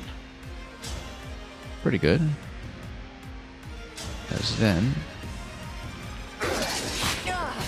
oop, that's rough. My power, Divine One. Yeah, looking like we might actually want to do Micaiah heal this turn. Especially considering how much nonsense we have coming in. Luckily, lots of engaged power is still in the back pocket.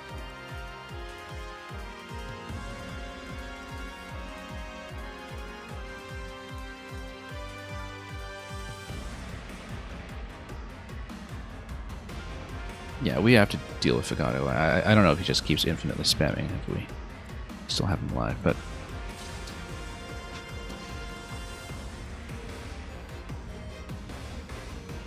at least the Enchanter was out of the way. Do we have any more Enchanters to deal with? I sure hope not. We do have one Enchanter. We might actually have to snipe that first, and it's just too much of a problem. Anyway, these guys shouldn't be too difficult to deal with. In the back here, we'll have to remember to deal with them, but I think that can be done.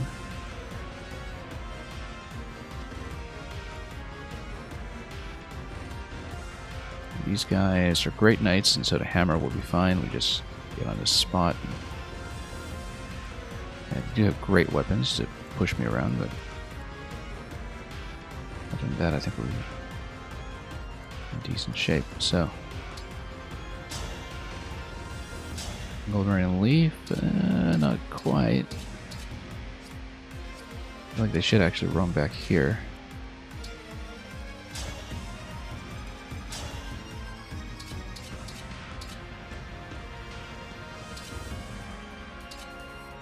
Yeah, it'd be nice to hit a little bit harder here. Armor Slayer is good.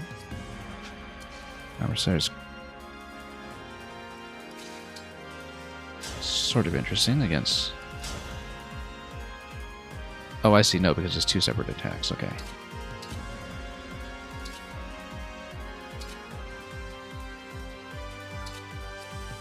I'd rather not take that much damage in response. Let's see if we can do something a bit cleaner.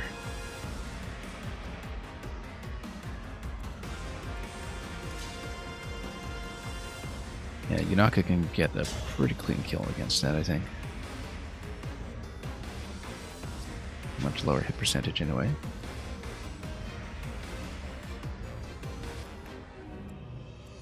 But we'll see what we can do with all this. Particularly because these guys, yeah, these guys will be more vulnerable to magic attacks. We'll do that again, kind of missing having Cataclysm. What are these guys anyway? Mage Knights. Be careful with that. Yeah, so we actually do want mages up front this turn then, because they can nuke these as well as tank the next round. So it's going to be mages up front. Which works for me, because we can go...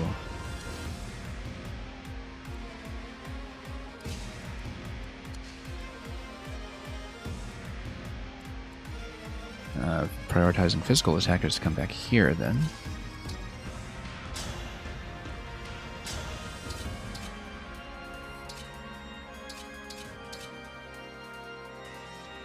And yeah, Silver Lance would be good there.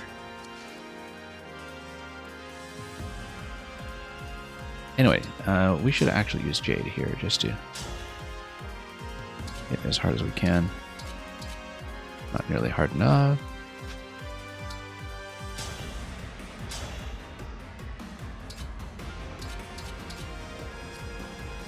Nope, I'd like to get a one shot if we can.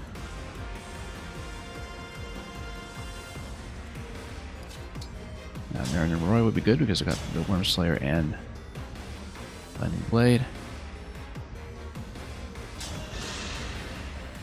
Just go like that. I think we can work very well together.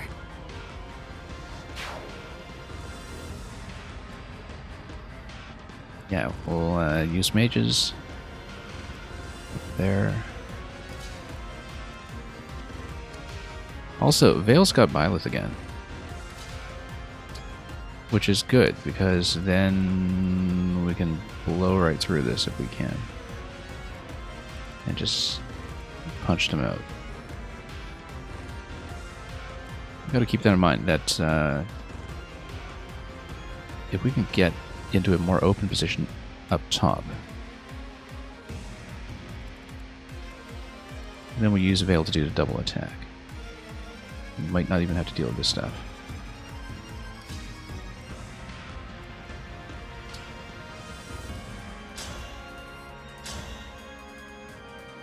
Okay, Yunaka can deal with that for sure. Gold Mary can't quite reach that point. Oh, because Yunaka's passed, that's why. She will pass. Like all things must pass. Anyway, let's do a range check on what's Mage Knights. Pretty big range, but I might be able to do something about that just by stuffing them in a front position. The problem is if Fagado decides to just run out and start attacking, which is absolutely a risk. If, however, we have Ivy's power back in order, which we might after another attack or so. Then we can actually try to freeze the entire cluster. If we freeze the entire cluster, then we might be in significantly better shape. So let's try to get some attacks down as Ivy. I think that's likely to be the right thing to do.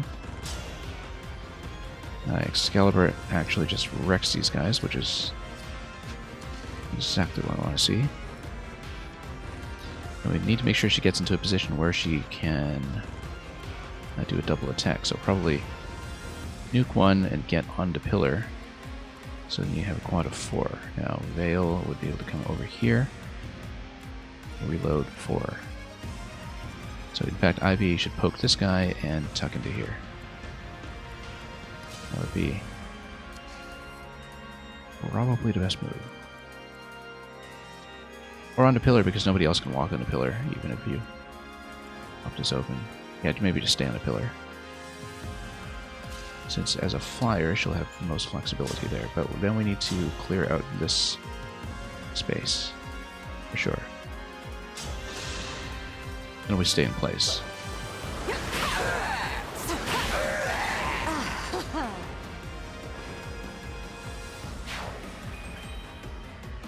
Yeah, stand in place for sure. And her resilience is not actually that good, so we don't want to be complacent here. However, she is fully loaded now, which means that she is actually able to reduce this problem to a single Mage Knight, probably. And whoever else is also attacking in. So, given that, we would definitely want Alchrist.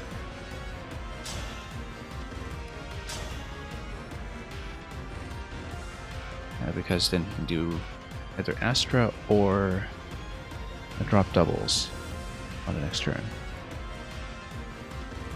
And he can do that by sniping this guy.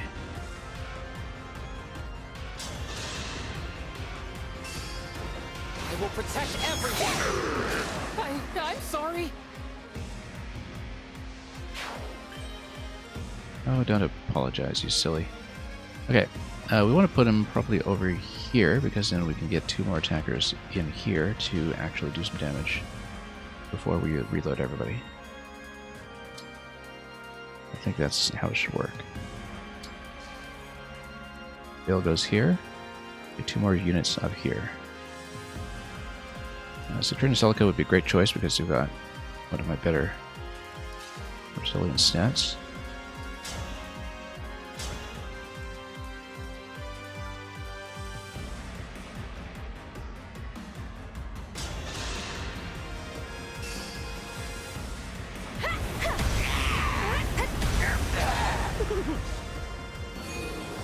We might not even have time to hop over to this treasure chest, depending on how we do it in the back line.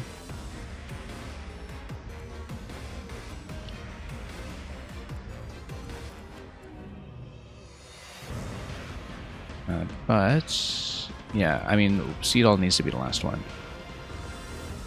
So whoever is coming over here to attack.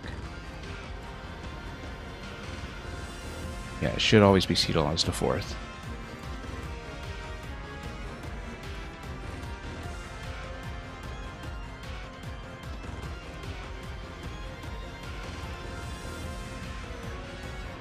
And if it is going to be Seedall, I actually think that, I mean, Ivy's only got a counter of 2. But we want to immobilize as much as possible, right? So if we immobilize here, then we freeze these 2.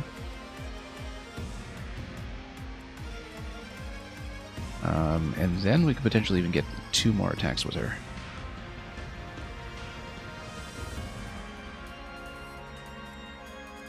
Freeze these 2. Freeze these 3.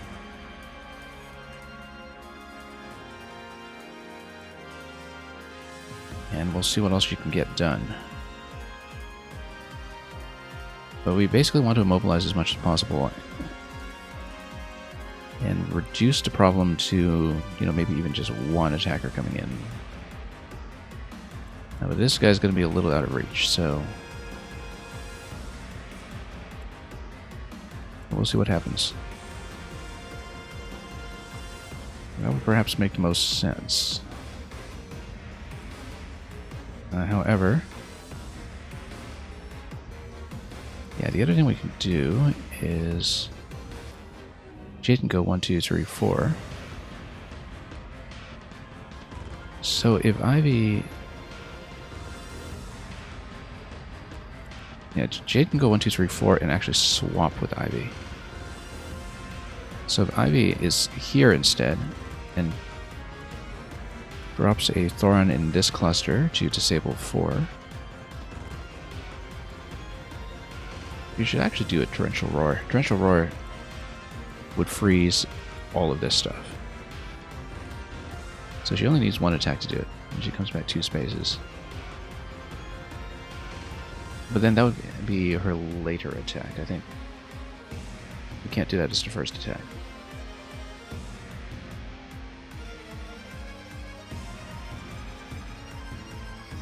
Yeah, okay, so no, we don't want to reload Ivy. We want to have Xenologue reload somebody else. Probably whoever it is who's going to take out the Great Knight, which, again, could also be Ivy. So, yeah, but it has to be someone who can get back in the position. So if it's a turn of Celica, for instance, does she have...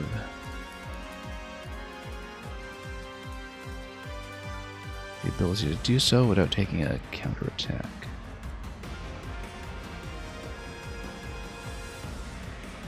Anyway, I actually think then that it should be Alcris, because we know Alcris can maybe get killed. No, we need a magic attacker. It should be Ivy. We know Ivy can kill, so, and we know she can canter back into place. In that case, Ivy. And here. Ivy.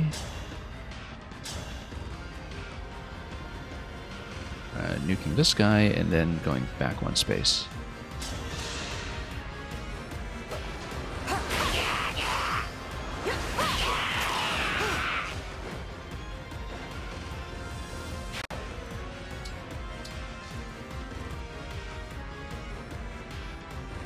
We should keep Jade in the back pocket for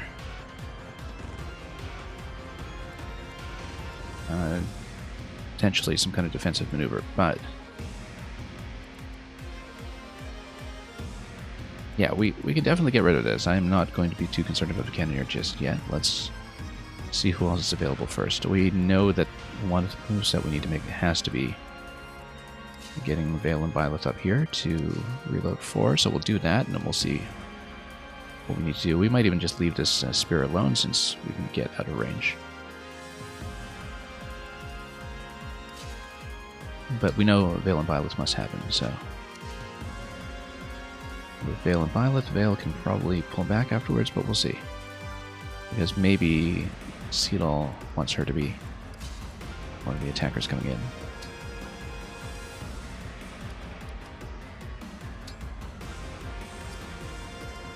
Let's change something fast as well, just in case she needs to defend.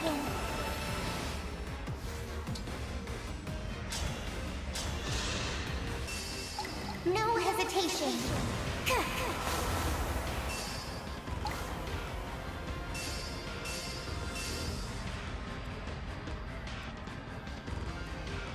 And actually, because Veil might potentially want to give somebody a damage or defense buff, she should sit up front, especially because one of the only attackers we leave alive will likely be a Mage Knight, so she should, in fact, be up front. Okay, Ivy can now do Torrential Roar. Grant me strength.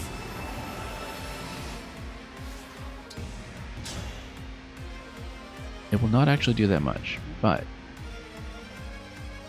the important thing is that it locks everyone down. And then we start picking them. Then she can pull back 2 spaces and possibly even attack again. Let's check her attack numbers first because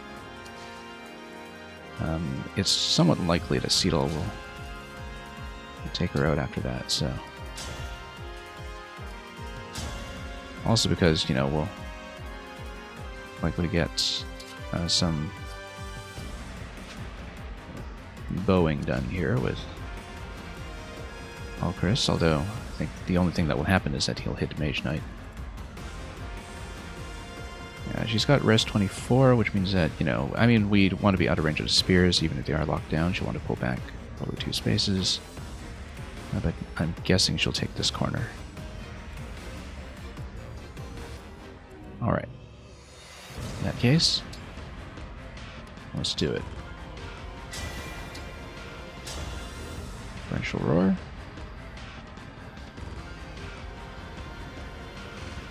What's she holding right now? Excalibur. Yeah, that's fine. Just want to make sure she's holding something fast.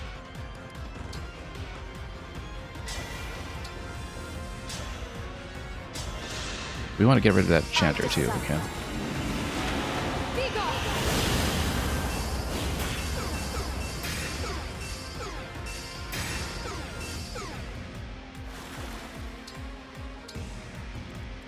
Okay. Yeah, Enchanter is likely to be one of the bigger problems here, so we do want to kill it. Everybody's down except this guy.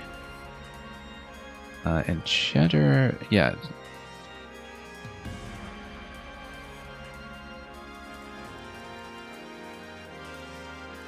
We know that Ivy can actually take out one of these spears, which is good because... or Citrin can take out one of the spears, and then if she does so... this guy's not going to wrap around all the way.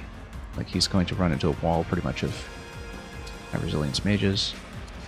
If we take this out, then we have a bit more flexibility to walk in there and kill the Enchanter. Does mean that we want Alchris here first to finish off the Mage.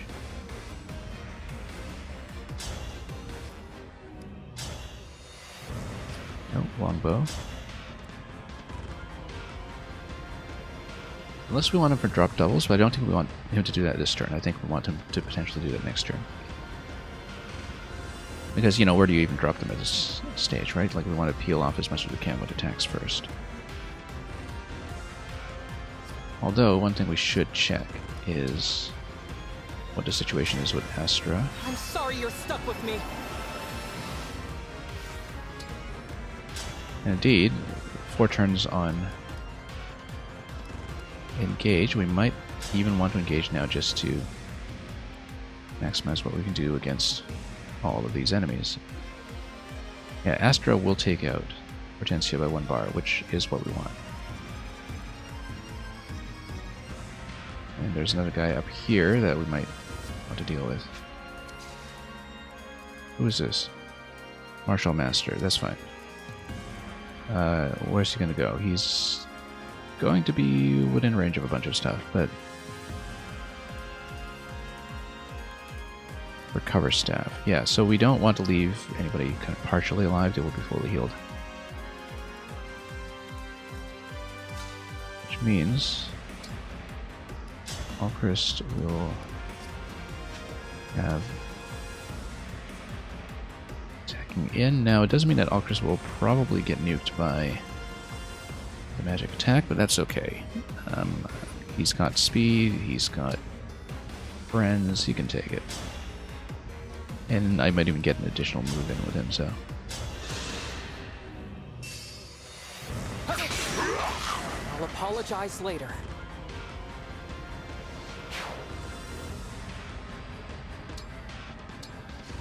Okay, next. We have to cut right through the middle. That's almost certainly the best way to do it. Open up as much space as we can.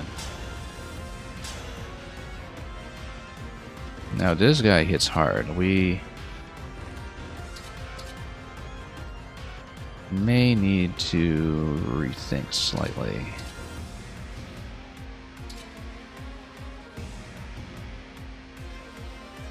And in fact, we're kind of dependent on the counterattack damage, aren't we? So hits kind of hard. We'll see if it's survivable for her, but we might have to heal her up after that, which is okay. We've got plenty of options to do so. That is a bit of a risk. And indeed, yeah, no, because it's a 57% return hit. If it doesn't hit, then we still kill it. So Bolganon is the right way to go. And yeah, everything is on a protection tile here too, so we... Whoa, yeah. That's okay. Counterattack. That's what it's for. Does mean, however, that we need to be aware of the 30 magic attack against Res 27. She'll actually live. Speed 18, speed 20. Yeah, she'll be fine. Nothing else will hit her. So if we don't have a heal to spare, we don't need to spare a heal this turn. Let's not forget about this guy.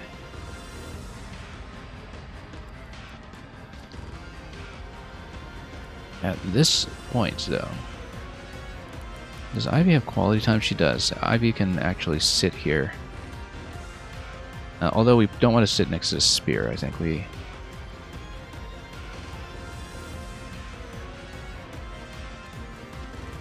Actually, if she comes in and attacks this, she has to pull back here. And Ivy has to be right on top of this guy.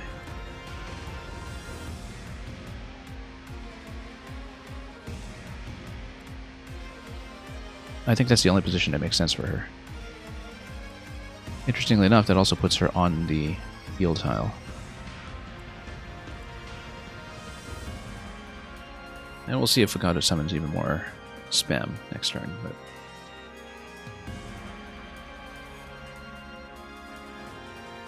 we should be able to break the line and severely reduce the problem. But I think it should be Ivy that would take, and then because she'll be able to counter out of position, so the spears do not cause trouble. So nobody else causes trouble. Okay, so let's go Xenologue and Ivy.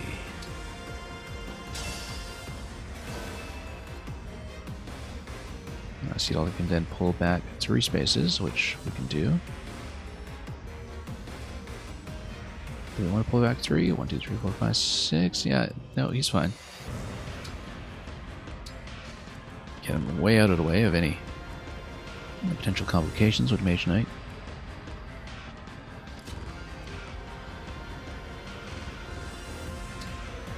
Enchanter pretty much has to go down. Let's actually see what all the standard attacks do against the various bosses here. They're very tough. I think I might have to drag them off to the protection tiles to actually kill them, but... so, you know, attacking in this aggressively might not really be productive in the end, but... we shall see. Also, we're fighting a Mage Knight. What weapon are we going to use? Excalibur will kill. I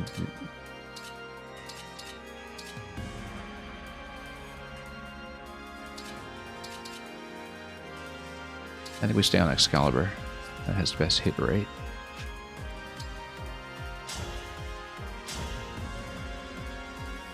But yeah, Enchanter must go down. It does separate the 2 clusters, which potentially causes an issue if we want to maintain the immobilization, but we've got 4 turns of engage left. Like, she's able to freeze the enemy here every turn until we heal off all the ads and we just mob the bosses directly. So let's wait over here. Yes, that's right. Cannoneer must go down, so let's see how we're going to deal with the rest here now.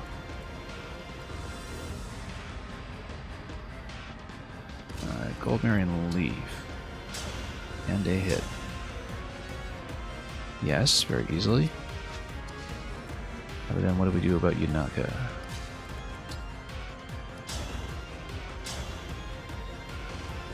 Not much of a hit percentage on this guy. However, the damage here at 23 and 16, that's going to be 49. That might be an issue.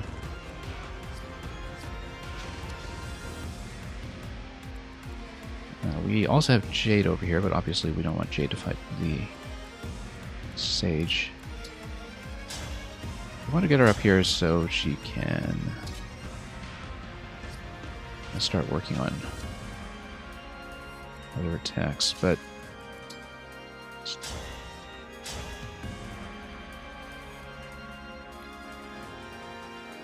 yeah, I think the right thing to do here to mitigate damage is to send Goldenary up.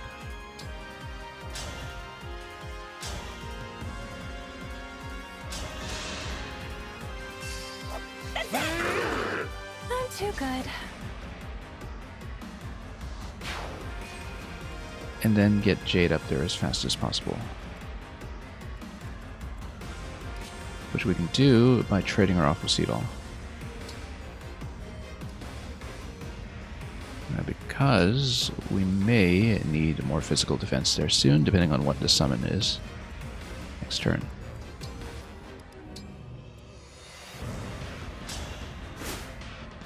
Then the next thing we do is we take out the Mage, and then fight the Spear in the open using Yunaka. It's better to fight him in here, but, you know, right now we have potential issues with Elfire dropping on Marin and Roy instead, which actually isn't even an issue, because if she gets attacked, Binding Blade will counterattack just fine. Because she's got res 24 here, yeah, this is not going to do anything. We should just leave them in place, and no problem.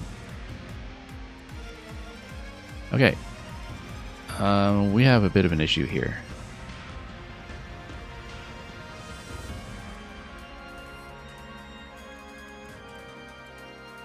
I may have to soak some damage as Hortensia, so let's go Staff. Physic. Gets back up to 25. I guess that mitigates the issue somewhat, although we are going to get hit. That's okay. The counterattack should be able to kill this guy. As long as we got Elwind on. Oh, that's going to hurt. 29 incoming. But it's going to hurt, but we're going to be able to get back. Oops.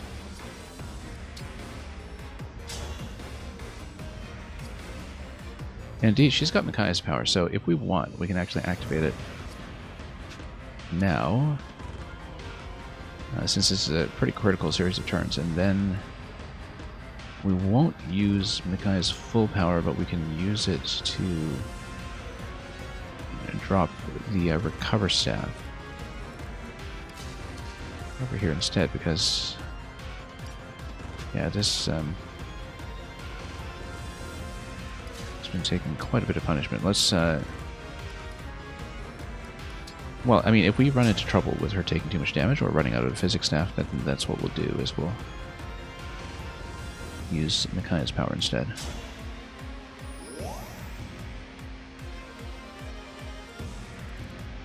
And yeah, no other units hanging around here. We'll just absorb the attack from this guy and see what happens. So I think Yunaka just camps here. She just holds position, and that's the best thing she can do.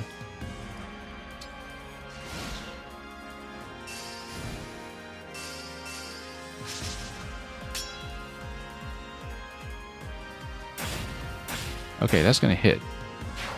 Oh, right, because mages can actually hit that stuff. That's okay. We'll be able to take that down on the succeeding turn. That's a miss. That's unfortunate. She's in pretty dire shape. Insects ever die? Enough of this! Kill them! Okay. Oh, that's unfortunate.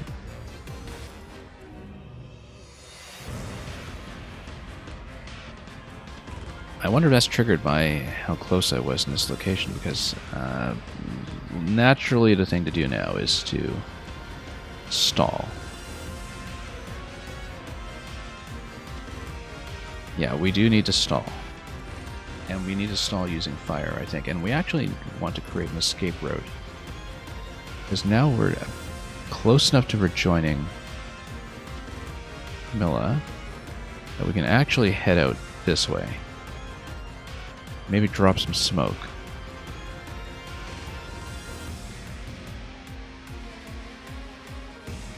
And if we're freezing everybody out here, then she's actually able to escape, I think.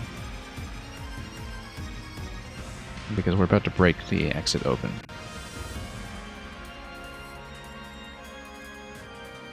Now here's the thing. We need to know, as Alchrist, yeah, I can actually nuke Hortensia if I attack into her 3 times. That's very important to know. That I can just nuke her directly. Also that we only need 1 tap on the Mage Knight to freeze these 4. Well, that gives me the answer to a number of things, which is we can take Hortensia down by 2 this turn. If we find a way to hit her a 3rd time, in a way that makes sense, we'll probably have to kill her next turn, I think. We have to kill her next turn.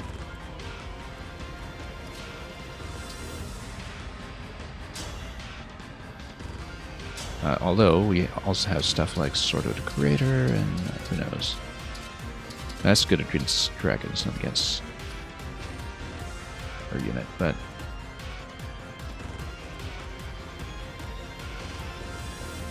anyway, so Yunaka can peel off the last one here, and can do so easily.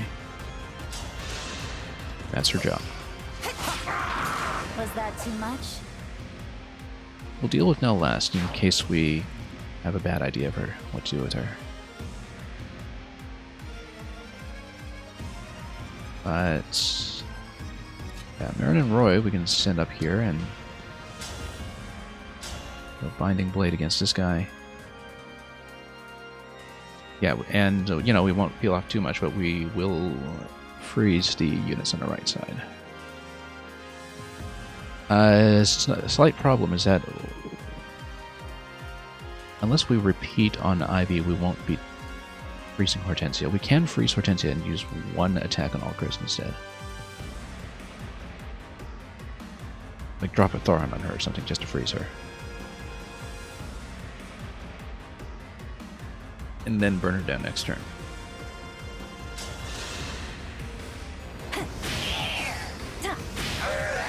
That was a fierce battle.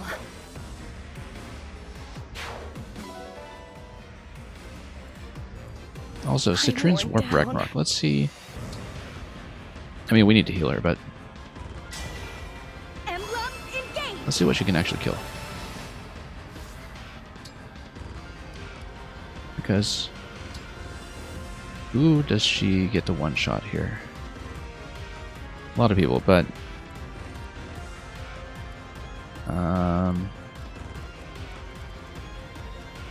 yeah, Fagato, not so much. Fagato's tough, though.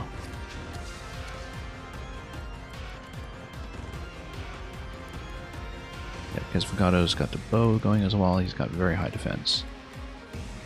He'll be the harder one to take down by far.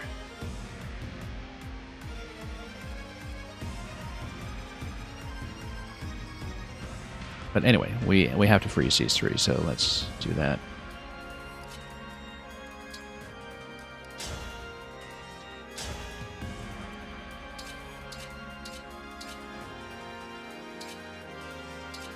Okay, Excalibur. Yeah, well, I mean, we want to do it without taking damage, so we go Thoron against this guy, and it doesn't matter if we hit. We'll pull back to some position. The important thing is to freeze this cluster. If we can kill Hortensia this turn, all the better, but I don't know if we can. Let's... And we have to remember that Instruct is available. We might just nuke this guy. So for Hortensia, yeah, you can do 16. Sorted Creator. If we can account for the remaining 30, then we're in good shape.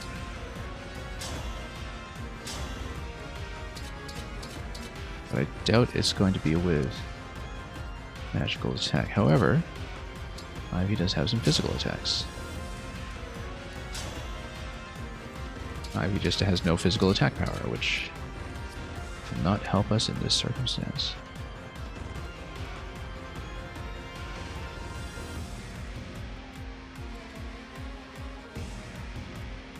Might be possible for Roy.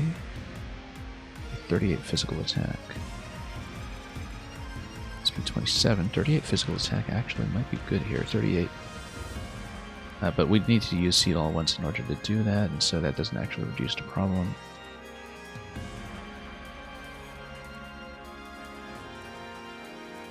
And yeah, if these two fight it out, that's probably fine, except that we probably want to nuke her. Indeed. Using Veil on the spear here is probably the best idea.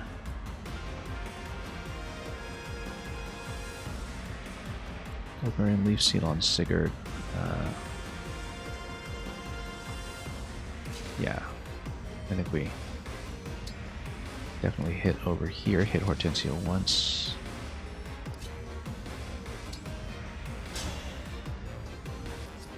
Yeah, so Ivy will probably need Seed All, so we're going to hit with Thoron over here once. Freeze this cluster, and then get her to do a second freeze, likely.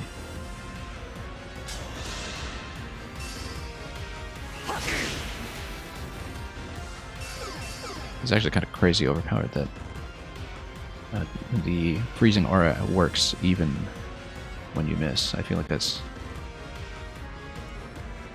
one of the most convenient things in a game, simply because it is one of the few things that's just never hit rate dependent. Let's move her out of the way just in case we change our mind about what to do, since we do need to make some room for Citrin's attack, and we also need to not have her get hit by the spear in the event of an emergency.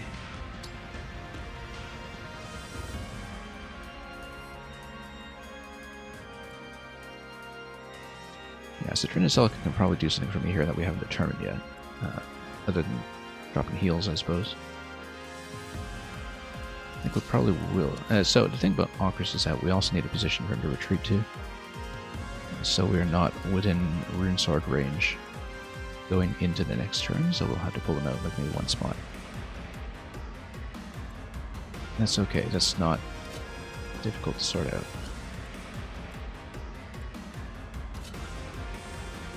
Now we can instruct his Veil, or we can actually attack with everybody, and we should probably attack.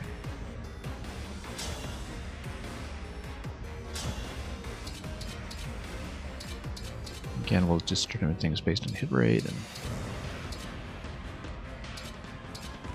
yeah, it's not going to make it much of a difference either way, I think. 54%, 50% is probably the best we can do here. Unless there's a high crit we can take advantage of Obscurite, for instance. Not a terribly high crit. Oh yeah, originally I wanted Veil to be on this guy, didn't I? Well, things change. And indeed, having this 90% attack, Celica might be better, assuming that we stand her nice and safely out of the way. And yeah, we need to be aware of the fact that, you know, this guy can come up here and drop Thoron as well. We also have to take into account the fact that it has 2 life bars. This is definitely a boss fight. So yeah, we actually can't stand too close because, you know, this guy might come in. Unless we do the thing that we were talking about and engage, soar over here, and block with smoke. Which is likely going to be the play.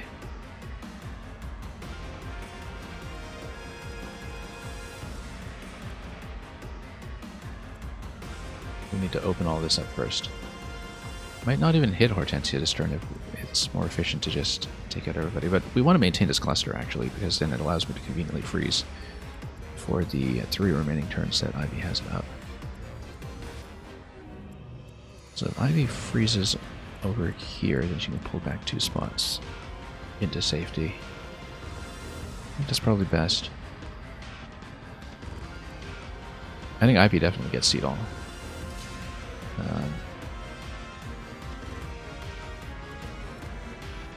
Alchris should come back here. Yeah.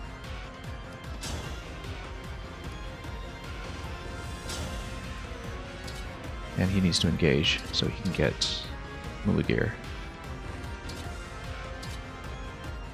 Even if he doesn't engage, he can kill... Actually, even if he doesn't engage, he can kill, so maybe he should stay disengaged just to maximize our efficiency. And Hortensia actually has 0% against him. But that's with Rune Sword. We don't want to mess around with that too much. We want to hit her once and get out of the way.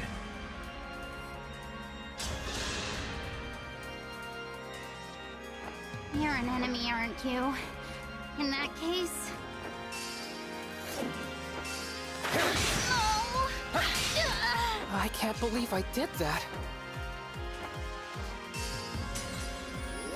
Yeah, she's got adaptability, so, you know, her defense is going to go up a bit. But Park over here, I think he'll be okay. He's going to have some magic attackers come in, but, you know, with an audio avoidance tile, he's got crazy stats.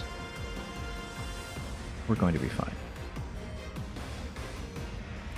We do need to freeze her and pull back. And yeah, actually this location, again, slight issue there, which is that we still need to get rid of this.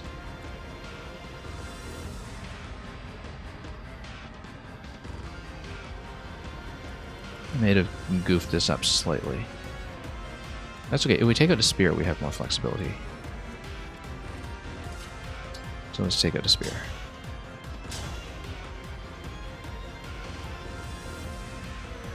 Looks scary, but, you know, 50% hit. We'll see what happens.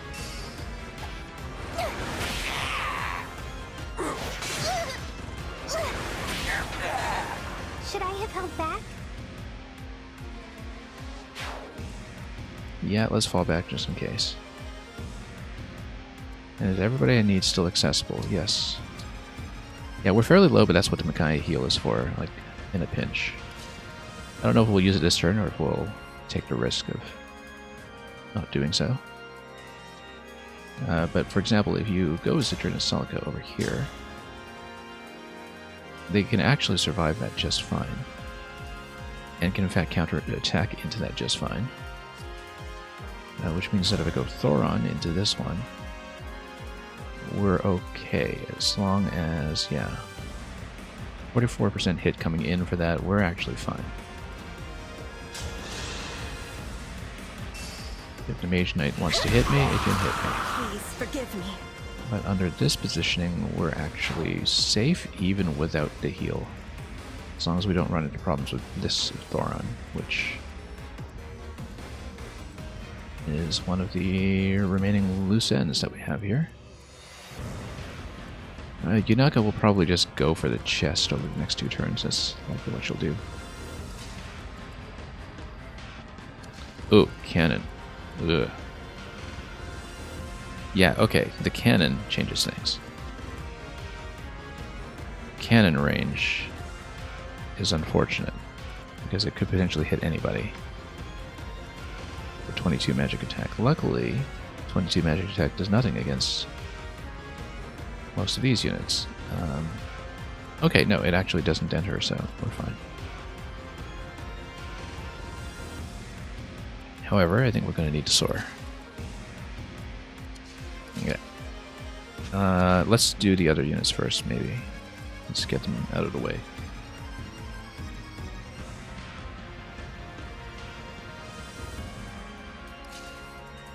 Just so we can... Yeah, oh no, we need to freeze Hortensia still. That's still on the to-do list. Where's my Seedall? Here he is. Dance with Ivy and Corin. I'll pull him out.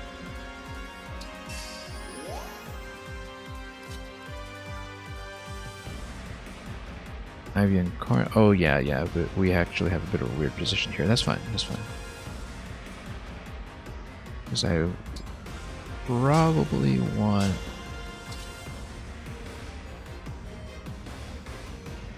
yeah, it's just going to be 10 damage against her. We wanted to hit her with Thoron, and unfortunately I blocked myself like crazy.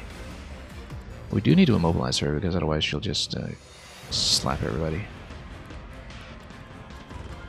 And she could potentially hit me with Elwind, which is a problem. What we can do is we can go over here and hit with Thoron. That's how we'll do it. Does it still freeze if you attack and hit for 0? That's an interesting question. I actually don't know. Because sometimes they're damage dependent, right? Let's read the description. Dreadful aura. Initiates combat. Okay, no, that's fine. We don't actually need to damage her.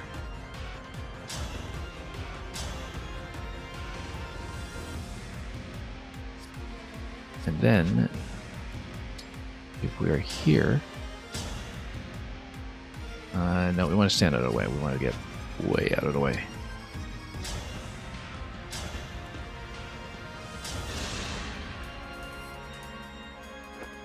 Ivy! I mean, Your Majesty, my queen. Have you finally come to execute me? Hortensia, what has the Ivy of this world done to you?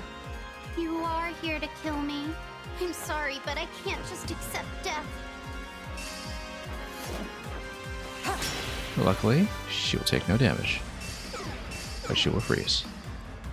I should have done that first just to lower her stats, but anyway, let's get out of here.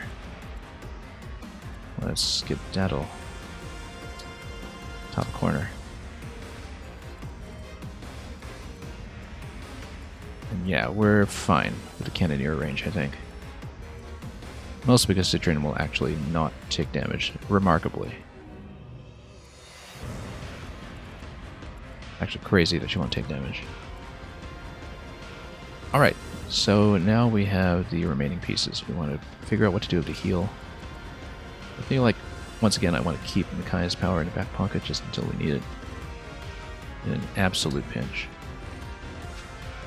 Let's keep her out of cannon range for the moment. Just so we can bait the cannon elsewhere. Jade and Ike should come in here.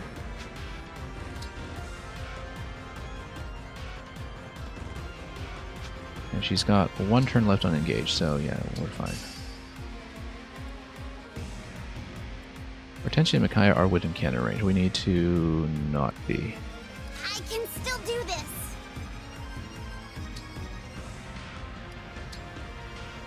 Let's drop a physic on my... no, let's see what our positioning is here. I feel like we engage with Micaiah and then we do like a 11 range physic. Just to make sure Camilla is topped off. No, and Camilla are topped off. I'm gonna get over here with them. Let me make sure we understand the movement first of all. A dream made manifest. Yeah, because you can get over here.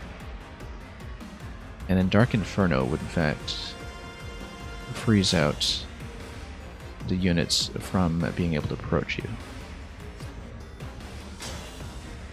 And oh wow, that guy hits hard. Oh, I don't like that. That guy hits really hard. Wow.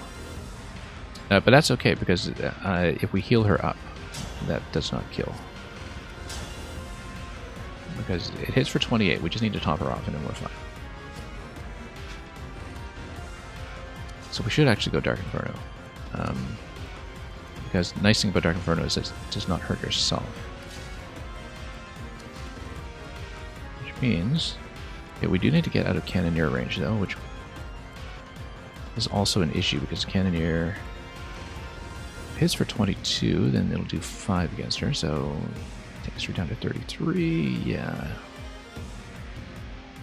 But we freeze out to Revanche, and then we reintegrate her with the rest of the party, then we fight onto Heal Tile and figure out how exactly it is we're going to take Nil out, but I think we need to take out the other bosses first, and then maybe it'll create a weakening. Let's get over here first. Also, 6 range, 2 spots. No, we need to do this. Engage. A little help, please? We're not using sacrifice yet. I think we can afford to hold out just a tiny bit longer. How much range do I get exactly? I think if I get 2 range.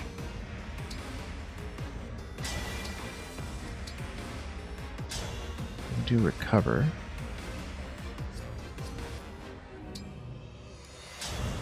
Well, Physic top her off though. Physic will top her off. I'd rather use Physic. Because then we get over here.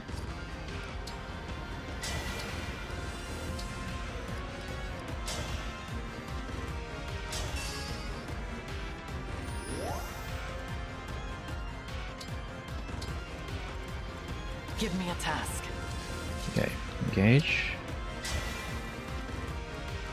And then we get out.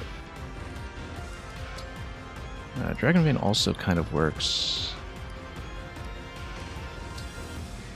It kind of creates a line and puts yourself on the line though, which is a problem. Because one of the problems in general is that if you drop smoke, you drop it on yourself. So I think Dark Inferno has to be moved.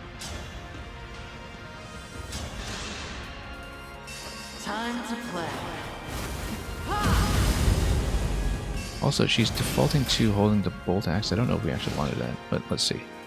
That was a long turn. That was a very complicated turn. But yeah, she'll take some damage. That's a bit of a thrill.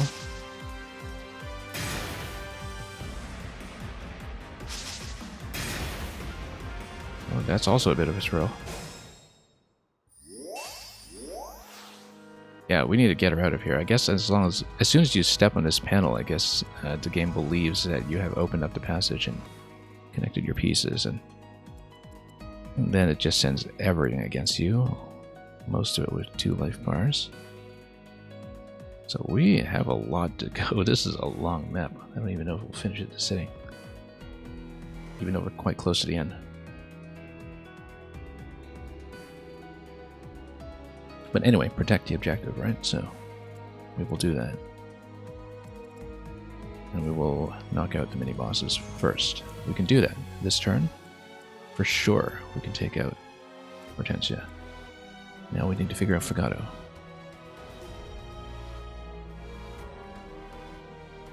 And yeah, we can also just cause some kind of slowdown here on this passage. Maybe using water so we don't get damaged. Anyway, Yunaka will go up here so she can go for the chest.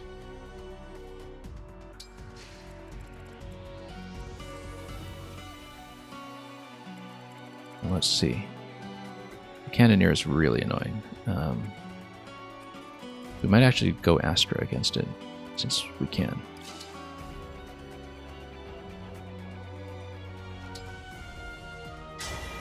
Emblem, engage! And in fact, we might even want to drop doubles to obstruct the passage.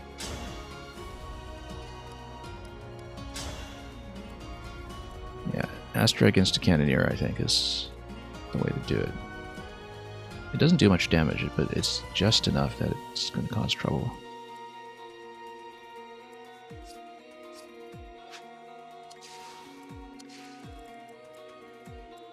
But yeah, a lot of it is magic attack, but not all.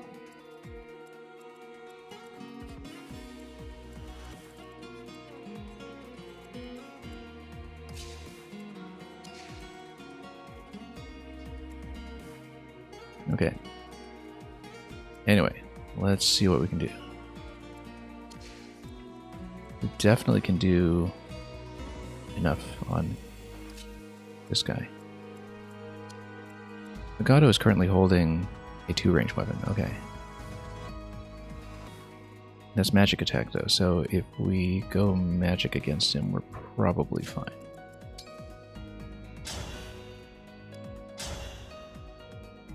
No, we're not, because of his speed. We're not fine at all. But we can drop Thoron on him and freeze him. Thoron, 25%, yeah, not great.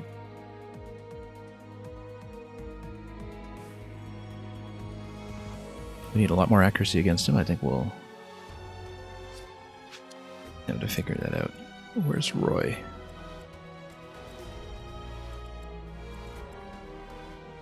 Aaron and Roy have lost their engage, unfortunately.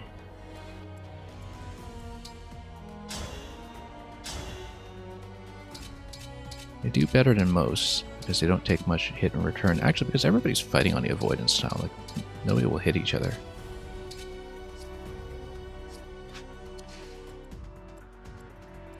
Goldberry still has its quad strike. No, she doesn't, because she doesn't have engage. But she could fight a little bit and potentially even try to push him off the panel. Problem is, tons of incoming damage. I'll do my best. Vale and Violet. Sort of to create her. Might be able to do something here. Not much damage, actually. Best damage here is from Thoron. Thoron, yeah, you stand out of range and then you can still hit without the counterattack, so... We'll actually just drop a whole bunch of Thoron on him. It's probably the best way.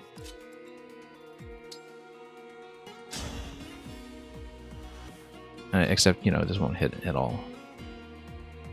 But it'll freeze him, which is what we want for at least the next 2 turns. Were you at Lethos Castle? Sorry, there's so much to keep track of these days. Yeah, of course, it's a miss. I actually should draw him out instead of fighting him on a panel, but whatever. Pull it by 1 spot here. Yeah, I probably should have left her open to being doubled again, so it's okay. Also, let's see how well Chris does against Fugato, in fact, because he's the only character here who's going to outspeed him, really.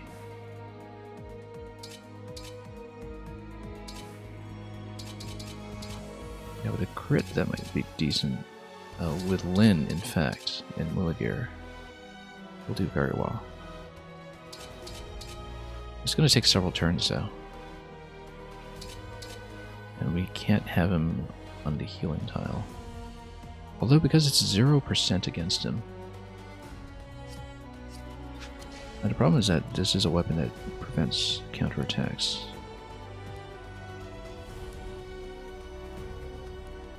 Fortify plus. Awful. Yeah, we need some kind of solution to block all this stuff too, because it's going to mob me very shortly. I think we just, you know, keep dropping obstructions every turn if we can, and just try to choke them in this corridor. I have more to give. Like if we go Dragon Bane.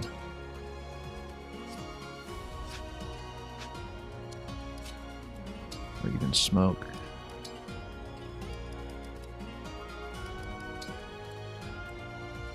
Or Fire. But Smoke has the benefit of going one way.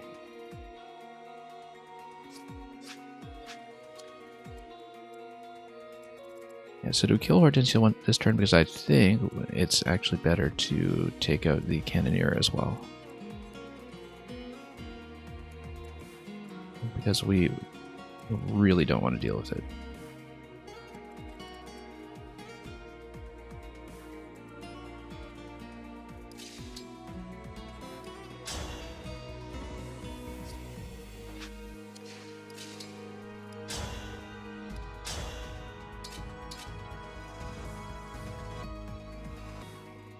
Anyway, let's take it.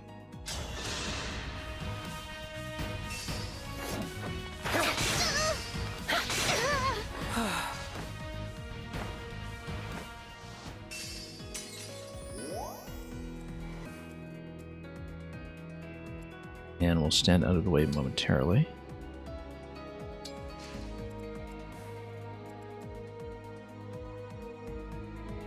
Yeah, if we can get her down by other means this turn, with Excalibur or something, that'd be great.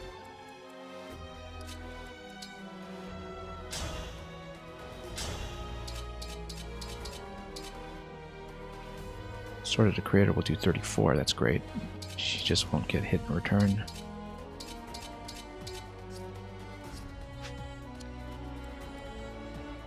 Yeah, because then we can take her out this turn, and we... But we know that Alchris can take her down in one shot anytime he likes, which indicates to me that we should prioritize removing the Cannoneer.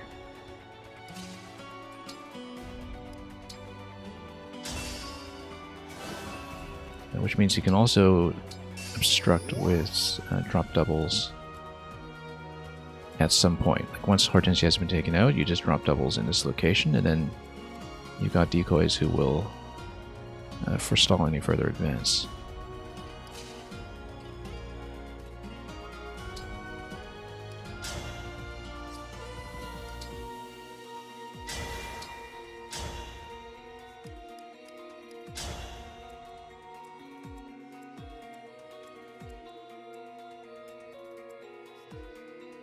Yeah. Nilla's going to be difficult to take out. It's just too much stuff, but let's take this guy away. Just enough damage. By my hand, I see you! A good wind. Okay. Stay in this location. And let's drop some smoke, I think. We'll want to heal up there, obviously. But we can do that. We might want to do that now. Let's... Okay, I'm mad. 1, 2, 3, 4, 5, 6, 7, 8, 9, 10, 11. We'll consider it after we've poked a little further in case... Yeah, nobody's going to make it over this turn. And again, we're kind of deferring the Micaiah heal to the last possible moment.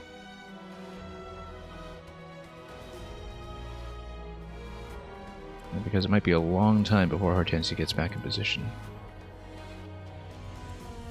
We don't want to overspend Physic, because once the Micaiah heal expires and becomes unavailable in 2 turns' time, I actually will not be able to reload with her very easily, will I? Yeah, you can fly over, but it takes about 2 turns.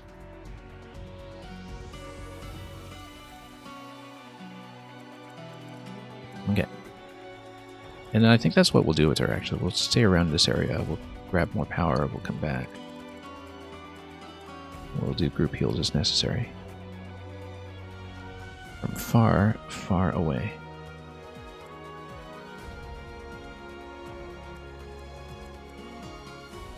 So we'll probably drop smoke over there, but let's see what we'll do here first. Go over Figado, I think, simply because Hortensia can't be taken out in one shot. So that means... Thoron for sure. He's going to be heal tile though, so we need to make sure we burn him down all the way with an additional 19.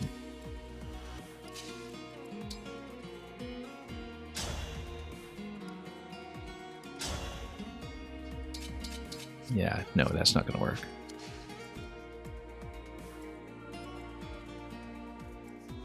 We're pretty much restricted to people who can take magic damage. She can also do Thoron from range. Actually, double Thoron with the 2 of them. They can do it.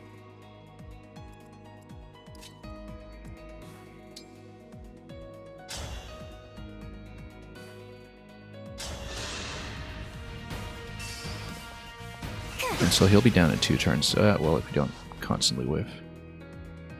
Now, if you whiff, that's a bit of a problem because then he'll only heal for 10, so damage is still valuable.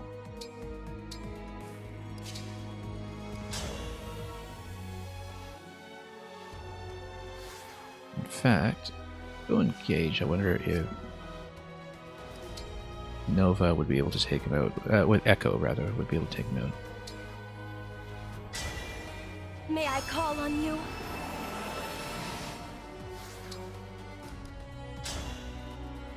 Or indeed, one of the... Echo would do 44. So we can do 6 damage to him somehow, then... from someone who can stay safe. Then maybe we're okay, but... Can we? Yeah, it'll be 16 incoming.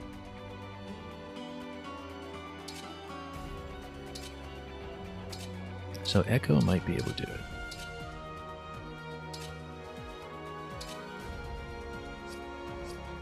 This is assuming every shot actually lands, though, which is not necessarily the case.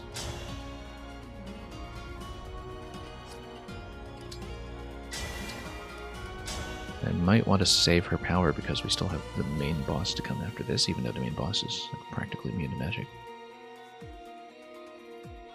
86% hit, though, that's reasonable. And what about Warp Ragnarok? What'll that do? It'll do pretty well. What about her other engaged weapons?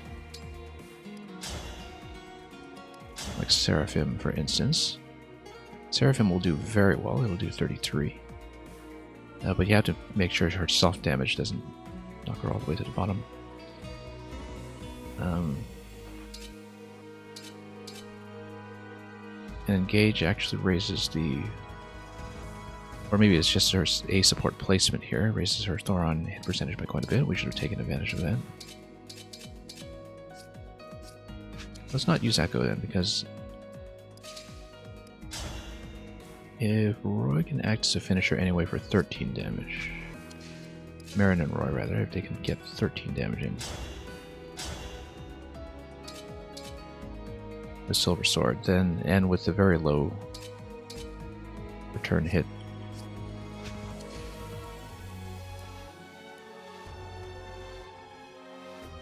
Then we're actually okay. We just need 1 hit here. And we get Marin and Roy to do the finisher. Assuming they hit.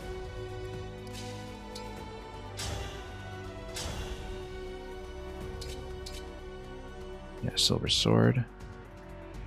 Let's hope it's not... I miss with 70-some% and he hits with 20-some. That would have been terrible.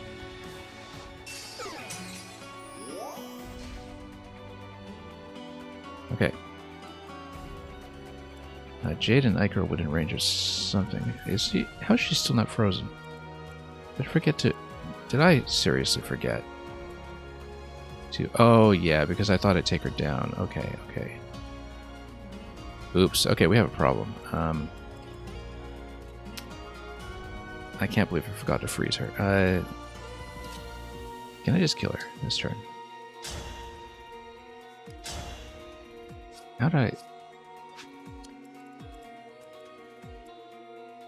Yeah, because we used Xenologue. Okay, no. I was supposed to take her out this turn. I completely lost track.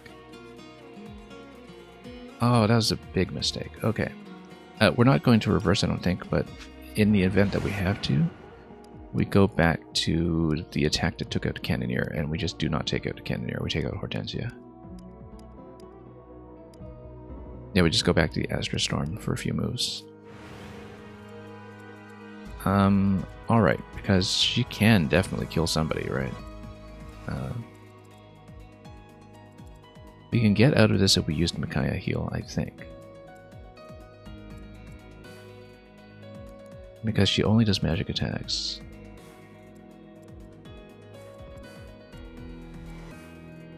And the only physical defenders physical-centric defenders that we are worried about are maybe Jade and Ike over here, so that's okay, we'll just step back. Yeah, we messed that up, but the Elwyn might be a problem against the fires. That's the only thing. And actually, her coming in and hitting Camilla might also be a problem. 14 damage. Okay, not a problem if we heal her up, so...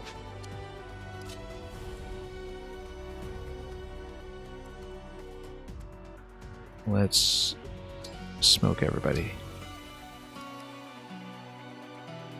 Although smoke might also affect myself here.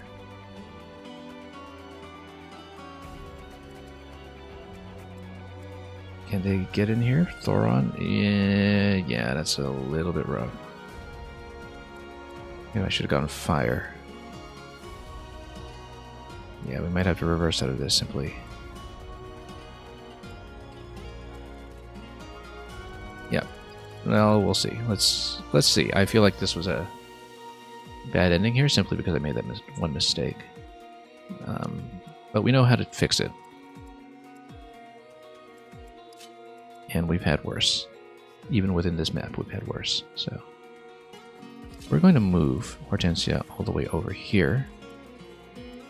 Because after the expiry of her power, we will need to pick up Emblem Energy.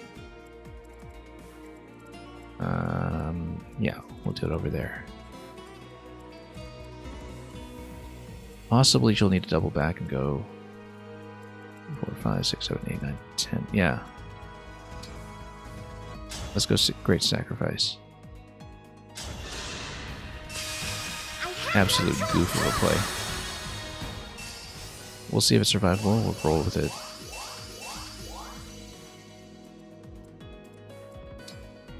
What a colossal blunder, though. And we'll move the physical units out of the way for just a moment. And let's see what happens, because I feel like that was not well done.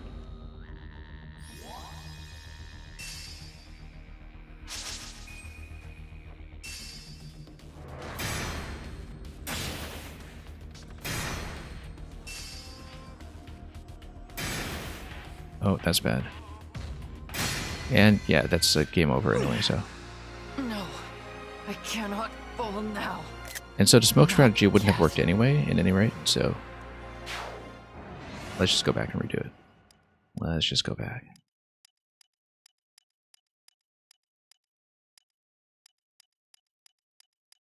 Yeah, we need to pull her way out of there and just outrun completely. So.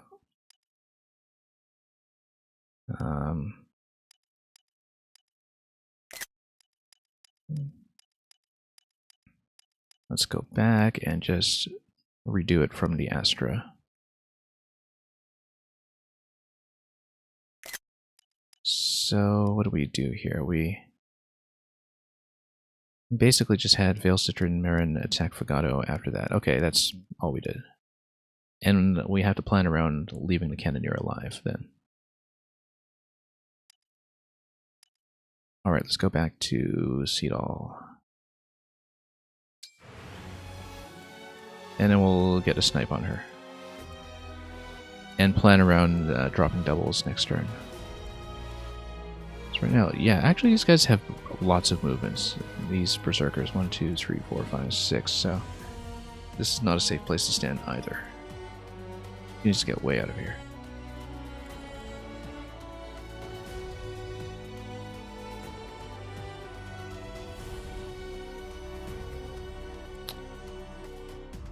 That's the problem, is that we've used Seedall already when... Yeah, we just need to kill her, and then we get out. And the Cannoneer range is still relevant.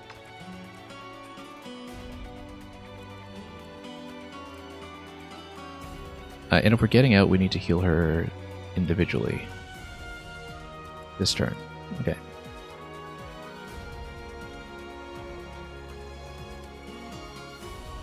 So in that case... Also, let's see what the situation was with Fugato attacking into me, potentially. Too much.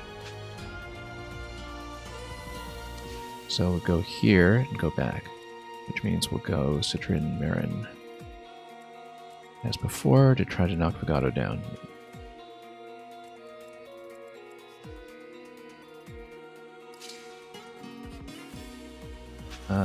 Yeah, actually no, we were going with Veil first.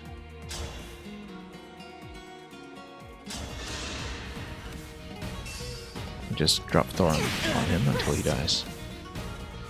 We'll do it within the space of another turn because we don't have many IV freezes left over.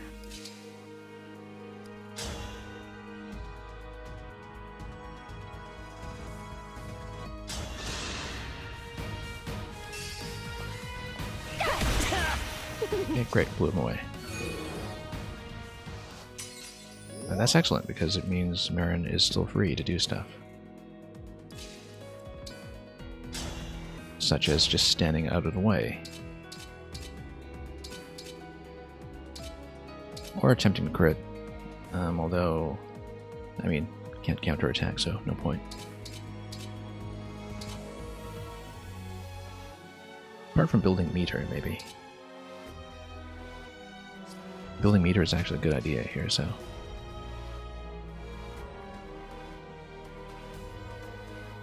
And I need Marin to move out of the way so I can move Alchrist here, so... Let's see.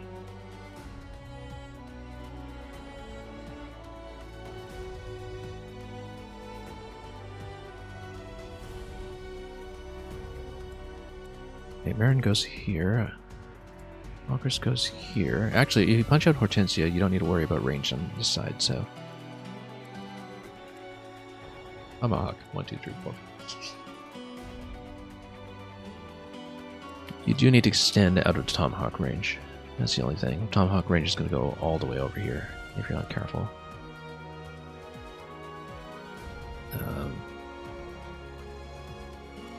Yeah, in fact, it's going to go quite a long ways.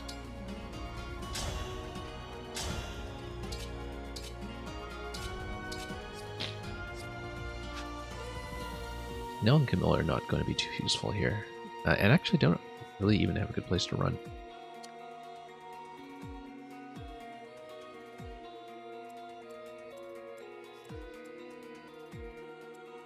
So, yeah, let's see what the hit rate is with Fugato attacking me eventually. 0%, so actually that's fine. We'll stand here.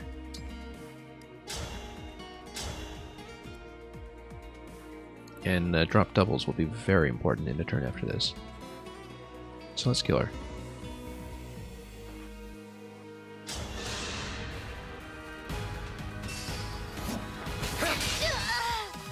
I knew it would end like this. This pain is nothing.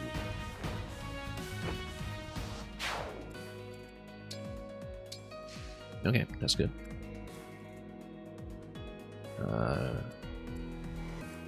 Yeah, Citrin's actually still within Cannoneer range, but that's okay. We know she doesn't die to the Cannoneer, so...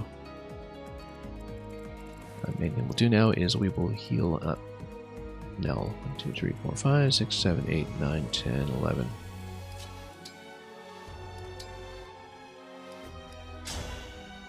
11. Physic might actually not do enough here.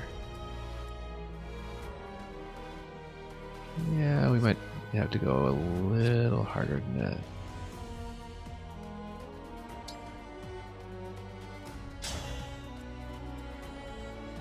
No, that's okay. We'll just top her off for a moment until she can reach the other healers. We'll just get her out of range of anybody really threatening this turn. Hortensia is within Cannoneer range, but she has very high resilience. She'll be okay. She might actually have to rejoin the main group, I think, but doing multiple miracle heals is probably more important at this stage.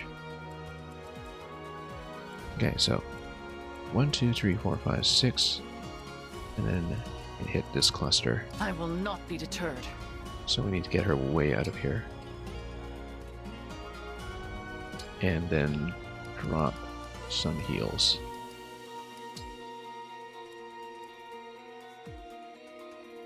On everybody but herself, apparently.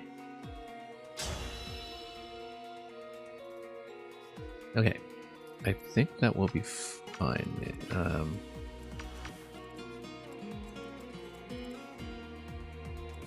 Yeah, the cannoneer range actually makes things pretty hard to see here. How is that range? Wait, 1, 2, 3, 4, 5, 6. That's still within range, okay. Defense 15. How much does it hit for? 44. Oh, she's still within range. We need to just block, I think.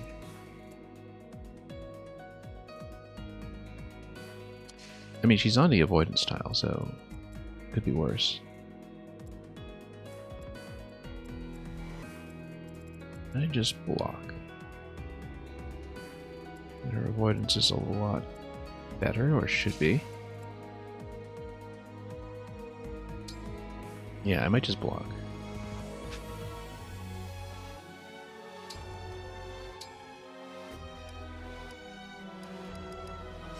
It's 3 speed.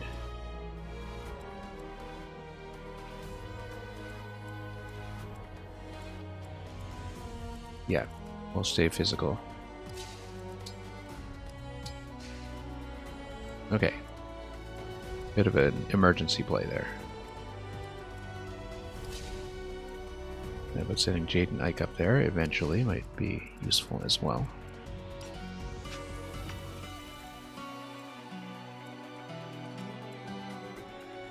Yeah, once we all fight on the avoidance tile, I think we'll probably be fine. But we need Fugato out of the way there first. Before that happens.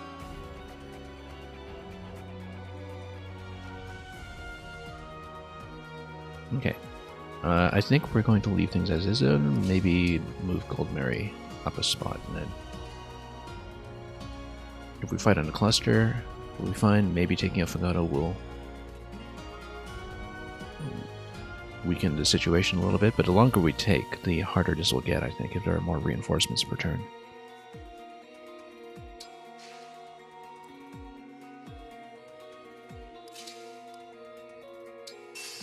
Let's see how this goes.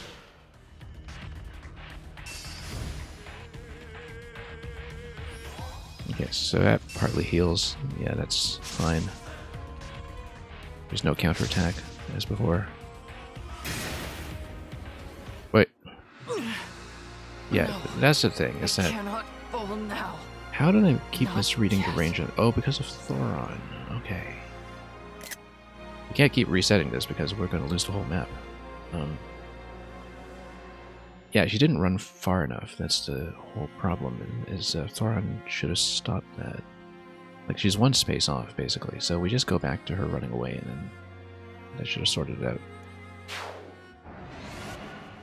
Alright, let's do it.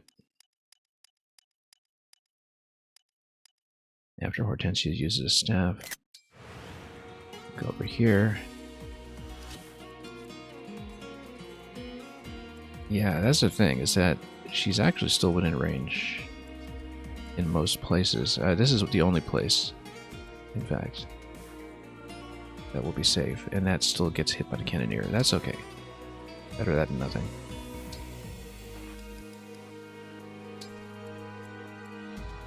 And then we'll still be able to get a partial heal on the Dragon Vein, so that's okay. She just needs to run far, far away.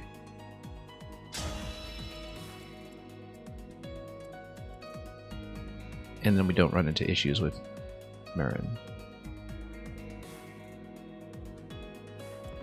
And we'll create a little kill box. Okay. No further reinforcements, at least. And we'll keep Marin as is. Let's see what happens now. Yeah, I just didn't read the movement and a 3 range on the Thoron accurately.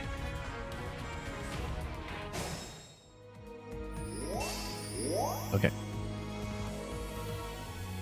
This is the last turn to use Micaiah, so we will use the big heal once we have an opportunity to do so. we'll probably need to nuke some of these guys and then do drop doubles to freeze them out. Although my health is in good shape, so, you know, we'll see how that's going to look. You know what? Oh, we can do the line damage attack, can't we? As Seedall if we really want. He doesn't really have enough attack power to do this, so. Like, override. Yeah, he doesn't really have the power. It would have been nice if he could. But he doesn't do enough damage to make this useful.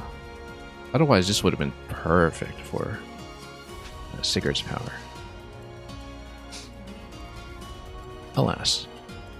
Yeah, if you boost him with Instruct or something, maybe you can do it, but I'd rather have him beat a double attacker.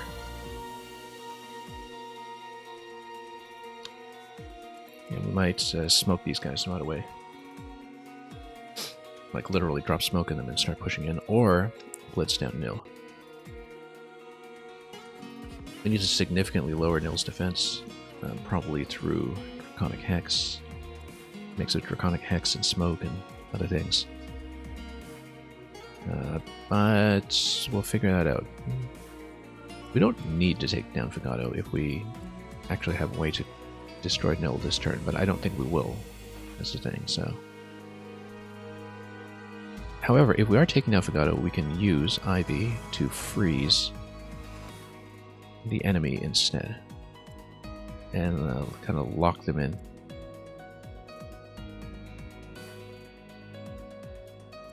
Yeah, lock them all in. Like if we go Thoron, we'll do 0 against her, but it will freeze the surrounding mages. We don't even go Thoron, but go like Excalibur against this. Well, we'll see. You can even peel off the first 2 or so and then freeze the rest. But anyway, we have measures to deal with this. And after we freeze them, we can start doing drop doubles or something and take out the rest that way. We might want to go Instruct on this turn, depending on how many attacks we have. Show me the way. Also, I think Citrin, even with Warp Ragnarok, will not do magic damage here. Yeah. That's okay. Yeah, we're on the assumption that we'll destroy all this stuff. And he takes 2 hits, so we really need to hit hard here. We have to take out Fugato and at least freeze these units, but, you know, freezing these units is kind of our fallback plan. 100% against Fugato. Yeah, that'll work. And then burn him down.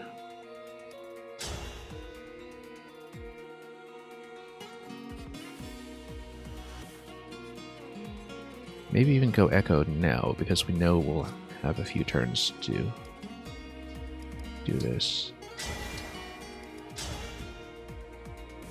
And then we can do 42 against him, and we'll have a bit more flexibility for how to kill him afterwards.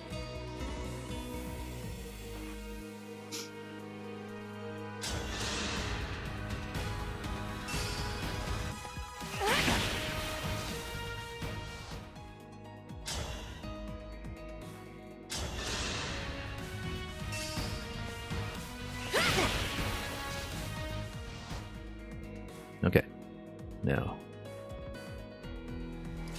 anybody should be able to take him from here. Not anybody. However, yeah, I guess Jade and Ike haven't reloaded in quite some time. Probably won't be able to.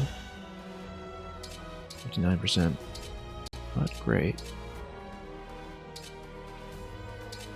Yeah, none of this is really going to work. Silver Sword. We can try it. I mean, he's barely going to hit in return, so everything here is going to be hard to hit. I will never fail. What, spell damage against a tomahawk? Oh no, we still have to kill him. Okay. We need to save Ivy for the freeze. Possibly do some kind of double freeze with her. Like go...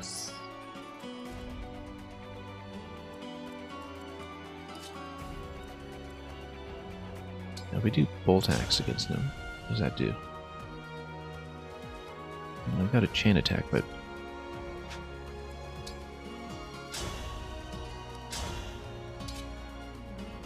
Yeah, Fellspark, no, none of this is very good. We actually need to send Nell way back, I think, and just use her to support with Dragon Veins.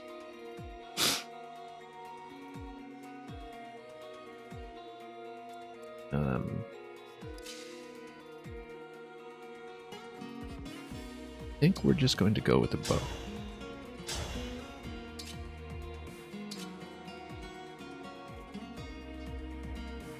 And it's 0% return, so yeah, we'll just... We need a bow in a more open position so we can do drop doubles afterwards with him. Which I think is what we'll have to do. Maybe not even this turn, because the priority should be burning down this guy and blockading or freezing.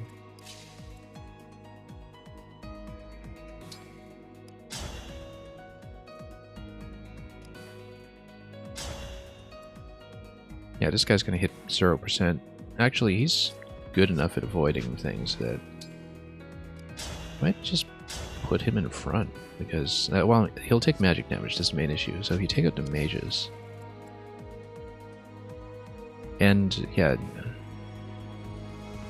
if you take out the mages, then it's fine, except we have stuff like, you know, Gig 11 sword and such that cause issues.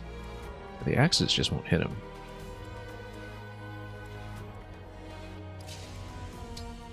You can do some kind of massive avoidance tanking with him.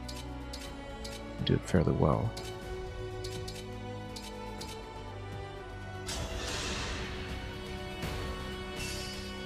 Allow me.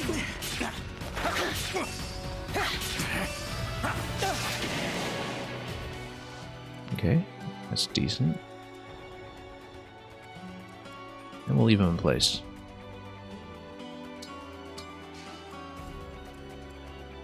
Don't exactly know how we'll do our positioning just yet, so I'm gonna hedge our bets a little bit.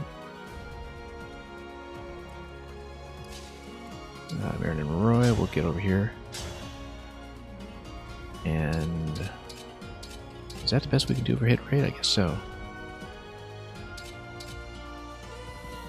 We need to chain attacks to land, basically. I feel like we're going to whiff at least one here. Now that was but we won't. fun. Whoops. Guess. Okay. Veil and Violet. I'm with you. Let's start nuking.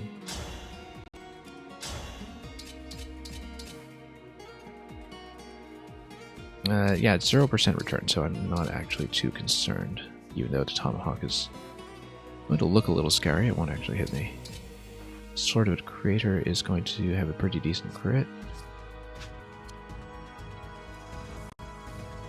And Seedall can reload somebody.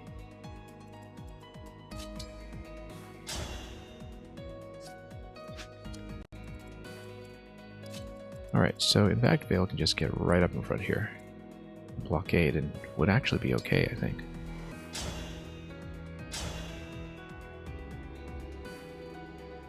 Except for, yeah, Thoron's gonna hit pretty hard.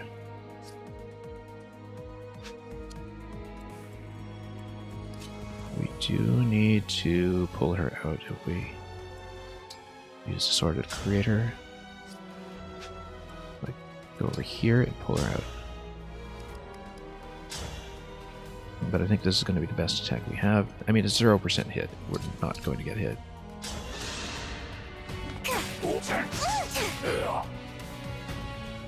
Just have to trust numbers sometimes. Not always, but sometimes. Jade and Ike do anything interesting? Potentially. Tomahawk versus Tomahawk. That looks like a recipe for disaster. Absolute disaster. We put her in Thoron range too, so that's not wise.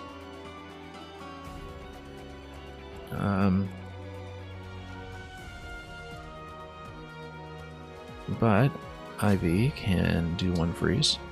Ivy can only freeze up to this turn, so we need to use her now, basically.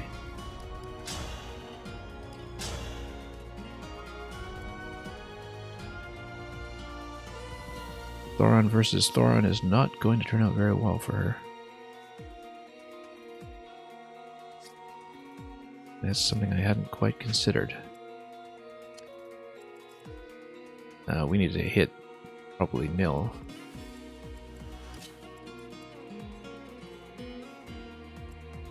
And then pull out like 2 spots to get away from Thoron. Which means Nell needs to move. Nell needs to move way out. So we don't get into game over situations.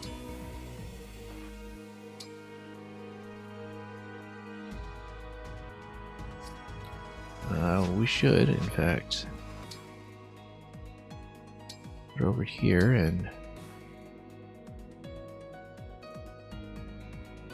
yeah.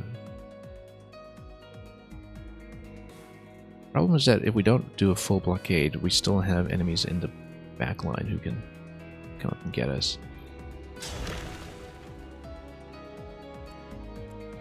Let's defend. It also stops a bit of movement. We need to be aware of that.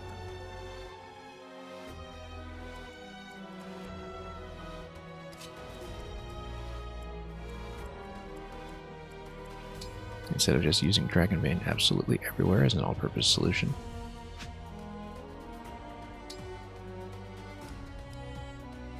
Yeah, I think we hit this first. Yuck. That's okay. We have something with a decent hit that doesn't wreck her in return. Problem is that everything wrecks her in return. It's just... what about the swords? Swords don't do much better. And they don't break either.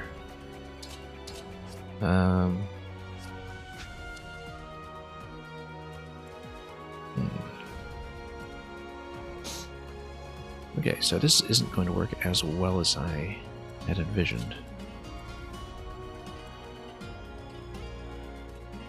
We need to reload somebody else, I think, too. Take out this guy. The Tomahawk.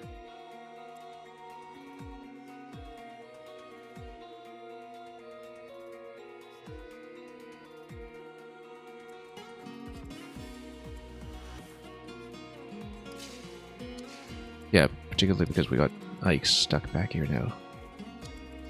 Let's see what's in the chest.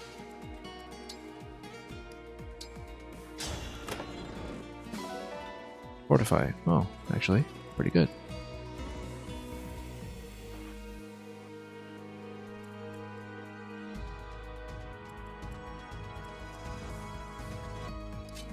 Well, anyway, let's not mess around too much. We legitimately do need to... yeah, actually, I've obstructed her movement a little too much now. This is right.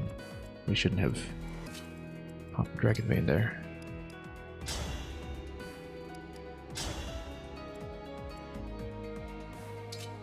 Excalibur. The thing is, if we heal up, we're able to do this. We're able to get the kill, at least. Or if not the kill, then...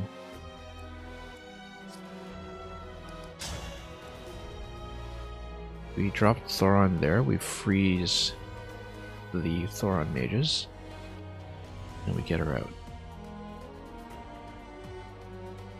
Maybe. That still doesn't solve the problem with the X-Man up front.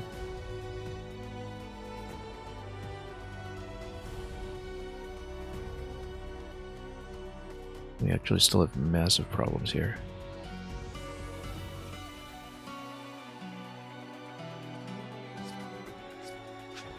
far down are some of these guys? Maybe we can drop fire. Maybe we can drop Thoron and drop fire.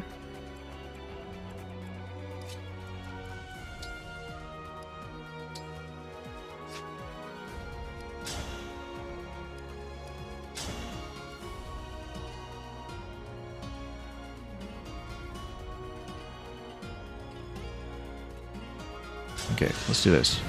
Freeze them all. Come to kill me.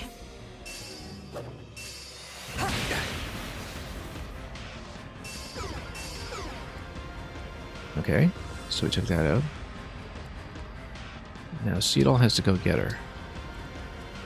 And Seedall's movement might be a little too obstruct to actually pull her back. Let's yeah, she is who we need. And even so, the Tomahawk is going to continue to be a problem. But you can go Thoron against the Tomahawk now. And pull out. And these guys are a little more stuck. There's another Tomahawk coming though, that's the problem.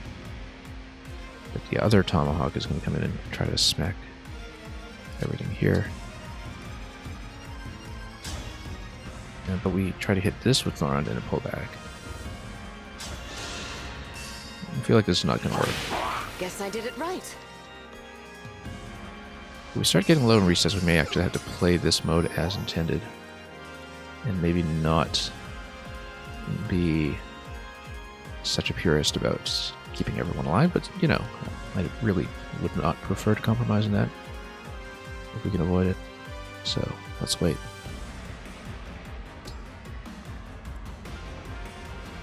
We still have Jade back here. Jade, yeah, Cannoneer would hit her for like 11. I'd rather have her in a mix too. Get a little further. Let's swap her in with Camilla.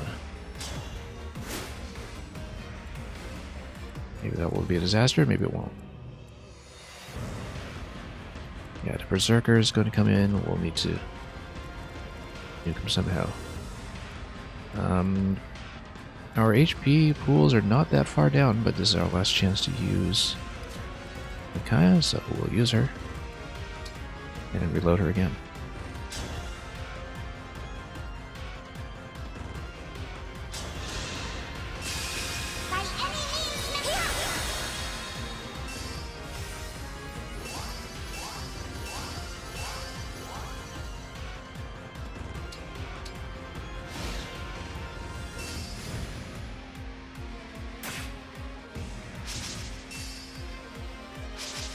Okay, 0% on a lot of this stuff. That's okay. Oh, that's tense. That's okay, 6% on the 25 backup that we have to be aware of. 25 backup is probably coming from this ridiculous unit here. Okay, we need to get in there and just pound this stuff now. Citrin Celica, still pretty powerful. Yeah, we can still freeze a whole cluster if we want. No, we can't, because Ivy's been exhausted. So no, we just gotta blockade and fight. Fight, fight, fight.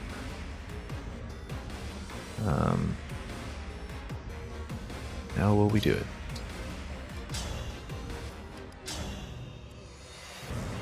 Can't just go for it directly, at least not yet, I think.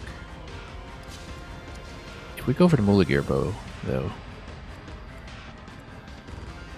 maybe we have a shot, but we have to take out a lot of this stuff first. And yeah, the mages, if we take out the mages, then at least we can concentrate on physical attacks. Apart from that Gig 11 sword, that is also an issue. So yeah, we are starting to be a little out of gas here.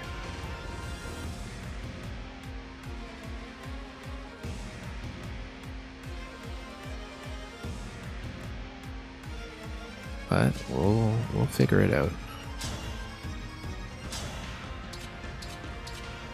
thing is, nothing breaks either.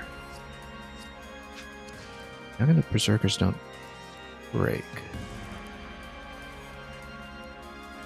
They just don't. Oh, because they're on an unbreakable tile. Yeah, no wonder. Okay. So we just need to control the tiles and make them not unbreakable. What a simple thing to do.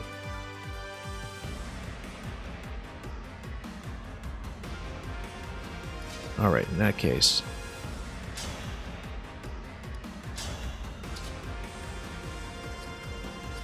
Yeah, let's just drop some more spells on them then. No mistakes.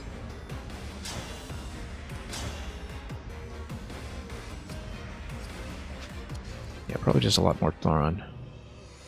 We'll just box them in. Make it kind of a cross.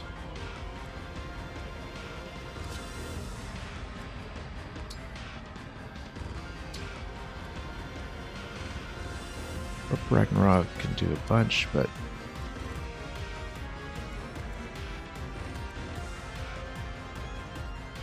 yeah, Alchris should go for mages, I think.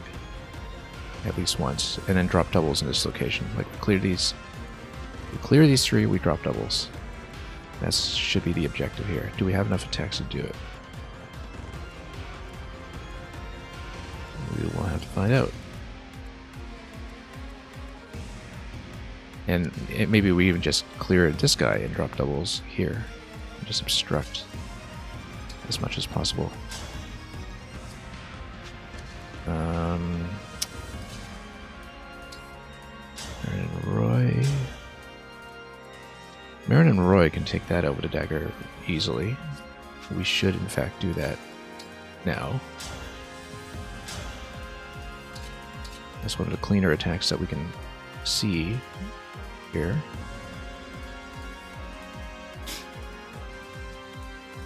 Although she could get mobbed by other magic attacks pretty easily after that.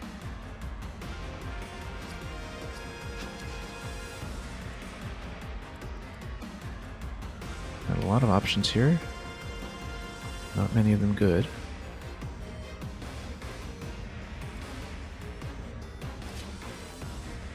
Yeah, I'd say if we go Seraphim, that... yeah, it's a 0% return once again, so that might still be good. Now, are these all corrupted? Yeah, they are.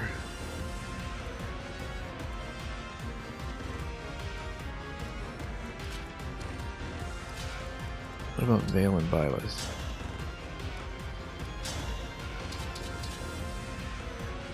Bolganone is just going to straight up kill it. Very good. Very good. Because it means that we can just use her as much as possible and then take out all of these guys. That's a big breakthrough.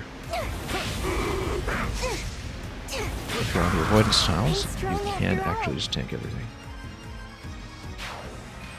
And then Vale can actually give us a whole bunch of adjacency bonuses for other attackers as well, which we'll have to use judiciously.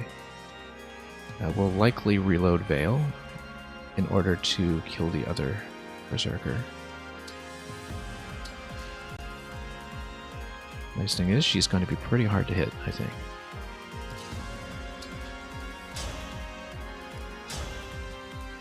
So, for example, Tomahawk here is going to hit for 87%, which is much better than usual. Just whack it. Not half bad. And if we can get rid of as many mages as we can, we're in such better shape.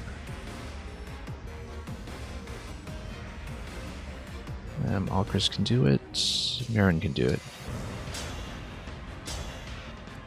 Yeah, too bad we don't have Byleth's power this turn because...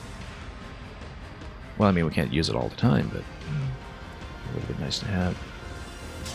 And yeah, the Tomahawk, it can't hit much. As long as we surround the Tomahawk with units that it cannot actually successfully target, I think we're fine.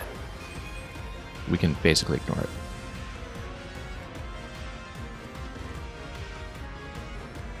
One thing that we should do is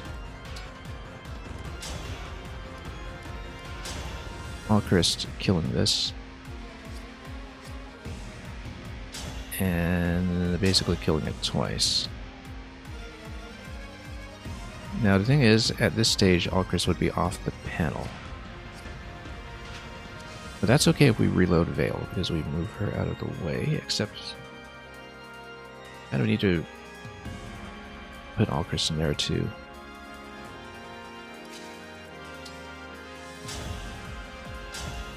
Do much of anything.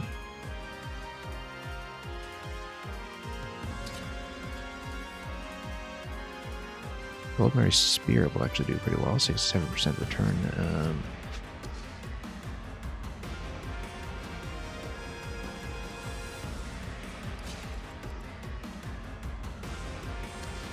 Yeah, I think we need to get rid of the mage. That's the short of it. And even so, the 11 sword is going to be a problem. It's going to eat us alive. I think if we take damage at this point, we suffer 0. Because I've been taking way too long of this. And unfortunately, I can't stream infinitely. Much as I would like to.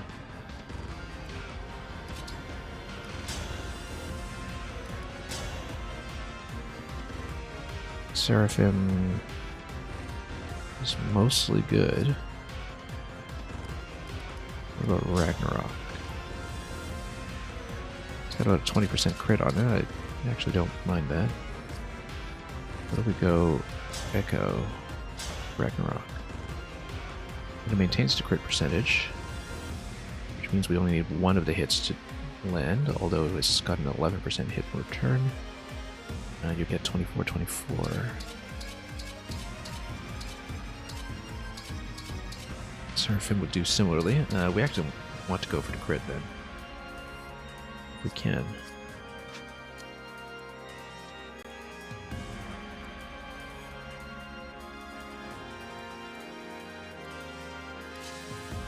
Maybe even go Thoron against this guy. Yeah, because between Citron Celica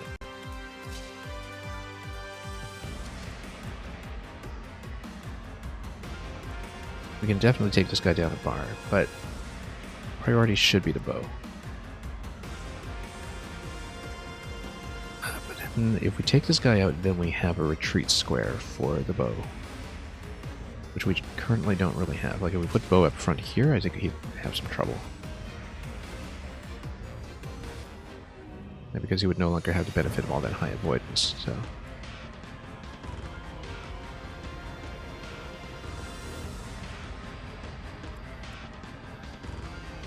Yeah, unfortunately everybody's a little stuffed up here.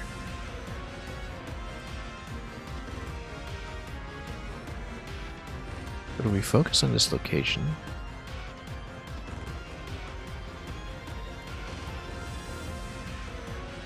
we can do one hit with the bow and retreat back, and then we'll see what that results in, although I really do think still that we are going to have a 11 sword problem here.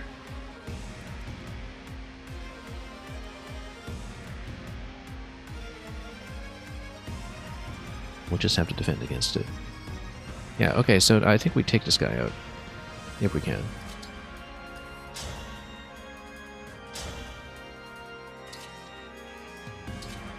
Let's go with the crit from Ragnarok if we can. And hopefully he doesn't do the 11% return.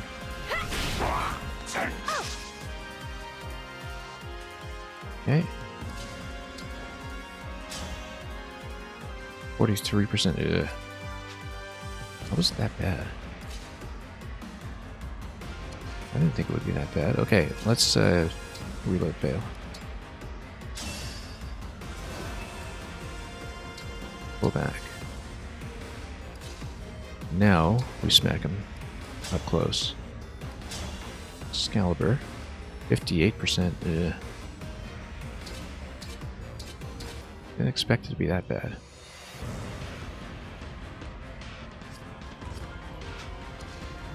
You have my attention. How did it get that dire all of a sudden? She's still bad.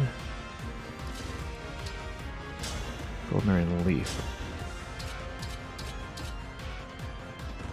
Great Lance, yeah, I mean, she won't get hit, so we can try it.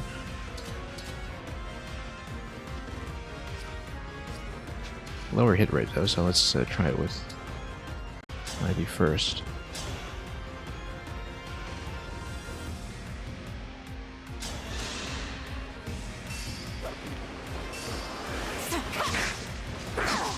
Okay, both miss, that's fine. It hexes him, so that's actually good. And then we can get in and hopefully have a higher hit rate. A much higher hit rate, in fact, so. Pretty useful. I could use a hot spring.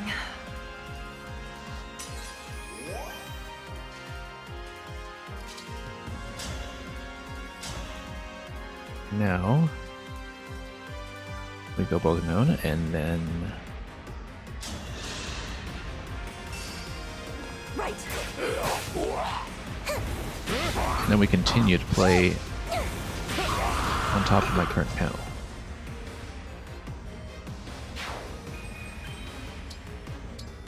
A little bit worried about Jade taking a Gig 11 in the face, but we'll have to deal with it. Unfortunately, I don't think we'll kill the mage completely, which is an issue because that's probably one of the more deadly weapons we need to deal with.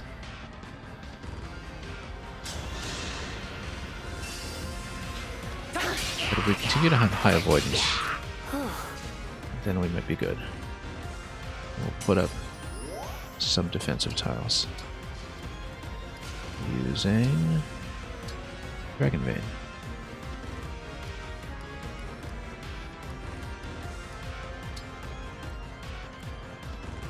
Yeah, we just put everybody here. Defend. Who knows how useful that'll be, but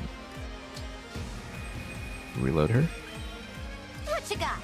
Let's get Yunaka back there as well, in case we actually manage to get her back there in time.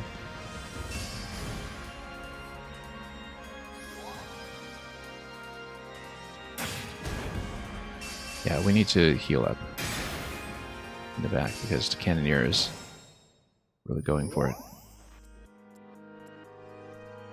Okay, we're still good. We're solid. Which means we take out this guy. And look at that, Vale and Violet. They've got to engage again, so we've got it this turn. We can just nuke this. I think we can absolutely do this turn. Because we'll have so many attacks available.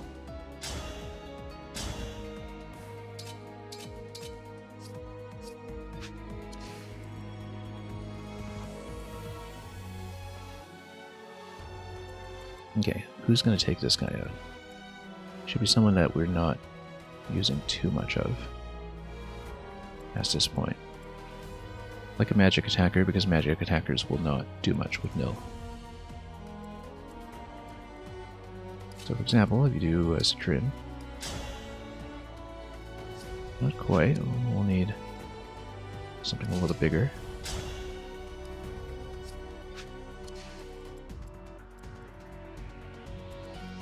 But positionally speaking, we should just use the bow. Whatever.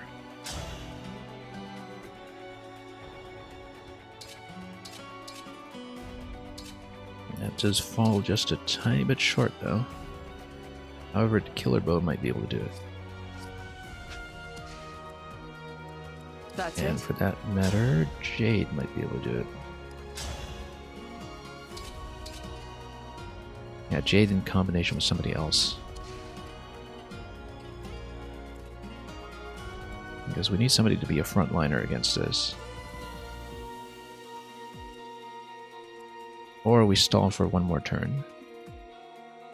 We hit the Thoron, peel off all of these guys, and just stall with doubles or something. That might actually be best. So let's hit with characters that will be headed back out.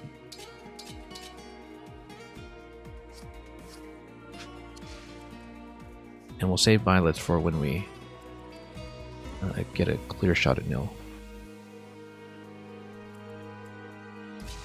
Yeah, I think that's a better idea. We stall for one turn.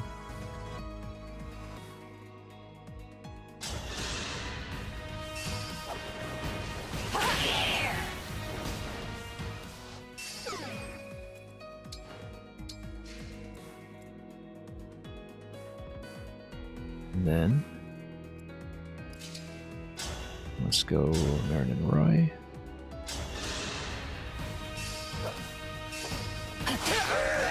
Ooh, I just spotted a rare bug.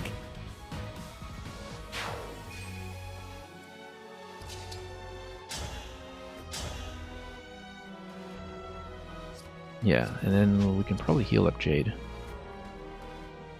Again, the 11 Swords red is maybe a bit of a problem, especially once she gets in close, but if we're able to hit...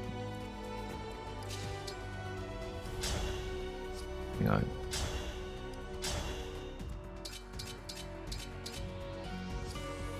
We can hit both, get the Cannoneer out, get a Sage out, and still have a piece remaining.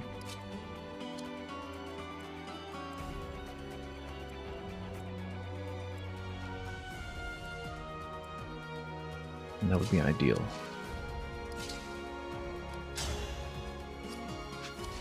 Unfortunately, I don't think I can do that and do drop doubles, which is what I would have liked to do.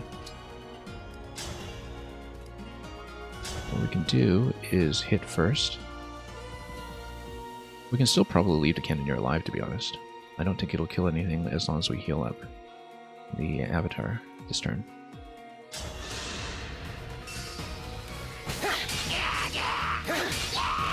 I'm still alive? Huh. Okay. Then what we do is we'll heal up. It's rather important to do. Is she within range? She might not be.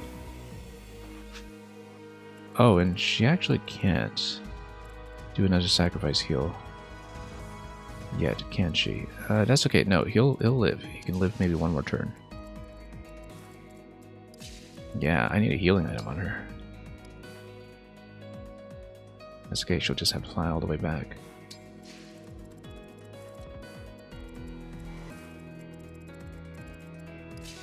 I get Yunaka up.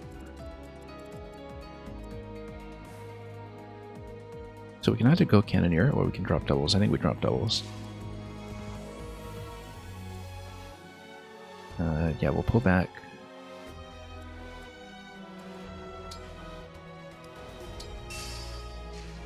And we'll just kind of bait this guy in a position like right here. Except I can't quite do it. Yeah, no, it would be in the same position basically, but we would stall for a turn and wouldn't do much else otherwise.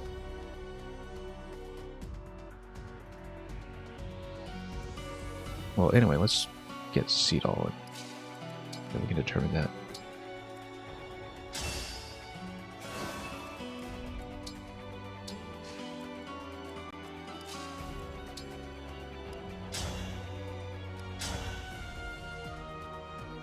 Yeah, that's not going to do anything. Spell damage will be functionally useless. Sort of the creator, though. Emblem, engage!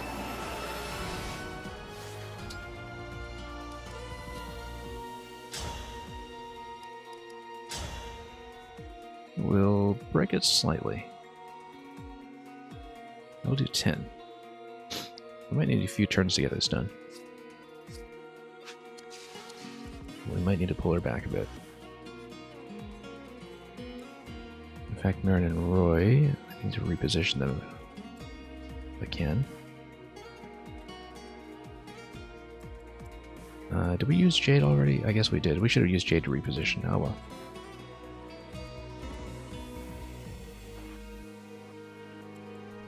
We still have Astra available.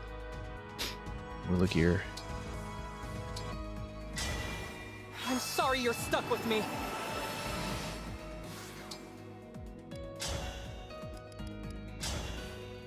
If we have Mula Gear, like basically 2 shots of Mula Gear will actually take her down to 1 bar.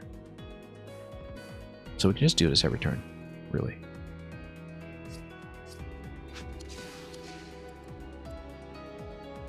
Until we've knocked her down.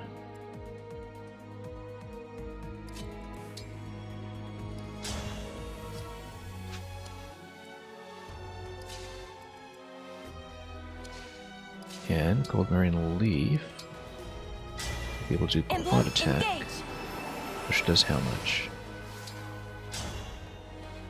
Almost nothing. Almost nothing, wow.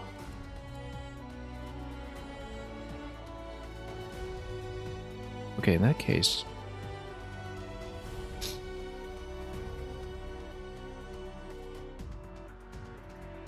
yeah, we need to stall quite a bit.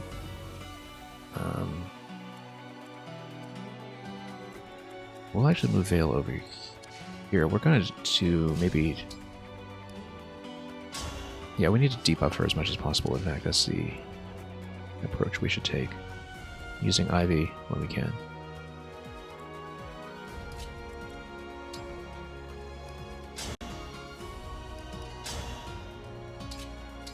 Yeah, there's almost nothing.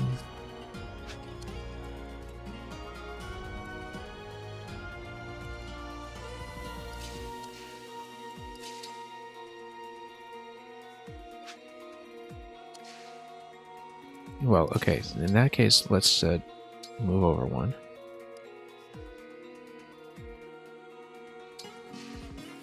Let's go drop doubles.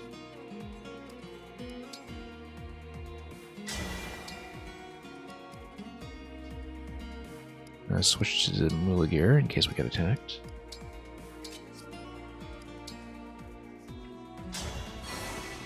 Should position this a little bit better, but we go heal.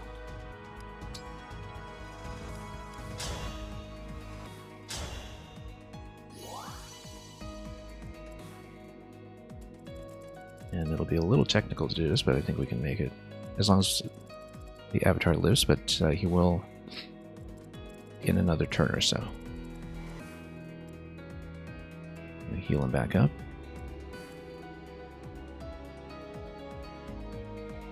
And then get rid of the Cannoneer, and then we just find a way to kill 1 bar at a time. And we'll continue going Dragon Band for defense.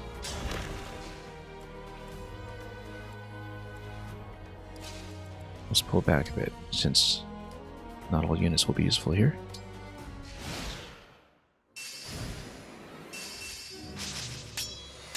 Yeah, 20% hit. That's great. No damage though. Yeah, that needs a heal, for sure. We're about to run into some trouble here.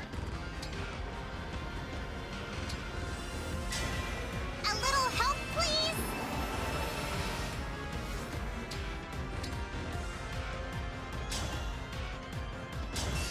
Yeah, there we go. Kick the problem down the road a bit.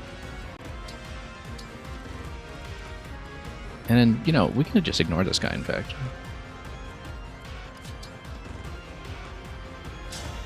In fact, I actually like now that I blocked 1 of the doubles, because now I can use that spot for Xenologue.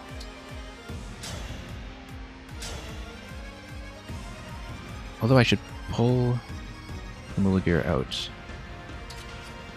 We don't need Astra, we just need a standard attack.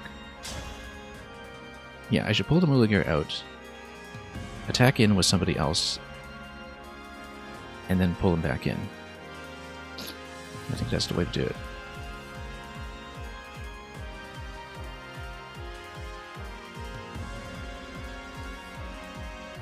In fact, yeah, and we can do that with Vale as well. I was about to use Veil for Instruct, but we're going to use Goddess Dance, I think. And do even better. I'll assist. Not done yet. Look here.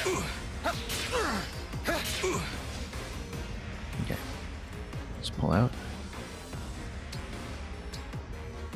And then it'll be Seedall going Dance. Pulling out. Veil will come back here eventually. But we're going to determine... Oh, you know what? You can get another shot and come back, but let's see who else can get a shot.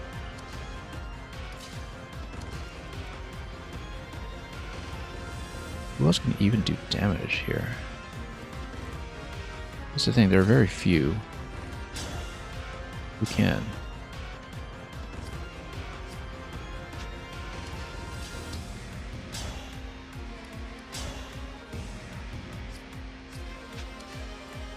We might just have to rely mostly. Tell me where.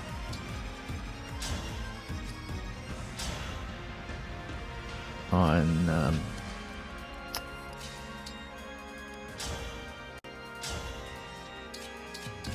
we just need to rely on Alcris and actually just let him do the job himself. He'll just do it all himself, actually. What we might want to do is debuff using Ivy just to make sure Draconic Hex remains loaded.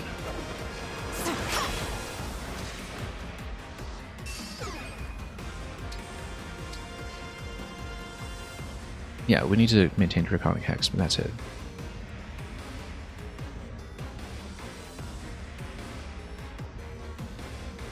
We should actually take out Cannoneer just in case the Cannoneer targets doubles and knocks him down, but I don't think it will.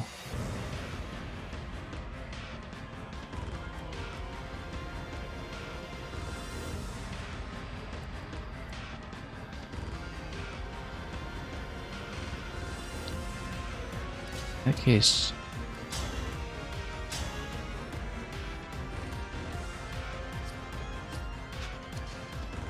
do we even need... Byleth this turn? Yeah, because we can use Astra.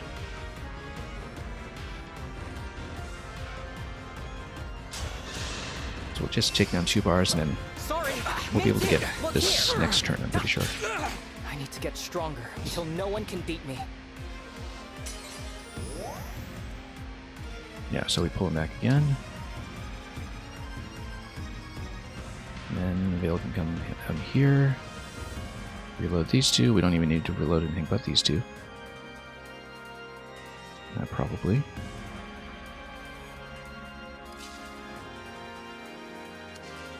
Nelda's not a canter or anything, but...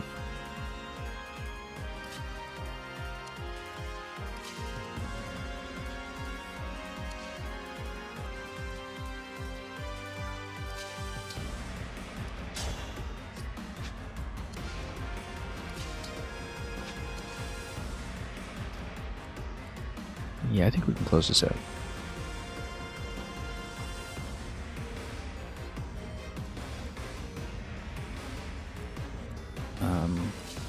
Yeah, we'll just do it quickly.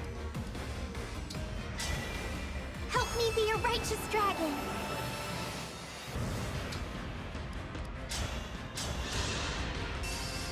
It's over. One more turn should do it. We don't even need move most of the units, we'll just do the attacks we need. We're very close to doing it even this turn, in fact.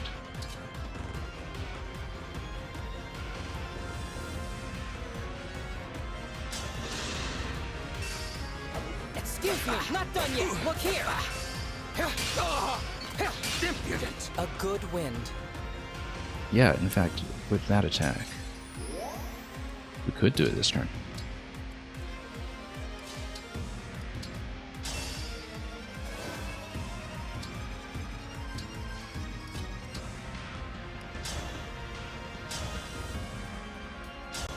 Well, let's see if it happens. I'll assist. Not done yet. Look here. A bit of a miss there, Could this but we got be it. my end? So, you finally struck at me in earnest.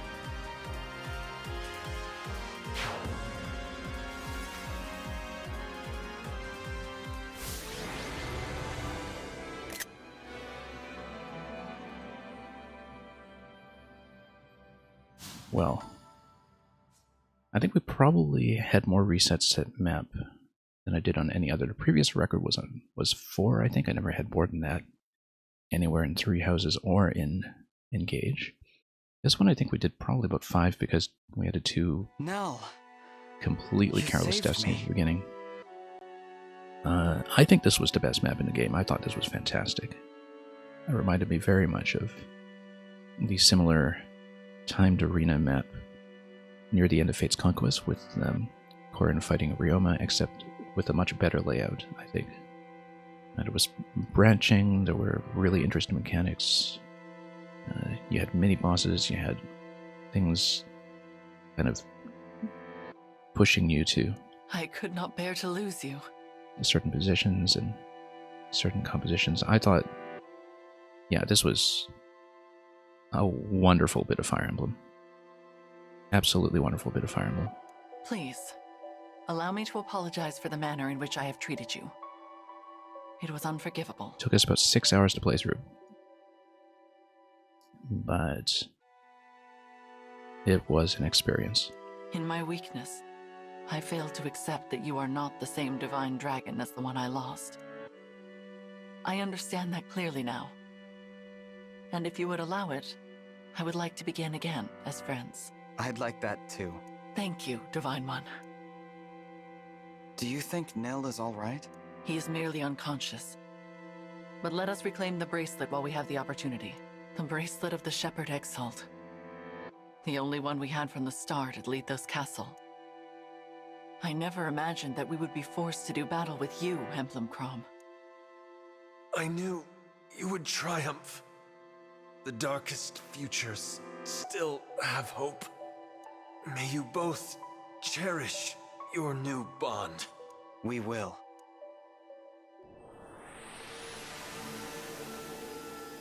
Let us make haste to the Four Winds. Well, he's not done for yet. By the looks of it.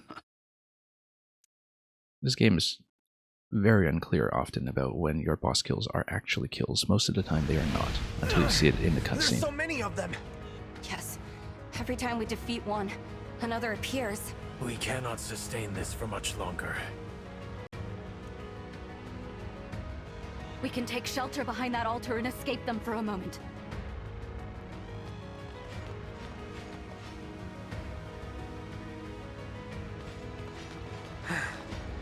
Phew.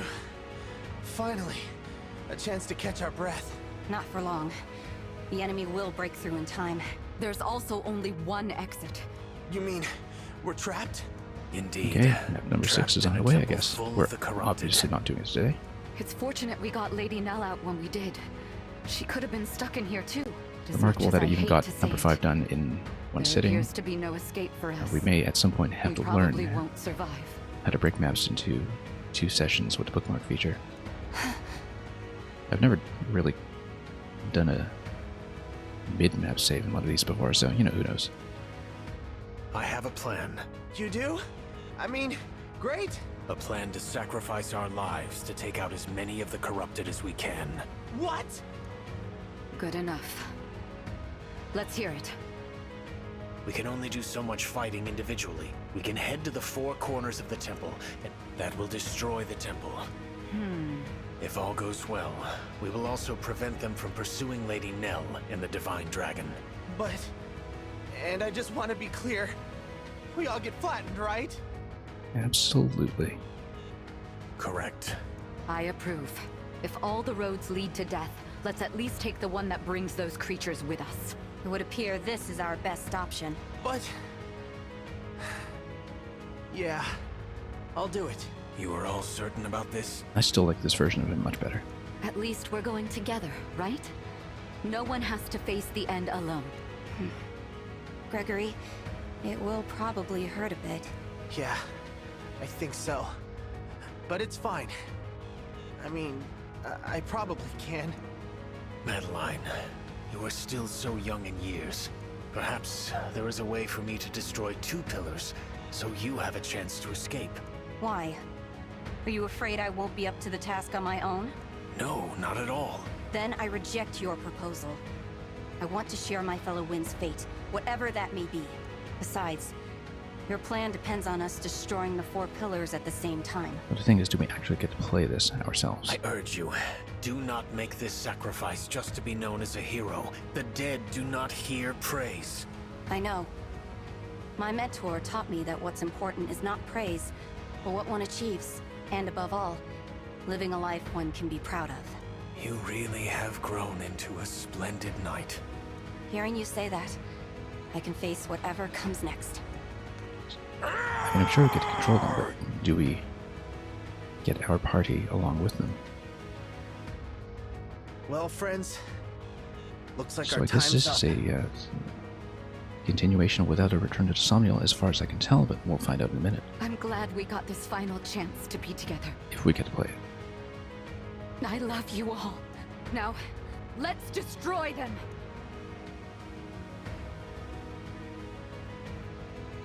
Lady Nell, this is as far as we go. I hope you and the Divine Dragon find a way to save Lord Nil. Listen up, Four Winds. This is our final mission. Break the pillars! Okay, so we don't get to play it.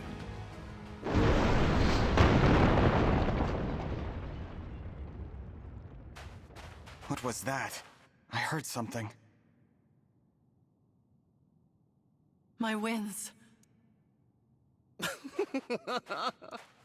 Nell. My corrupted have performed better than I could have hoped. And unless my senses have failed me, the 4 winds are no more. No! How did this happen? We were deceived. The 4 winds and I were attacked by the corrupted inside that temple. They remained behind so that I could escape and make my way to you. No. You refused to cooperate with me earlier, Divine One.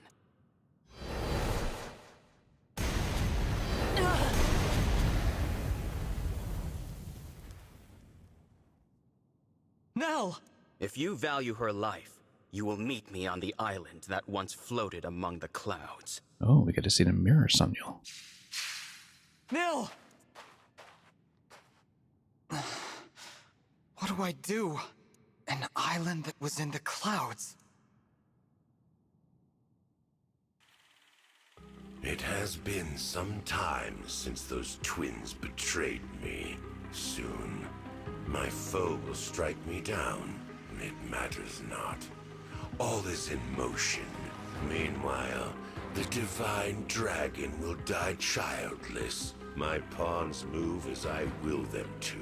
But I wonder, how long will that son of mine keep up this ruse of being Nell's twin? After all, her real twin is no more. Okay.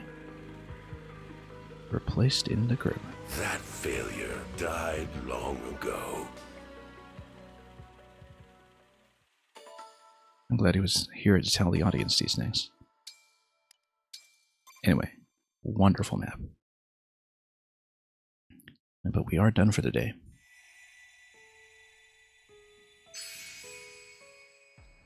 And we'll see if the continuation is anywhere on this scale.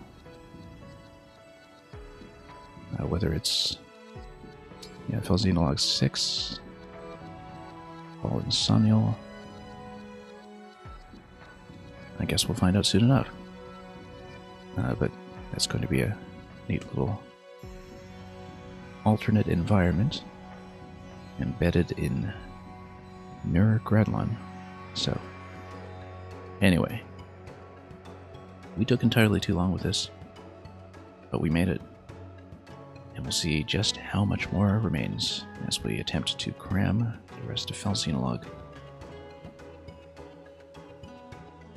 And apart from that, I guess that's it for today. So, thanks so much for watching. It was certainly my pleasure to play this one. really just relieved we made it to the end in one session. Despite the difficulties along the way, the occasional blunders, all the things that make this experience what it is. Anyway, have a good week ahead of you. Enjoy whatever comes next. And above all, fare thee well.